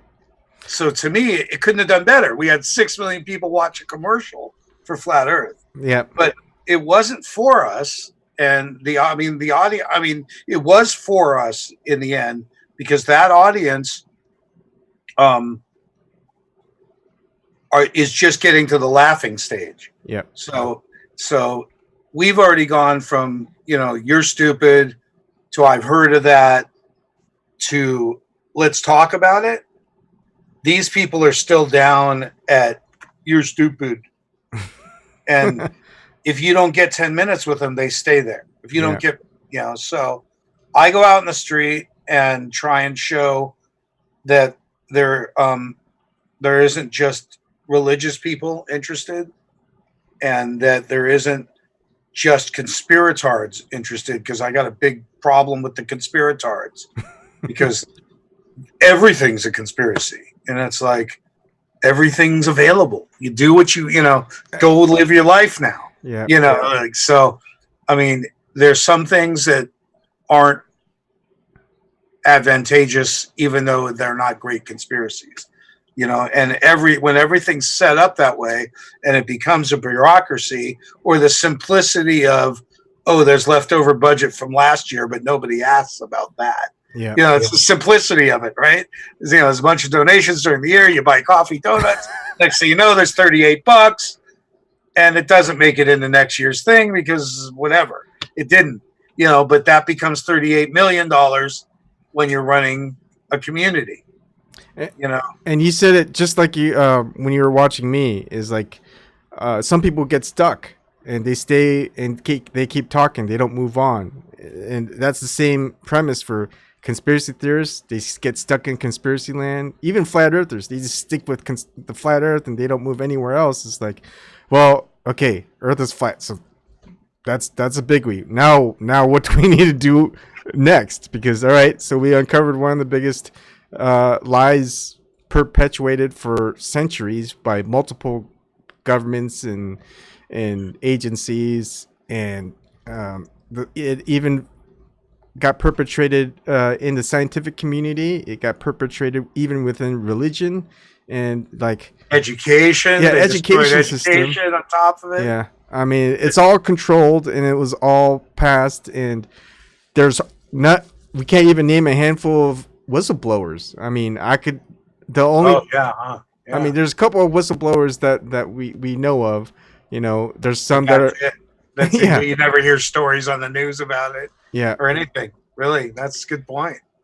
And like they kind of changed the law. For a minute, being a whistleblower was really easy, and now ever since that Fox Monsanto thing, where they went backwards during the appeal, like they lost an appeal, and they took away their whistleblower status, which is impossible, but they're based on it going down as a frivolous thing, you know. So I hate to mention it, but journalism's under attack, and I hate to mention this more than anything because it's true.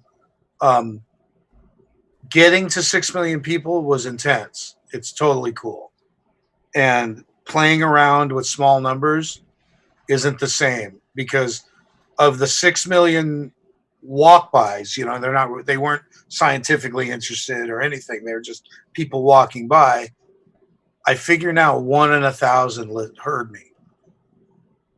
Yeah. So those numbers are tough odds. Yeah. Yet in big groups, It's acceptable. I think that's what 6,000 people heard me or Yeah. something, So it might be more, 60,000. I don't know. I think in that entire show, you're the one that spoke the least amount between Shelley and Wendell.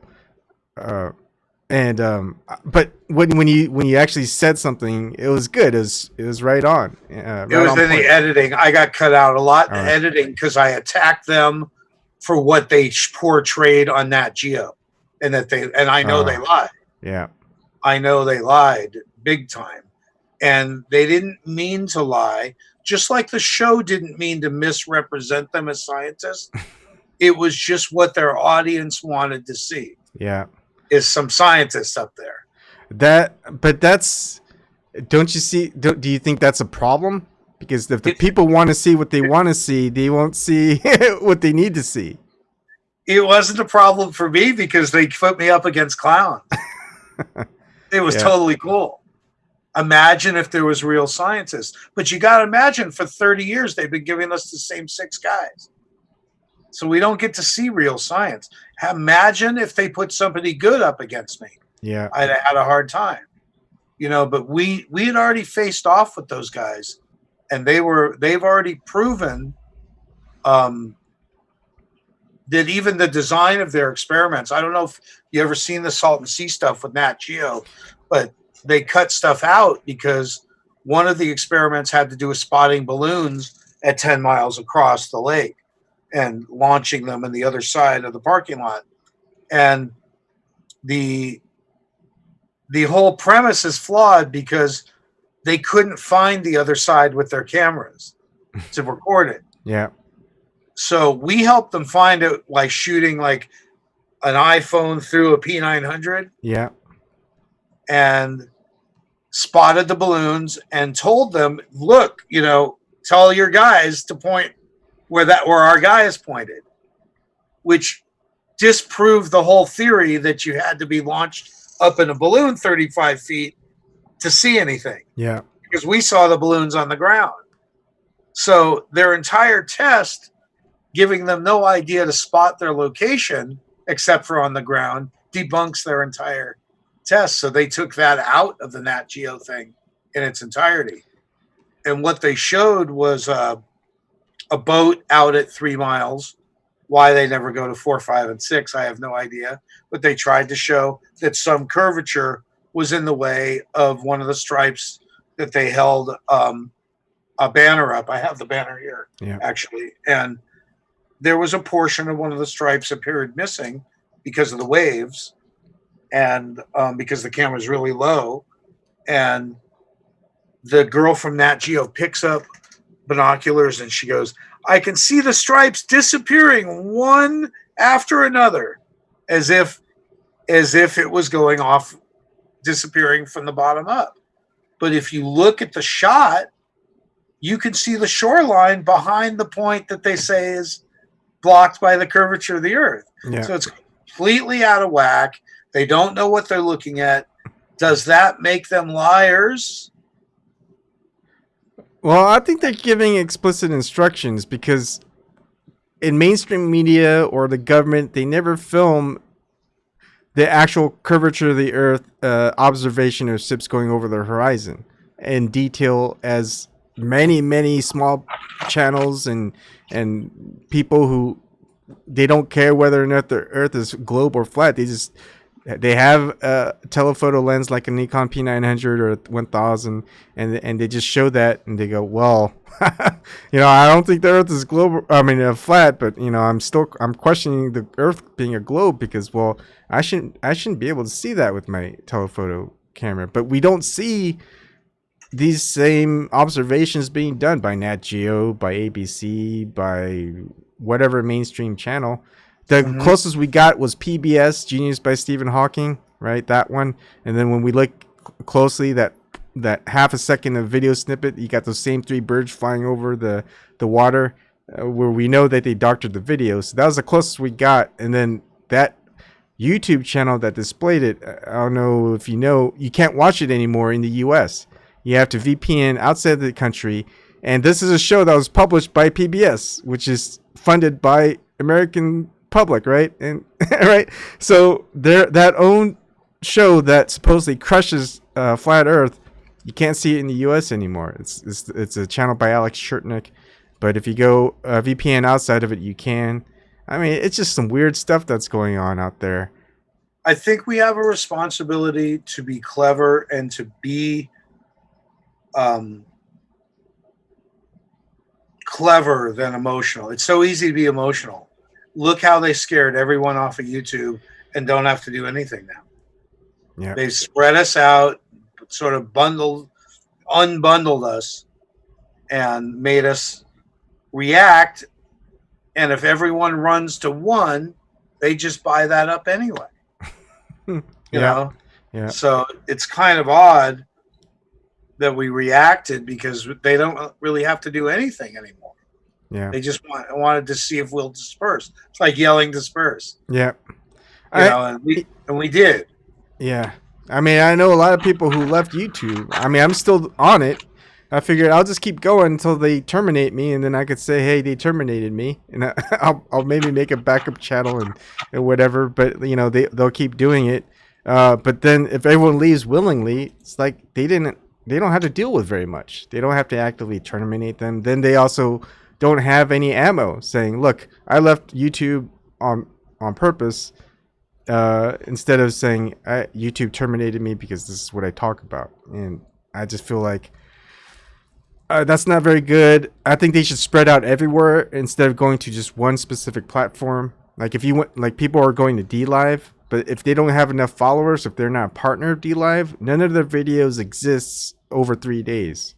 So they Really? yeah. So I didn't know that. Yeah. So Ooh. you have to get a certain amount of followers. Some people it's not that bad. Like if they already have like 20, 30,000 people on YouTube, I think it's like you have to get like 5,000 or 10,000 followers and your videos stay up and you can upload and not just live stream. Mm-hmm. So technology, I mean, we're all over the place. I like how we get a lot of different backgrounds. I mean, I'm technology focused. It looks like you have got a lot of just hands-on tool photography, video, and all that type of stuff. Shelly, newcomer, West Point Academy graduate as a flat earther. I mean, I mean, it seemed like an easy guess, but people were like, "You're just guessing. You don't know for sure." But I mean, all the signs are there. I think her husband was killed in action. You know, No, you made all that up. You made all that up. He was killed in a bicycle accident. Oh, he was? Yeah. Okay. And she never served in after school. She got a medical discharge, and so they let her graduate, but she was never in service. In active military service. Okay.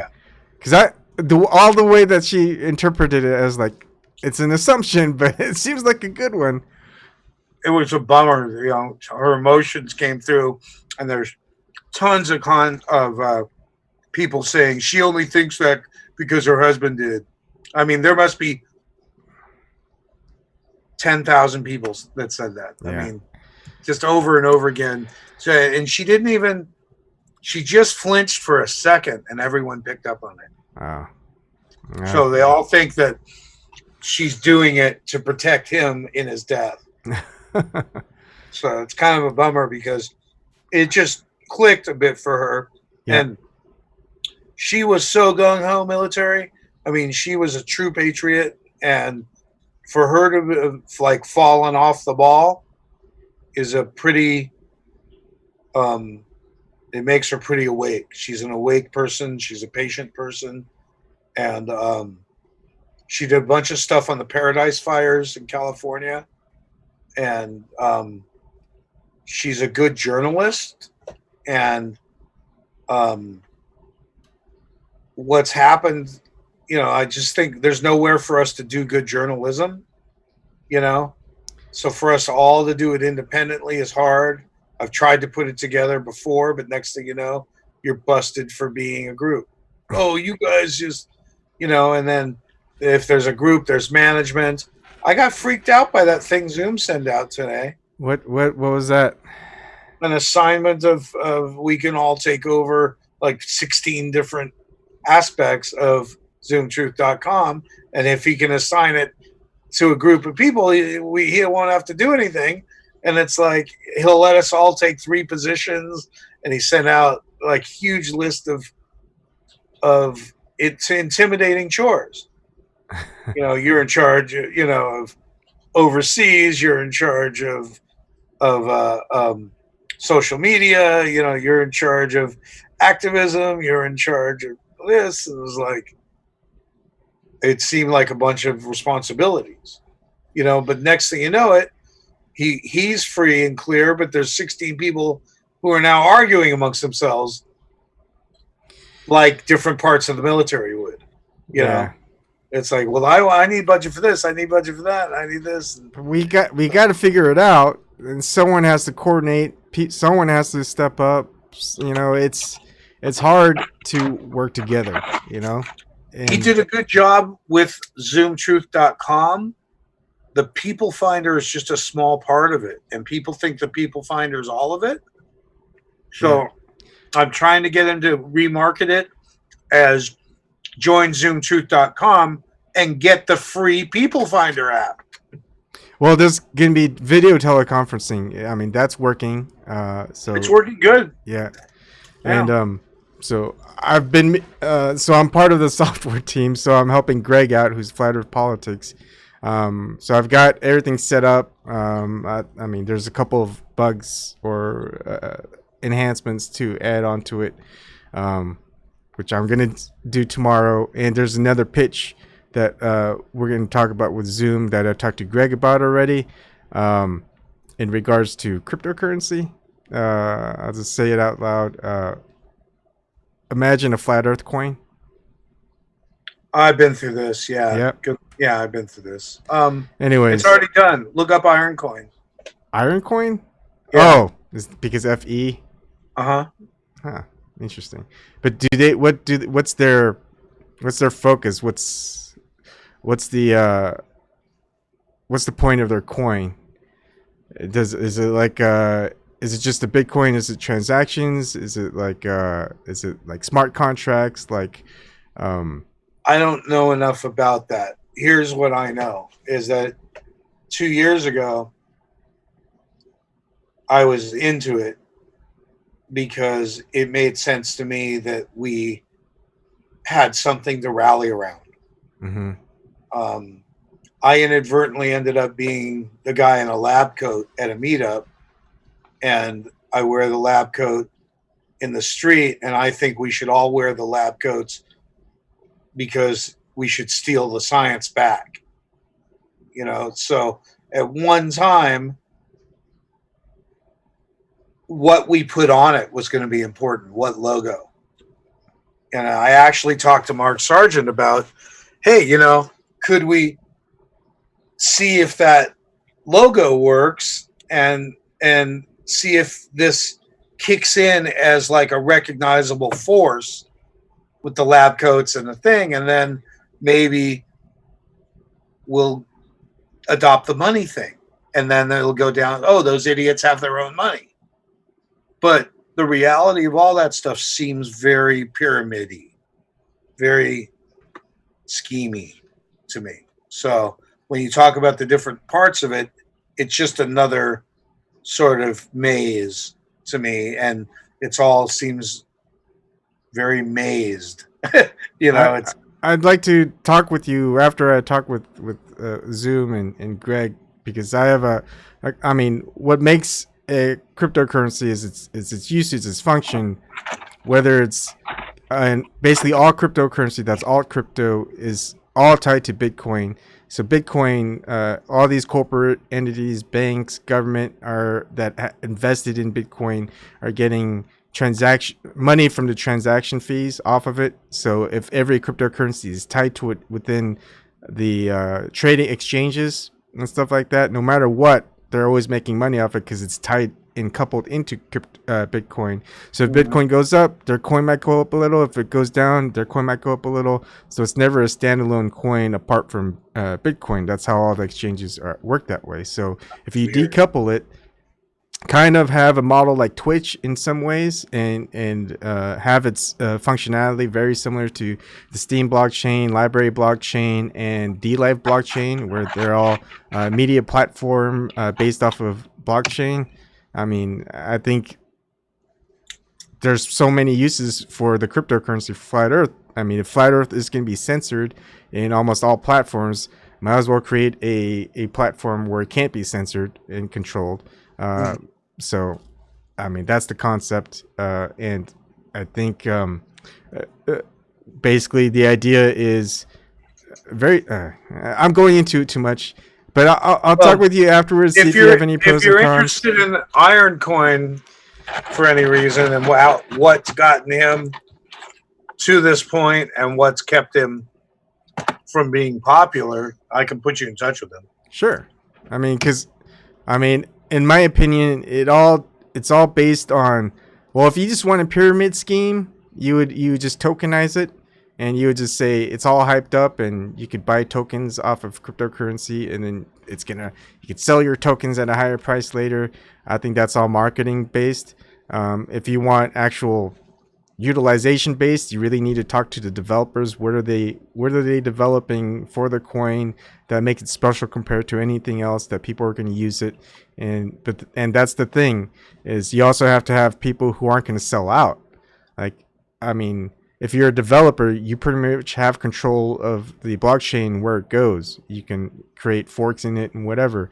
And so if a bank says, hey, I want to invest in your cryptocurrency, can you do this to it? And they offer you $100 million. I mean, $100 million for a developer, how many people are going to turn that down? So, I mean, we're always fighting and have to figure out, whoever's in charge, that's how they take people down. They give them a deal they can almost never refuse. And then when you look throughout history with the whistleblowers, especially when you look at all the whistleblowers that utilize technology, they were always killed. They were never sent to prison. All the tech geniuses within the whistleblowers and their group have always been killed. They've never been to prison. Except for maybe Julian Assange, who they say is a big tech genius. But like the two people who worked alongside, I think, Edward Snowden, those two tech guys were killed. One of the tech guy who was really helpful with Julian Assange, he was killed. So, they almost don't need to like give them an offer like $100 million. They just outright kill the tech guys. I mean, how else are you going to get material up onto different areas? By build something. Usually it's stolen via patent. Oh yeah, that too. Usually. So I don't know. It's too much for one person. It's too much for 5 people. It's too much for even 100 people. And that's why I say we should participate in our own government, and decentralizing money is just dismantling the Federal Reserve. We could create our own loan notes to each other. At the time, I had a plan as to how to split up $1 worth of Iron Coin, and it was mostly 25% for research, 25%. Now I don't remember what the other 25 was. Excuse me. How do you distribute that to whoever invests into it? I just figured if I was buying it at 20 cents or whatever it was, that I could sell it to flat earthers for $1. And what they did with it, I didn't care about, because I knew flat earthers to begin with want to participate. So they'd look to have something that like makes them part of the club. Okay. And one of the things I wanted to have was a fake plastic coin with a chip in it that came with your real coin. So it was like an advertisement for Flat Earth that you could leave as like a tip, So there was a physical coin that came with it that made it sort of fun and super representative of trading. So I had a lot of ideas for it at one time. That's all. But I didn't know anything about crypto. It wasn't, except that it was trending and that we were trending. So I felt that we could parallel with it if it worked, but I don't know if it worked or not. And I get both things. A lot of people made money on crypto, and other people talk about it. So I'm not sure if it's a sure thing or not. If you could give me the contact info of the person who created it, and It's still probably running. publicly available. Ironcoin. Let's see. Let me just type it in and see what I get. Because it's probably a regular way to reach him through it. What's a gungeon? Yeah, that's the same result I got. What is a gungeon? Is it like a dungeon with gungans? That's not good. I don't know what that is. Ironcoin. PRN? That doesn't make sense. Why would Ironcoin be PRN? It should be FE. Because that makes more sense. So I don't know why it's this hard to find, and if that's part of the problem or what. Yeah, I didn't even know it existed. Let's see. Type in this one. Oh, there's a Facebook page. Maybe that's it. Yeah, I found the Facebook page. Let me make sure. Okay, I'll take a look. Let me make sure that's Here. it. I'll show you. I'll put it in the YouTube chat. Okay. Iron Framework, and the guy that's on one of the videos.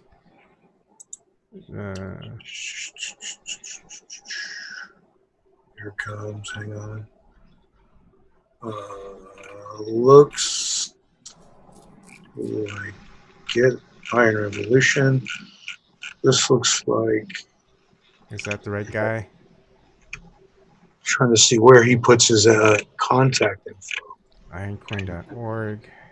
It's got to be him, but I don't see his name pop up. Oh yeah, there he is. Is that the right fella? Yeah, and it looks like it's ironcoin.org. Yep, ironcoin.org. I see. Yeah, Aaron Kreischock is his name. Aaron Kreischock. And where'd you find that name? I know him. Oh, okay. It's just. I mean, he used to be like the leader of the West Coast meetup groups, and he just got so much into crypto that we never see him. Do you trust him still? Do you think he just took advantage of the flat earthers, or it made off? It's right in between. His heart is in the right, was in the right place, I think, but I think he just got way too excited about money and crypto and the scheme, like that's why I think it's a scheme, because it just seems. Because that is part of a lot of schemes, is because when you first, it's really easy to just fork a branch off of any cryptocurrency that's out there, start it up, mine a few coins, market it saying, hey, this is going to be the biggest thing, and people buy tokens off of it using Bitcoin, Litecoin, Ethereum, what have you, and then I think he sold $18,000 worth of them. I think it sounds like a lot, but I think he did. But if you ask me, he might have distributed that many and not sold that many. Okay. Yeah. And so I don't know. A partner of his has 1 million of them. Okay. And I mean an ex-partner, and they fight about it. And he goes, I want my coin back. And I'm like, why? It's worthless. As a matter of fact, he wanted me to negotiate between them. And it's like, if it's worthless, who cares? Plus, you promised it to him. Plus, you gave it to him. What do you want it back? You know? Yeah. So, you know, the other guy thinks he has $1 million in his pocket, and it's 1 million times 2 cents.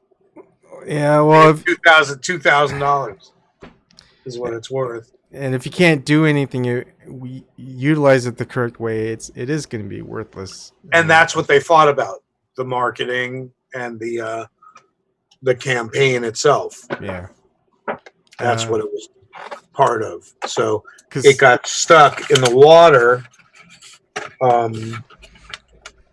It got stuck in the water. Yeah, I guess is what you know. I think it.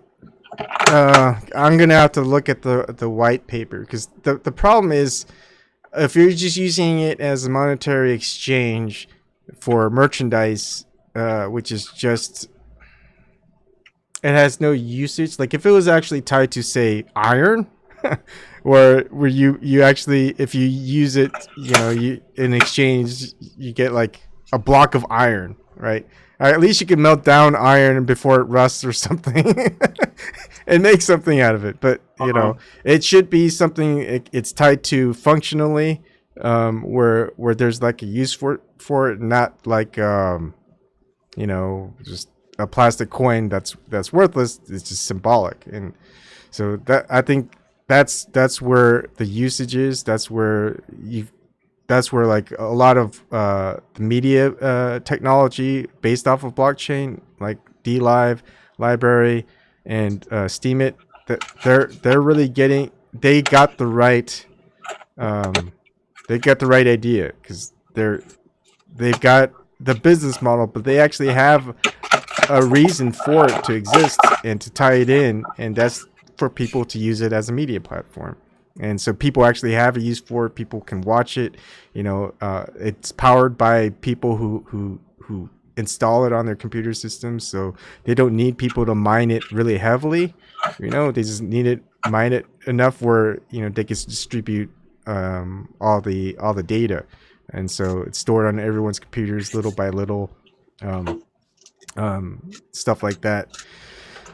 And I don't know, it's just a lot. 24/7 Flat Earth Discord Live is on. I am subscribed to his channel too. They just go on Discord and talk Flat Earth all the time. I thought of going there, but you know, I just kind of stay away from Discord. So yeah, I do too. And I found, surprisingly, you just go a little somewhere else, and there's a whole nother 40 people you didn't know that are used to haggling with each other. And it reminds me now of like British pubs arguing about their football team. Yeah. You know, and it's like, to us, it's like, first of all, we're way over here. Like, so who cares about soccer? You know, would be your first thing. And you guys are only drinking. In other words, looking at flat earthers, you'd think you guys just sit around and do bullshit anyway, is what they would think. Mm-hmm. And then when you find out that just a block away, there's another 40 people, half of which hate each other because they sit in the same spot. This time they're talking about football or baseball or hockey or... We do it with Flat Earth, but there's these pockets of 40 to 60 people everywhere that you don't even realize exist. It's like finding out about the Facebook crowd. Mm-hmm.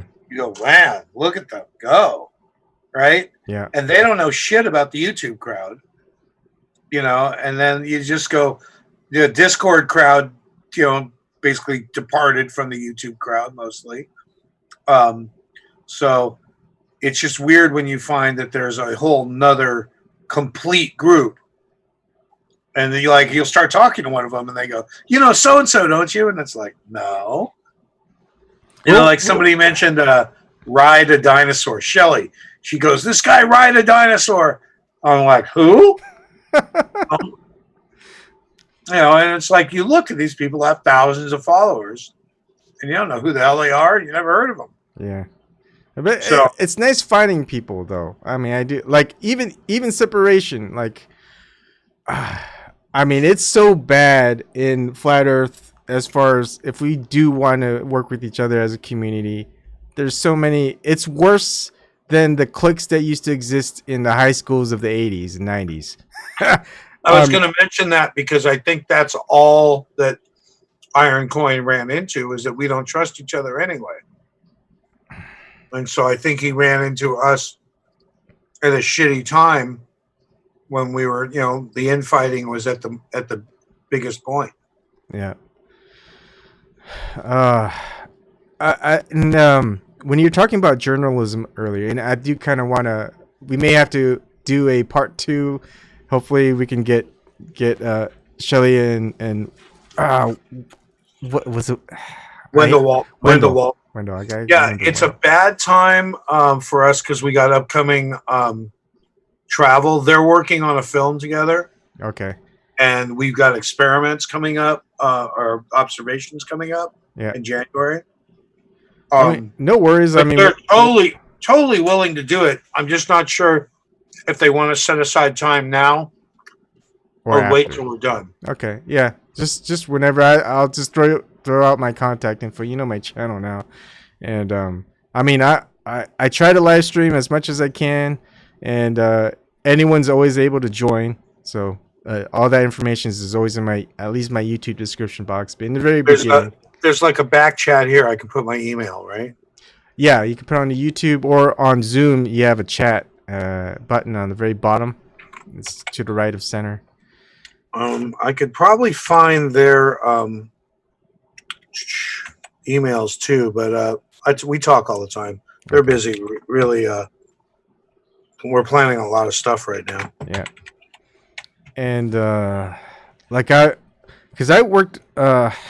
I took for almost a year. I've been out of work, and it was a job that's like, I'd say $150,000 a year. I know if you add in the salary, the vacation time, all this other stuff, and started just doing activism, working with activism, and got to Flat Earth. But my activism previously, like before, it was actually working with like Susie Dawson. Unity for Jade, Julian Assange. Then there's a group that kind of broke off because of infighting, Consortium News, and then I was working with them so they could live stream in different places. And it wasn't even much. They did want to pay. It was like $100 per episode, and it was once a week, and I'd put in like tens, if not hundreds, of hours getting it all set up. And I said, just so you guys know, I talk about conspiracy theories and I'm a flat earther. That shouldn't be a problem. And then I'm chatting one day and during their live streams, and someone, says a lie about me or misinterpreting it. Imagine saying a sentence and they only focus on 1/3 of the sentence. And then like, dude, you didn't hear the rest of my sentence. That's why I have commas and stuff like that. And they have that on their website. So I looked at the comments. The same one of the same. I don't know if it's the same person, but they have a different username in their comment section. They're saying that I was saying something that every mass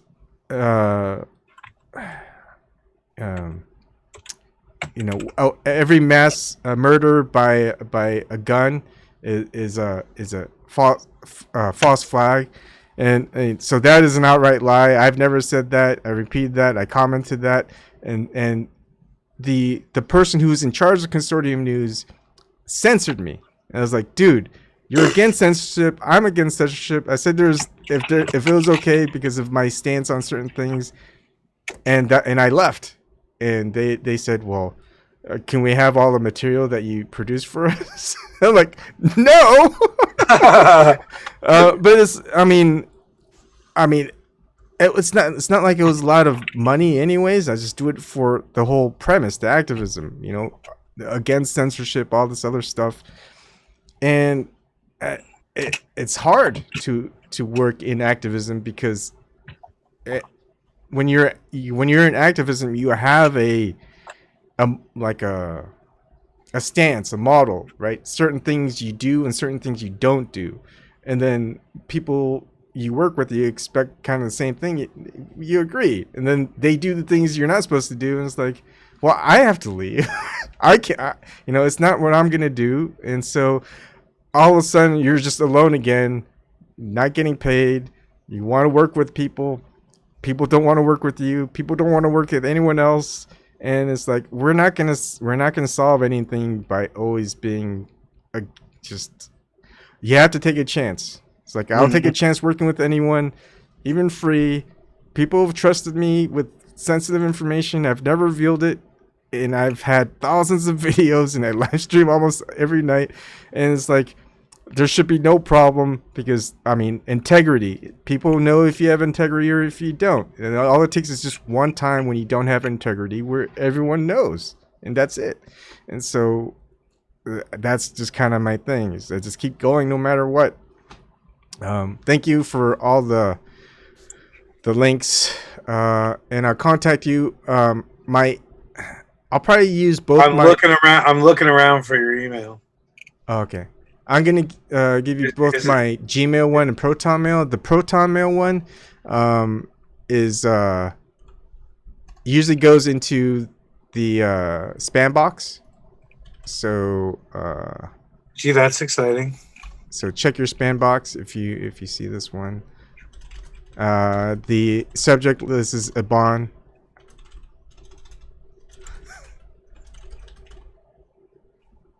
And am I in regular chat or back chat to see this? That was the back chat on the actual Zoom teleconference. Okay, looking for that. Oh, I just sent you an email, but here. Okay. And sorry. Oops, can't delete that. It's not that one.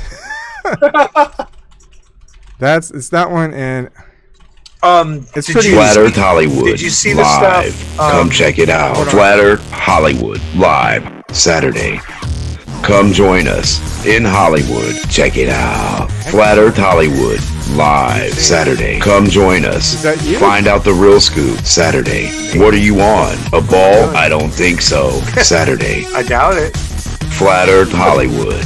Check it out. You'll see things you'll never be able to look back. Check it out. Come join us. The excitement, adventure, fun, thrills for everyone. Saturday. Flat Earth Hollywood live. Come join us. Flat Earth Hollywood. Hold on. I'm getting bombed here with something. I don't know where that audio is coming from. Was that you? Were you playing something? No. Okay. I got so many tabs open. I don't know where it's coming from. Oh, I hate when that happens. Yeah. But yeah, whatever that was. All right. Anyways. It comes sometimes maybe your Facebook. Is your Facebook thingy still? Oh yeah, my Facebook's creepy that way. Yeah, Facebook is creepy that way. All right, I gotta get away from this stupid Facebook. Facebook's creepy anyway. Yes, it is.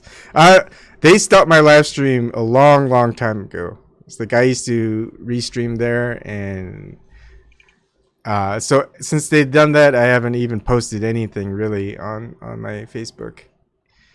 What how are they in relation to like YouTube? Like, what's the difference in their policies? They don't really state their policies like YouTube does. They just they don't want you to upload or live stream, they just don't let you upload or live stream. And it's like, what's going on? Why can't I get it working? And yeah, so Facebook is weird. Did you see any of the stuff I did with in Hollywood with Zoom Truth? No, you're gonna have to tell me the backstory so I could ask Zoom Truth as well. You guys' backstory. All right. Well, the easy part of this is going to be, you'll be happy to note, I have a channel called Flat Earth Hollywood Live, and I gave you the link there, and that is activism that I do every other week. But I'd be happy to do it on with you if you want to do it. And what I do is basically take a small panel to the street and interview people in the street. And it gets festive, which is kind of funny. And we get to have fun with Flat Earth. And we bump into Flat Earthers and eventually arguers that come out But a lot of foreigners in Hollywood, a lot of people take pictures of stuff that we have out and are interested. I use a reverse psychology where I'll wear the lab coat and I'll make them come to me, so I don't yell at people. And I have some lighted stuff. I got one of those models, with the lights in it, Mm-hmm. and with the sun and the moon, and a Chris Pontius flatearthmodels.com, like a lighted display kind of thing. Like a marquee. I think I might have seen one of your videos, but I didn't recognize that was you. Yeah, so we do that and just go, look, there's real flat earthers, and it's such an important message. That's why I'm like really proud of that Jubilee thing, because even though it's a bunch of people saying you're dumb, we weren't that dumb. There was a bunch of people that went, well, they weren't all that dumb, but they can't be right. There has to be some reasonable people, that said, oh, they made a point or two, but they really probably don't get around to looking into it, which is why the censorship is weird. It used to be easy to look up flat earth stuff, and it's just they don't recommend it anymore. They use the term, I don't know if you saw the video, but they use the term authoritative news versus fake news. And the terms authoritative news is so intense. Yeah. That's like, wow, authoritative news. I mean, the words don't even fit together. Yeah. So I can definitely get Shelly for you. And awesome. If you ever want to go onto the Boulevard with us, Zoom doesn't feel like hosting it anymore. He doesn't want to spend the 4 hours hanging out. Okay. So I might do it through the empty chat room there. Yeah, that would be actually good. But I would live stream it. One of the things that I wanted, because 4 hours is a big session. I could probably try to do it one day. I don't know, like a regular thing. I mean, this thing is going on 4.5 hours. So, but how can I keep from getting bombed? Is basically if I start giving out anything, that room. Oh yeah, well yeah. Until you can have your own private like coordinated rooms, like it's gonna be shared, so you might get bombed. I could try hosting for you one of these days. One of the things I wanted to do, a suggestion, but I didn't know it was you. You're in the lab coat, but you're playing the part as a globe Earth scientist. And you're saying, look, Pythagoras figured out that it was a globe in the 5th century BC, and it was by ships in the horizon. They disappear over the curb, and so we're going to show you how it easily debunks the flat Earth. And so we're going to take this camera, the P900, and we're going to zoom in on that ship, and we're not going to see any ships in the horizon past that point, because the Earth curvature should be like 8 feet. Well, and then you give it the camera to someone to zoom in, and they go, "Wait, I see a boat over there." It's like, "No, wait, you're not supposed to see the boat." And you give me the camera, so you're playing the part of a globe Earth scientist. I used to have what do you call it? A stand for my telescope. And the telescope I'd set up when we went to Venice Beach, and I'd go view the curvature of the Earth. And they pick it up and they look and they go, I don't see it. And I go, that's right. Next. So that's the same routine. Yeah, really. that's the same routine. Yeah, it's a good one, because then people are going, I don't get this guy, and they're double thinking themselves. So I wanted to have a small tent where people could come in and I could serve flat Coca-Cola. And then I could record them, and I go, well, how is it? And they go, it's flat. I go, thank you. Next. Oh, that's just bad trickery there. But it turns out that, sadly enough, like I said, we have production problems presenting. I get a lot done with amusement. Mm-hmm. I get a lot of message across through the presentation of us having a good time Yeah. instead of fighting, So I like, who are those idiots dancing?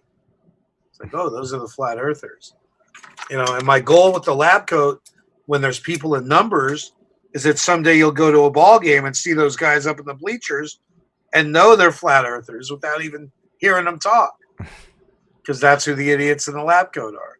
People that think they're scientific, You should go full Monty. I mean, you gotta get the glasses, the horn rimmed glasses, and a pointing stick, and I have it all. Do you got the pencil or the pencil holder? Man, I got it. Yeah.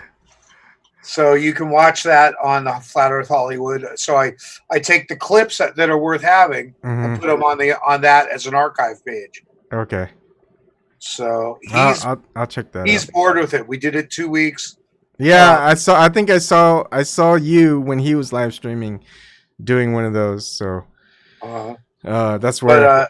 But he didn't build a panel, and he didn't really realize how much fun it could be to basically put the people in the street together with the panel, and you just watch them interact, because the panels, can be really international.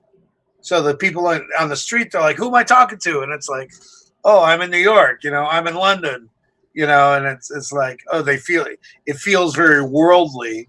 And then the people overseas love it because they get to come to Hollywood, so it's nice to make a world connect. It seemed last year to be very worldly connecty. How do the people over there see the panel? Do you guys set up like HDTV or just like I don't have it set up well at all. They just can mostly hear. Oh, okay.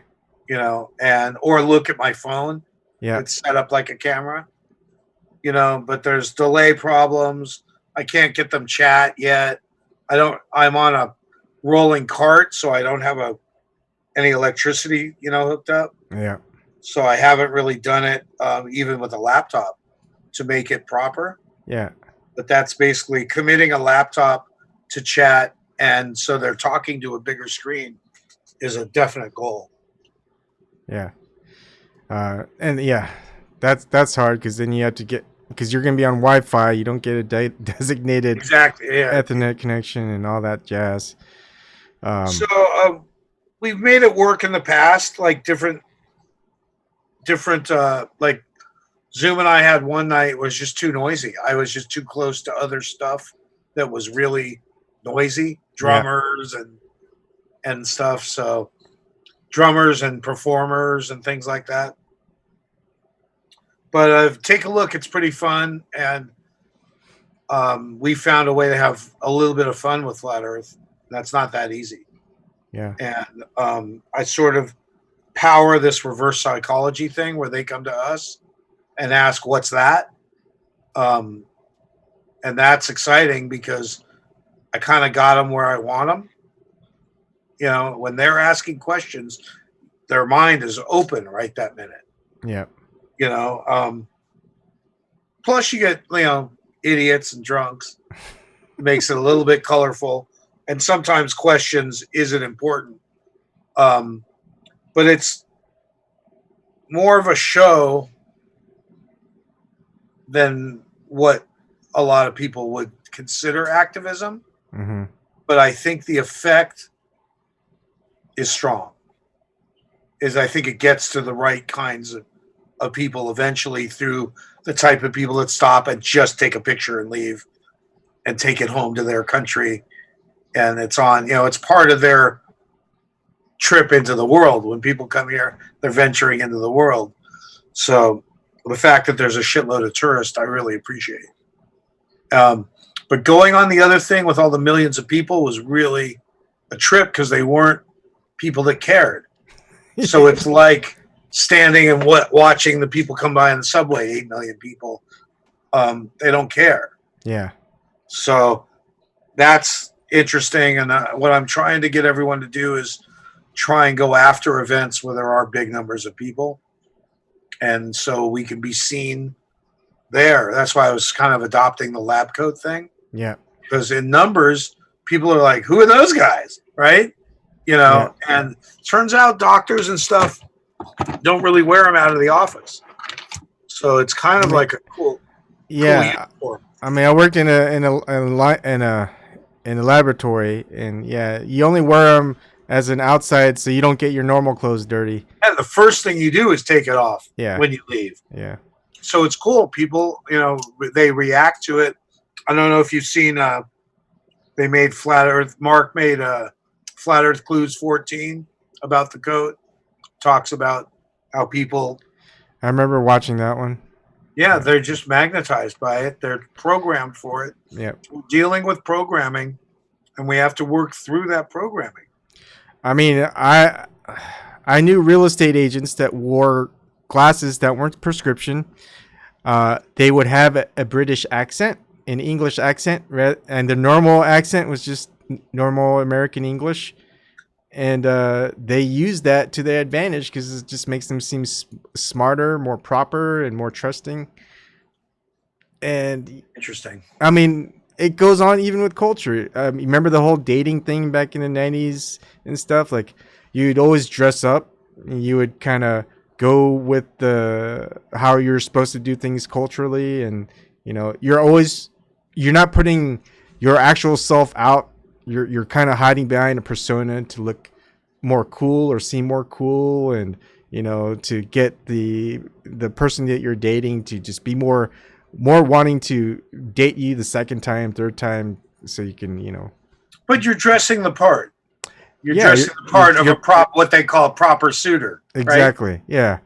And but now, like, it's great because now if we went back.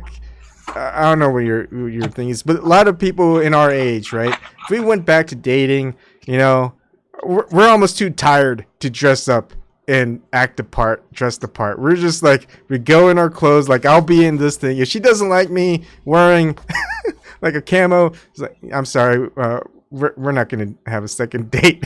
But it's like, get past the outer layer, you know, because it really matters. We don't want to waste time, you know, with all the trivial stuff. We just want to get to the meat and potatoes and, you know, have a good time with that.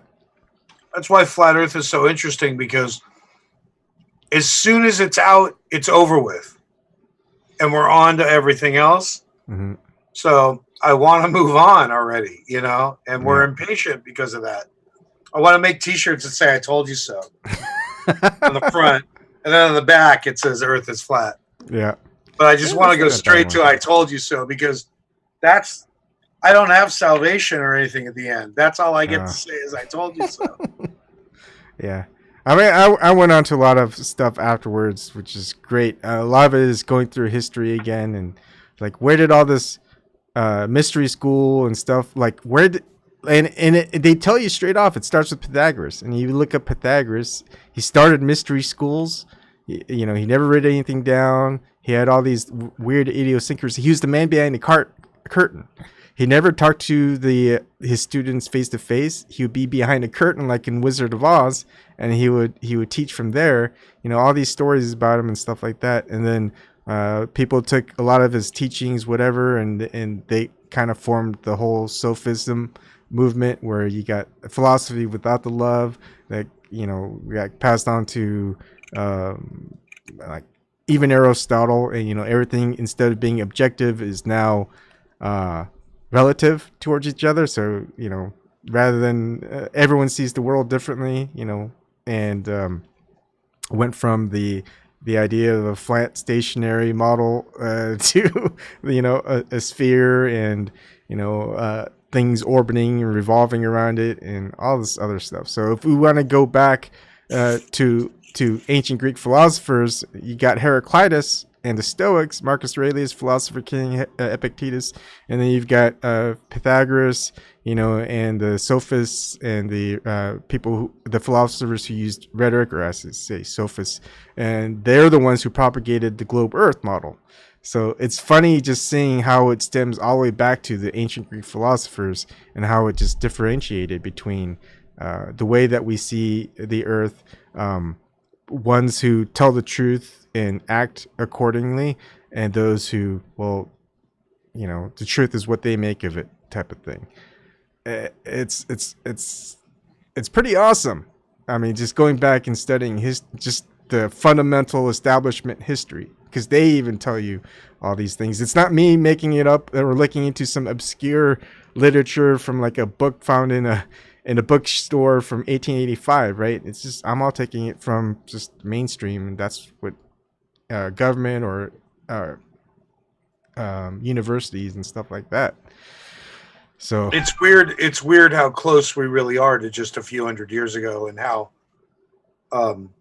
there really was like a dark ages, and age of enlightenment, and what are they calling? What are they going to call this current one? The digital age, I guess. Information age or disinformation age. I don't know.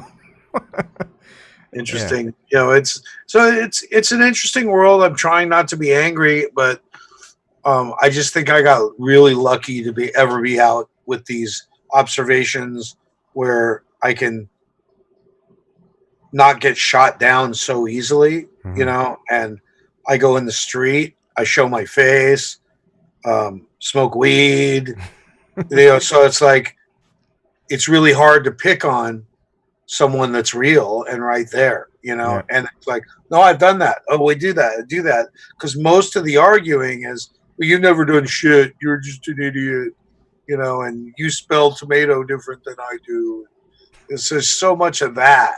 Yeah. And, it'd be nice if we could get over it.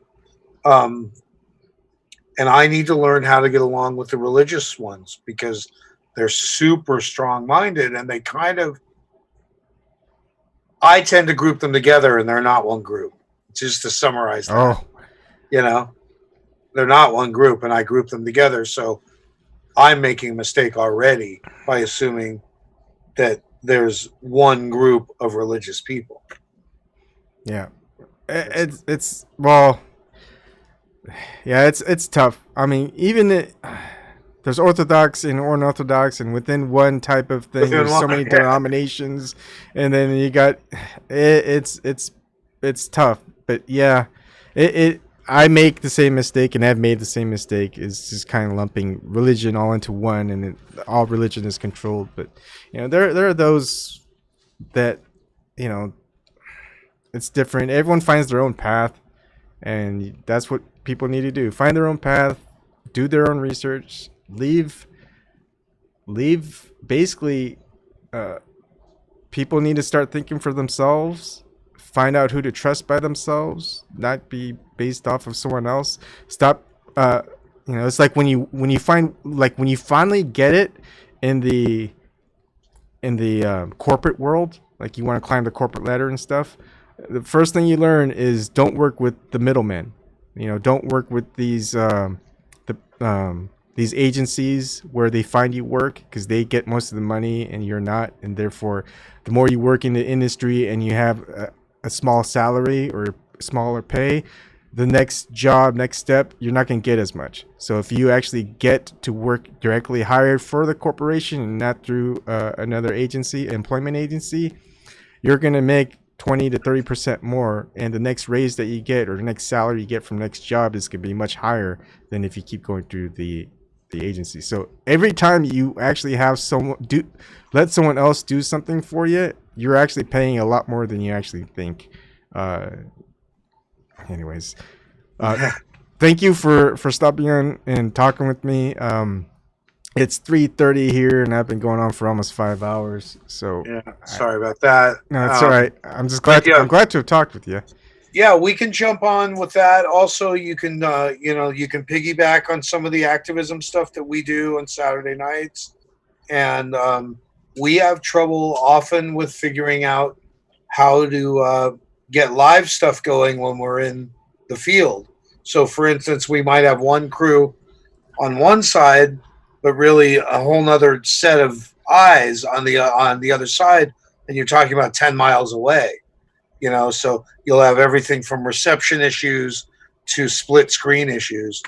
And sometimes it's fun to just put it all out there and tell different people to cover it and be there, do it live, because it seems to be only meaningful if it's live. Otherwise, we're accused of I mean, that's easy to do. Like if you use this application right here, right? You can have you can log into it on your computer. You can log into it on your cell phone.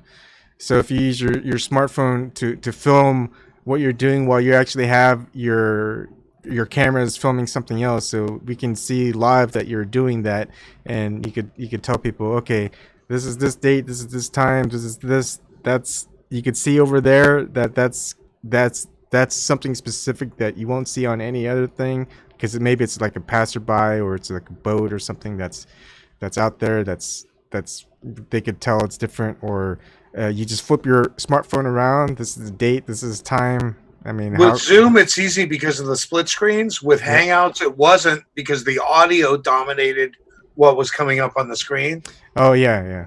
So if somebody spoke, it stepped on the video. Okay. Well, Skype, you can actually, I think you can switch the views now too, so you can see multiple people. It's split up as well. So again, like when everyone's on different stuff, it's hard, and sometimes it's easier to just say, look, we're all going live, open up a stream. So when we're doing these observations coming up, it's great to just have it all over, because different people catch different stuff with their cameras. Yeah. It's kind of cool to switch around and see it all. So I'll invite you to, to stuff, no problem. Yep. And I subscribe so I can see what you do. It looks like you're busy. Yeah. Sometimes I overwhelm myself because I really want to spend time with my family. And so I dedicate most of my time to that, and all this other stuff is extra.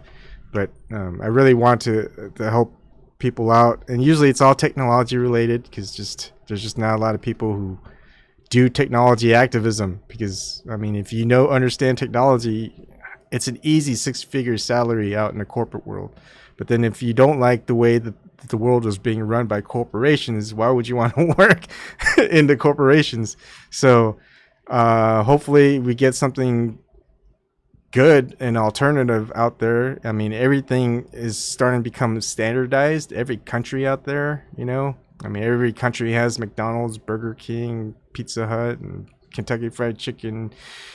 Same same type of banking system, loan system. It's all being the same, and it's all the worst same. And so we got to figure out how to kind of reverse all the negative stuff that's going on.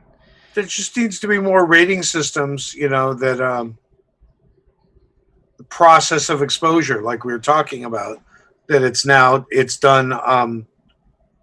It was done through whistleblowers. Now it's not, but it'd be nice to have it just like whistleblowers, an app would be fun. But it's hard to trust people. I mean, I've been through the whole thing. It's like, who do you trust? Because the agencies are going to be more invested in infiltrating those types of groups than the Flat Earth group. It's just a different beast. And if you infiltrate like these whistleblowers, it's like, well, I was just trying to make it so anybody could do it. So anybody could, like Waze, anyone can report an accident. Oh yeah.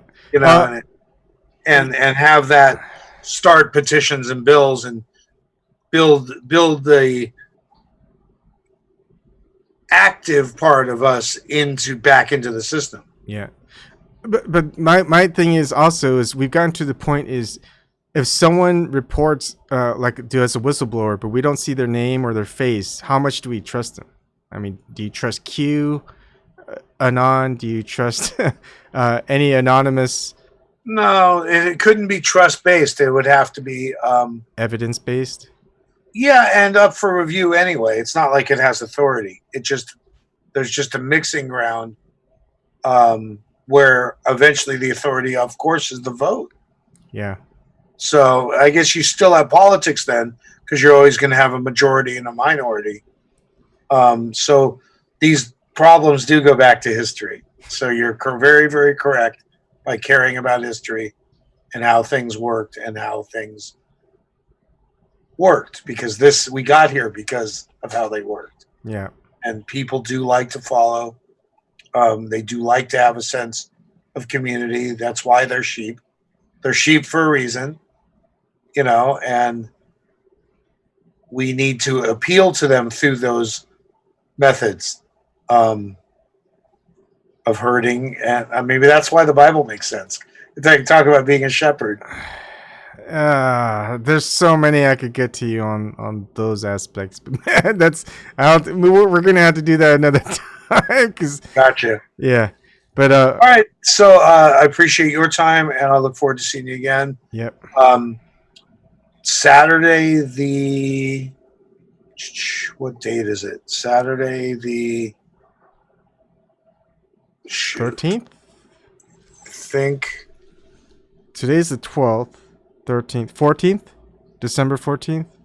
No, the following Saturday, the 21st, we're gonna go on the Boulevard. Okay. But I might start using the Itsy thing or whatever it's called through the People Finder. Isn't that what it's called? Jitsi? Oh, the free version of the teleconference. Zoom had the same thing, the free version, and it actually has better quality. I mean, the other conference, it's still good because you can integrate it pretty easy. I mean, a lot easier. Look, if you want technological help, just send me an email. I just think I might take that over when we go out because nobody's using it. If no one uses it. If I'm not using it, or if I can help you out and just live stream for you, I mean, it's not much of a setup. So basically, I give look, I'm going to give you a host. So now you have all the options to take over. Yeah, so you just have to start it. Yeah, well, and just I just don't have that much. I don't have much control on the phone. When I'm broadcasting through the phone, I lose a lot of controls I might have. I would recommend just someone who stays in the background, like Zoom did, or someone like me, or you might, but nobody has any guts or know-how, or time.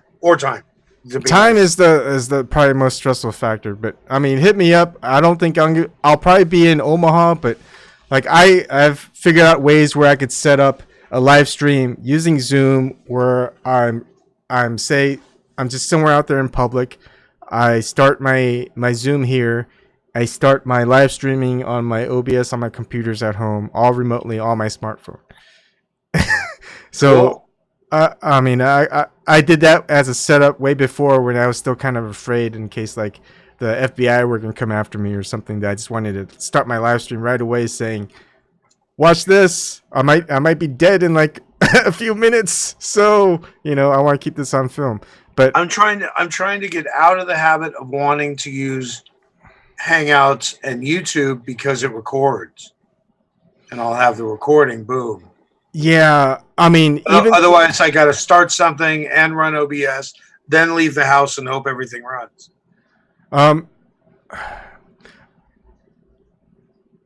I'd love a host. Yeah, I just haven't figured it out yet. I mean, in the meantime, being a guest host is kind of fun. If I can offer it to different people, it's kind of fun to jump it around from group to group. So that's why I don't really build my channel that way. It's been sort of fun to see who wants it. Yeah. Who wants to come to the party, basically. Yeah. Because we don't get to do it very much. We really don't. Just hit me up. Say, hey, are you free this day? Can you do this? Can you help us? I'm usually around if I have time, and I'll help out.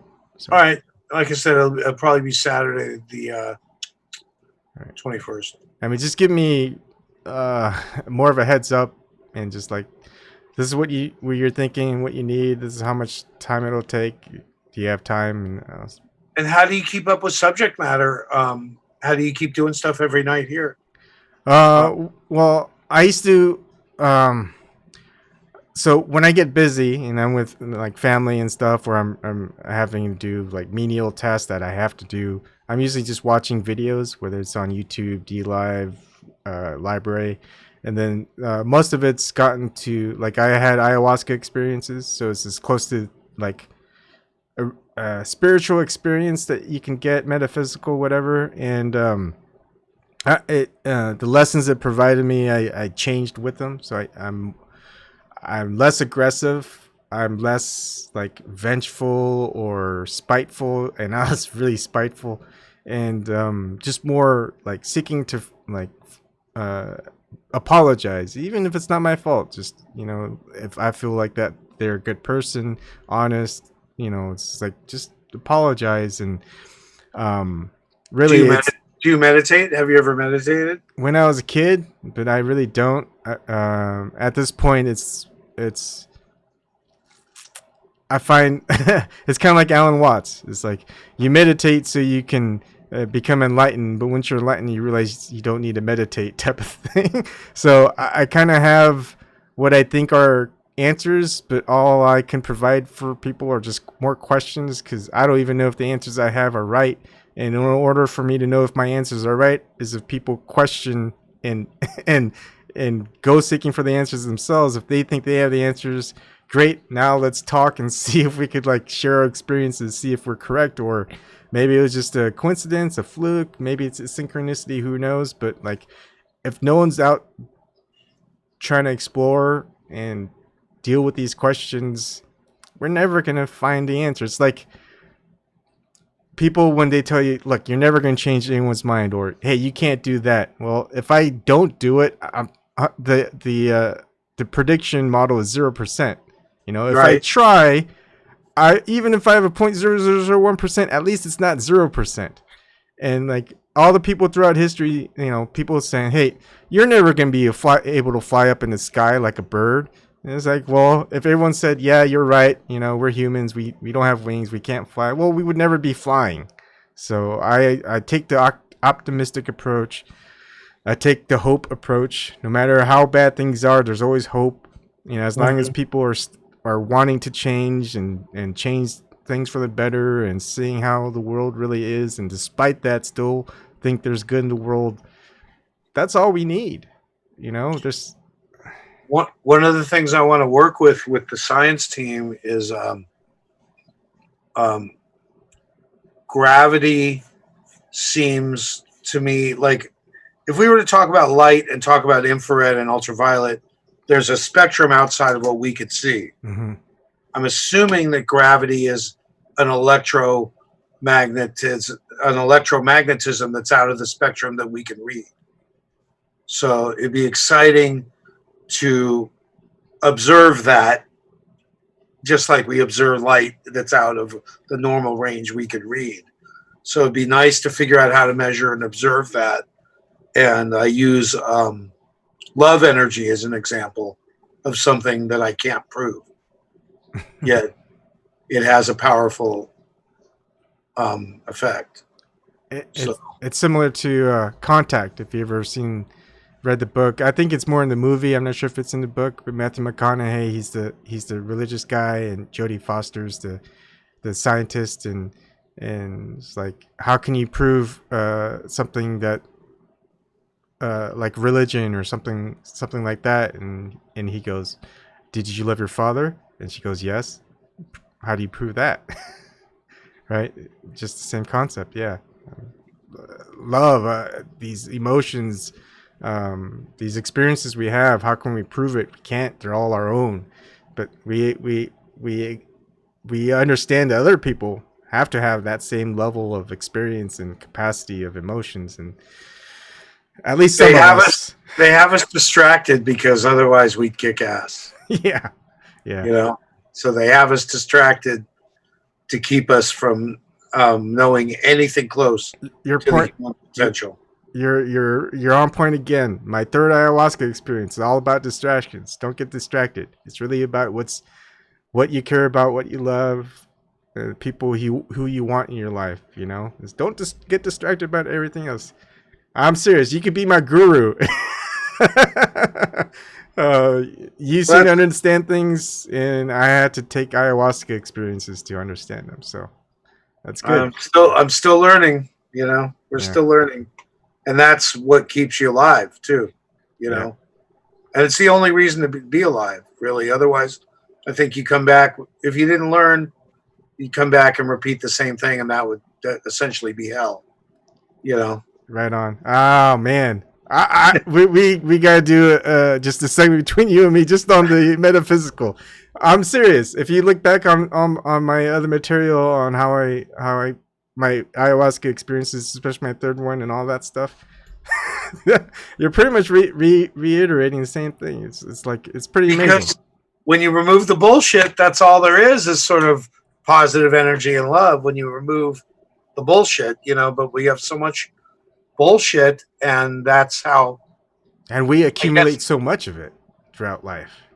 And that's without politics and war. You know, that's just personal. That's just personal. Yeah. All yeah, right. Well, we live in a pretty weird impression of ourselves too. Mm-hmm. You know, it's hard to break out of that childhood impression you have of yourself, really. But we should keep some of that childhood, you know, because that childhood stuff is like, we really like exploring, we really like imagining, we really like having fun, you know, and we don't like getting hurt. Basically, we're still children. We just have a bunch of baggage, you know, tied to us that we need to adhere to. Otherwise, you know, we're told to grow up. We're told to get rid of childish things. We're told to, you know, start doing this and all this other stuff. And it's like, well, what's the point of it all? It was weird one day when I realized that the old man feeding the pigeons in the park doesn't feel like an old man. He's the same kid he's always been inside, you know? So we have a lot to learn to be able to get along together. So I think you're doing a great deed by trying, and that makes you a great guy. Yeah, you too. Thanks. Anyways, we'll leave it at that. Thank you, people who are watching and listening, and we'll stay in touch, Dan. Thank you. All right. Have a good night. You too.